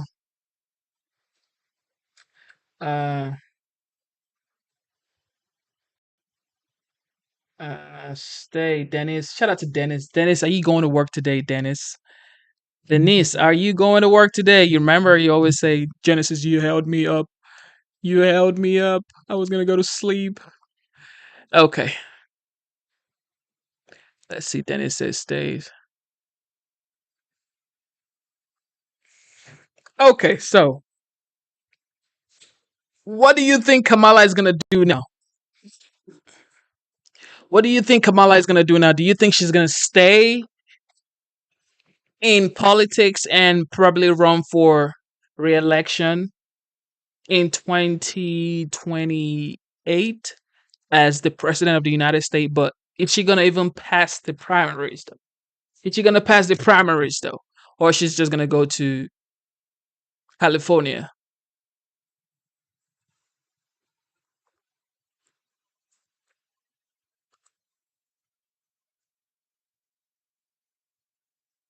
Well, is that even re-election, or she's gonna run again because she lost in 2024 against Trump? So let's see what's going on here. Let's bring in Ben Domenech. All right, Ben, Trump's flexing his muscle, he's hitting the ground running, he's often started to get out the way, is what I would suggest. Yeah, I think, Stuart, you encapsulated it very well there. I think that the shift that we're going to see in terms of policy is really going to be one of the most dramatic in American history, away from the approach that has been used by the Biden-Harris administration over the past 4 years, and toward an agenda that I think is pretty clear in people's minds about what they're expecting. I think the critical question is whether the president is going to be able to have the kind of delivery on his promises early enough on that people feel confident and sustain that confidence going forward. There's a lot of challenges there, especially considering that we're climbing out of a hole when it comes to the inflation that people have experienced, the level of price increases that has affected so many people's bottom lines, their kitchen table issues and the like, that the president is going to have to deal with, and is going to have to deliver on his promise of an economy that actually works for people. I think he will be able to do that, but it's going to be a pretty hard and demanding task And certainly there's going to be a lot of people around him who are brought into this government who weren't around in the first term, frankly. He's choosing a lot of new faces, and I think he's doing that for a reason, which is that he understands the degree to which the country is demanding dramatic change. You're right. Politico reports that Kamala Harris is telling her allies and advisors to keep her options open, whether it be for a possible presidential run in 2028 or to run for governor in California in 2026. Harris has apparently claimed she's staying in the fight. What do you think happens to her political career from here on out, Ben? I mean, is she going to try to do the Richard Nixon imitation? Is she going to go back to run in California for governor, lose, and then run for president again? I mean, it's one of these things that I think is going to be a difficult issue for Democrats to navigate, given the simple fact that they have a number of rising stars in the governorships across the country, including people like Josh Shapiro, people like Wes Moore, et cetera, people who would probably be much better candidates on the national level. But Kamala is trying to hold on to this. She's trying to, keep her grip on it. I don't think that she's going to be able to do so, though, because I think the Democratic Party understands she was handed a dramatic loss in a very significant fashion in ways they didn't expect, and they want to move on. I think it's time generationally to have a shift to a newer class of politician who can perhaps take on someone like J.D. Vance, perhaps 4 years from now. Ben Domenech, I think you're right. Thanks very much for joining us. You have a great Thanksgiving. See you again later. There's not, you cannot put anything above the Democratic Party, bro. Like, it's just, they are going to surprise you every step of the way. They may run Kamala for 2028. They may run Kamala for 2028. There's nothing above these guys, bro.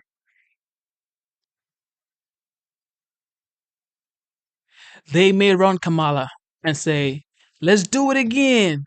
She's here. She's a warrior. She's a joyful warrior. She's a joyful warrior. But there's no way they're going to run her without doing a primary, though. They have to do a primary. A primary has to be done. So I don't know if she's going to win that, though. Josh Shapiro, for sure. Like Trump would say, Newsom. Gavin Newsom definitely can play a big role in the 2028 election, presidential election. I want to show you. This is a seasoning. Y'all remember? You guys remember this guy? You guys remember this guy on CNN? And he said there's no way Trump is going to win the election. Here we go. Your mama. So you said, well, James, you'd do anything to win. You had this wonderful relationship with your mother, mutual idolatry, which a lot of mothers and sons have in Louisiana. In the documentary, and would you slap your mama to win an election? Of course I would. And you know what else? If I told my mama, I got to slap you to win. And she said, son, is that going to help you close the sale? I said, yes, ma'am. She said, go ahead and slap me. Go ahead and slap me. You do anything you can to win. Newt Gingrich is the former Speaker of the House. So, Speaker, when you see Democrats come and do shows and confess their sins after a loss, is this what normal campaigns do? Well, sure. I mean, look, all of these folks are out there, not counting James Carville, who I've known and loved for years. He's one of the great characters in American politics. These other folks, they all are just totally at the end of their career. If they can't find a way to spin their way out of this, all of them are going to the nursing home or to some retirement village because they failed. And they didn't fail just modestly. They took $1 billion plus, threw it all away, had the dumbest possible scheduling, but around, frankly, a pretty dumb candidate. And the net effect is, and some of these folks I know personally are very smart, but they got caught up in a cycle where they all look now like they're complicit in what was one of the dumbest races in American history. Why are they talking about, Rogan or the spending? Joe broke the bank and he broke the border. And any Democrat was going to lose this race. Why don't they talk about what got him into this mess in the first place? Because then they wouldn't be Democrats. Look, the great crisis of the Democratic Party is their policies. Yeah. Everything they really need to do to be acceptable, this will come up in 2026 in the off-year election. If these folks cannot get rid of being who they are, they're going to, I think, lose again in 26 in a historic election such as FDR had in 1934. And the reason's simple.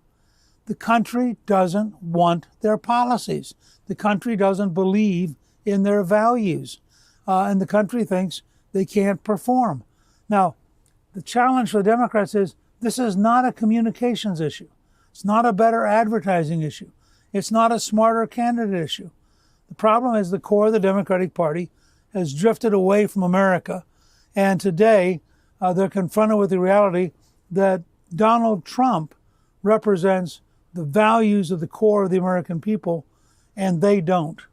Can they change their values at 50, 60, 70 years old? Well, sure, they can do almost anything if they're desperate enough. I mean, it took the Republicans, about 70 years to recover from Franklin Roosevelt. Oh, God. But they eventually did. 70 with years. Reagan. 70 years in the wilderness. You're getting my hopes up, Speaker. Yeah. No, look, I don't, they're not quite, people need to understand this. This is not over. They're still a live force. They still have huge resources. But here's their problem. They're going to have two wings of the party. You heard Bernie Sanders. He's prepared to start a new party. So you're going to have all of the really radical left saying, we're not going to budge, we're not going to change. The problem is the American people don't understand us, but if we browbeat them, they'll go along. And then you're going to have sort of a survival wing of the party that says, oh, well, what is it Donald Trump wants me to say? Because I'd like to live to fight in the future.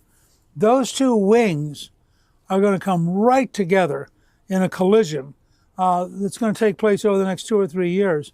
And it's very fundamental. I mean, are you for transgender males in sports or not? Are you for tax increases or not? You go right down a list of things, and the party is going to be split deeply about core values. All right, and This is what I predicted weeks ago when Trump was announced as the 47th president-elect of the United States. I said, I do not think that the Democratic Party, which is my opinion, okay? Shout out to YouTube. I do not think that the Democratic Party will win the presidential election for probably the next 4 to 16 years. If Trump, this is it, this is key though. This statement I'm about to make is key. If Trump does everything he promised he was going to do, if he accomplishes everything he said he was going to accomplish during the campaign, during the rally, during the town halls, they may never win an election in the next 20 years, except somebody comes along and sweeps the American people off their feet. There is no amount of money you spend. There is no amount of PR you do. There is no amount you pay celebrities in Hollywood, Beyonce, Taylor Swift. None of those people are going to help you win an election moving forward. Things have changed. Everybody loves organic things right now. Nobody wants some Barbie on a horse coming to point the fingers down and say, vote for this lady, vote for this man. Nope. You live in a mansion. You live in a mansion. You don't know how much the gas prices are. You don't know how much the mortgage price is. You don't know how much interest rate is. You don't know how much a gallon of milk cost. So you're not just gonna come up here and tell us to vote for this person, and then you want to say, and then you want to say, and then you want to say, guess what they want to say? The people who voted for Trump are illiterate. This is why the Democrat may never win an election in the next presidential election, though. They're probably going to win governor, mayor, all that stuff they'll win. But presidential election, it may be a long time for them to win the next one.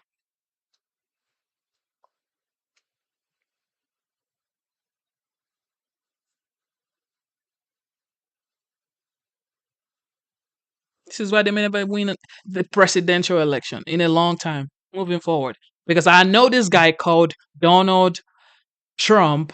He is going to do everything in his power to stand by his words when it comes to the border, when it comes to the economy, when it comes to foreign policies. He's going to make sure. Remember, from 2016 to 2020, remember opportunity zones. Remember the most affordable gas prices we ever had. Remember the mortgage rates from 2016 to 2020. Remember Abraham's Accord. Remember Abraham's Accord, people. Remember right to try. Remember the First Step Act. That's prison reform. Remember HBCU funding, record level, record funding. Remember that? Remember the economy was, man, I was balling.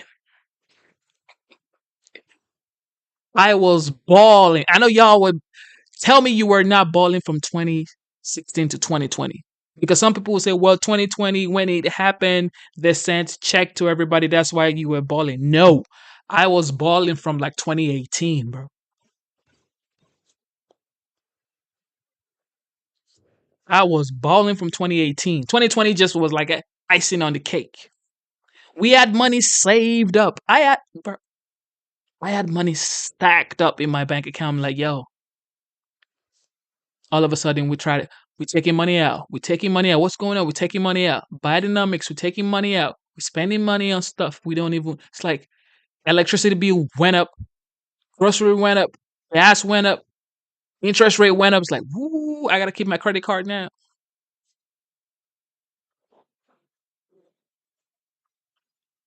Craig says Obama's economy. This is the thing, man. So, okay, Craig, can you tell me something? No, it's not if. When Trump brings back the economy, safeguard the border, and negotiate peace around the world, would you say it's Biden's economy? Because I know what you guys can say.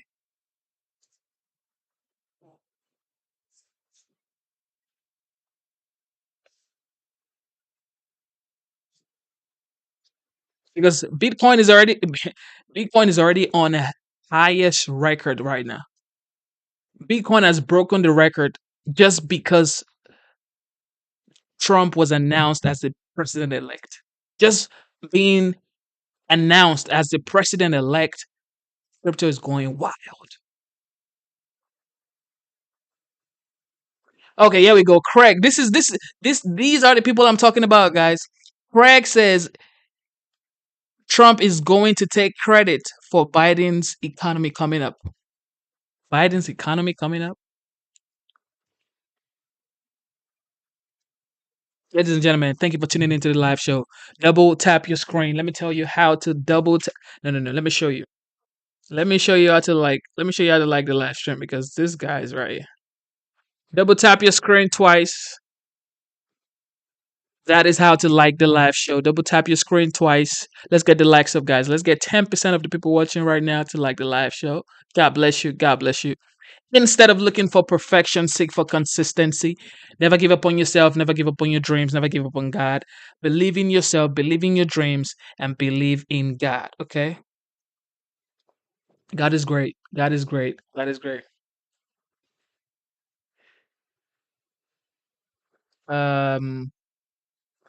Yes, we are about to go. We're about to go. We've been streaming for 4 hours and 15 minutes. Yes, you guys are the best, man. I mean, who would talk this long for 4 hours and 15 minutes? I watch other people stream and it's like they are just there for like 40 minutes and it's like, okay, see you guys later. But we are here talking for 4 hours, 15 minutes. This is just interesting. You guys are the best. Thank you so much. God bless the United States. God bless you guys. Thank you to the veterans in the chat. Everybody who has served the United States. God bless you guys. God bless you guys. God bless you guys. And to the moderators, Mr. Booski, God bless you. Cooper, shout out to Cooper. Cooper is probably one of the most insightful people that I've met on the internet. Cooper is definitely insightful. She knows a lot. She's vast. I want to learn a lot from Cooper. God bless you, Cooper. And shout out to Mr. Booski one more time. Very experienced political nerd. Yes, man. Everybody will tune in. God bless you guys. I want to shout out a lady. Let me see. Anne. Her name is Anne. Her name is Anne. She spoke about what she's going through. So Anne Mary Silva. God bless you, Anne Mary Silva. Sorry about what you're going through. And love, love, love from the heart. Sending love to you. And you know you're a superwoman. You know you are a superwoman. So let's go, Anne. Let's go. Shout out to you, Anne. Thank you for tuning in one more time. You are the best, Anne. Thank you. And to Craig, anybody who doesn't, or anybody who do not support this opinion, is fine. This is why we coexist. You're not supposed to have the same opinions as me, okay? It is what it is, okay? This is why we are human beings. I don't agree with everything my wife says, but we're still married, okay? So that's how life works. So let's coexist regardless of what you think, regardless of what I think. We can still coexist, okay? It's all love. We are the human race. Human race, there's no purple, there's no green, there's no color, okay? Stop looking at colors. Look at the fact that we are all one, which is human race, okay? Love, peace, joy to you guys. Also, I got this in the mail today, guys. I don't know if you guys can see this. The shorts, people on the shorts can see this. Let me see the people on the other one. So this is Google AdSense. I got this in the mail today just to confirm my address. And shout out to YouTube for monetizing the channel. And yeah, I wasn't monetized for a long time because the news was I was hurting people with my content. So, but shout out to YouTube for showing me so much love, and shout out to you guys for staying here. And you guys are the best, man. Thank you so much. Thank you so much. Thank you. I gotta go, guys. It is 6:25 a.m. I live in Georgia. My daughter is 5 years old. She has pediatrician appointment today at 8 a.m. And her mom isn't home because her mom isn't feeling too good. But it's 6:25. My daughter has a pediatrician appointment by 8 a.m. And I'm here talking to you guys. Life is wonderful, man. Life is wonderful. Enjoy your life. Breathe in the air. Go outside today. Make sure you go outside. Take the sun in. Breathe in. Breathe in the air. Walk on your barefoot, okay? Let the earth absorb the earth. Take the sun in. Drink a lot of water. Enjoy life. Okay? It's going to be a lot of ups and downs in life regardless. It is what it is. However, we cannot sober and lay down as if our life is the worst. No. Enjoy the pain. It is what it is. Enjoy your life regardless, okay? Do not let anybody take all your energy. Preserve your energy. Don't let anybody take your energy. Anybody who's taking too much energy from you, you better let them go. Okay. Let them go, people. Anyone who's taking too much energy from you, you better let them go.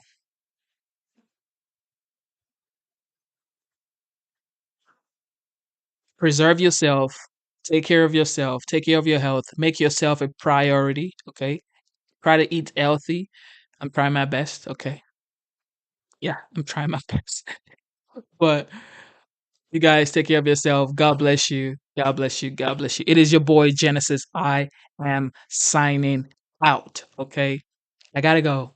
I got to go. God bless you. Thank you.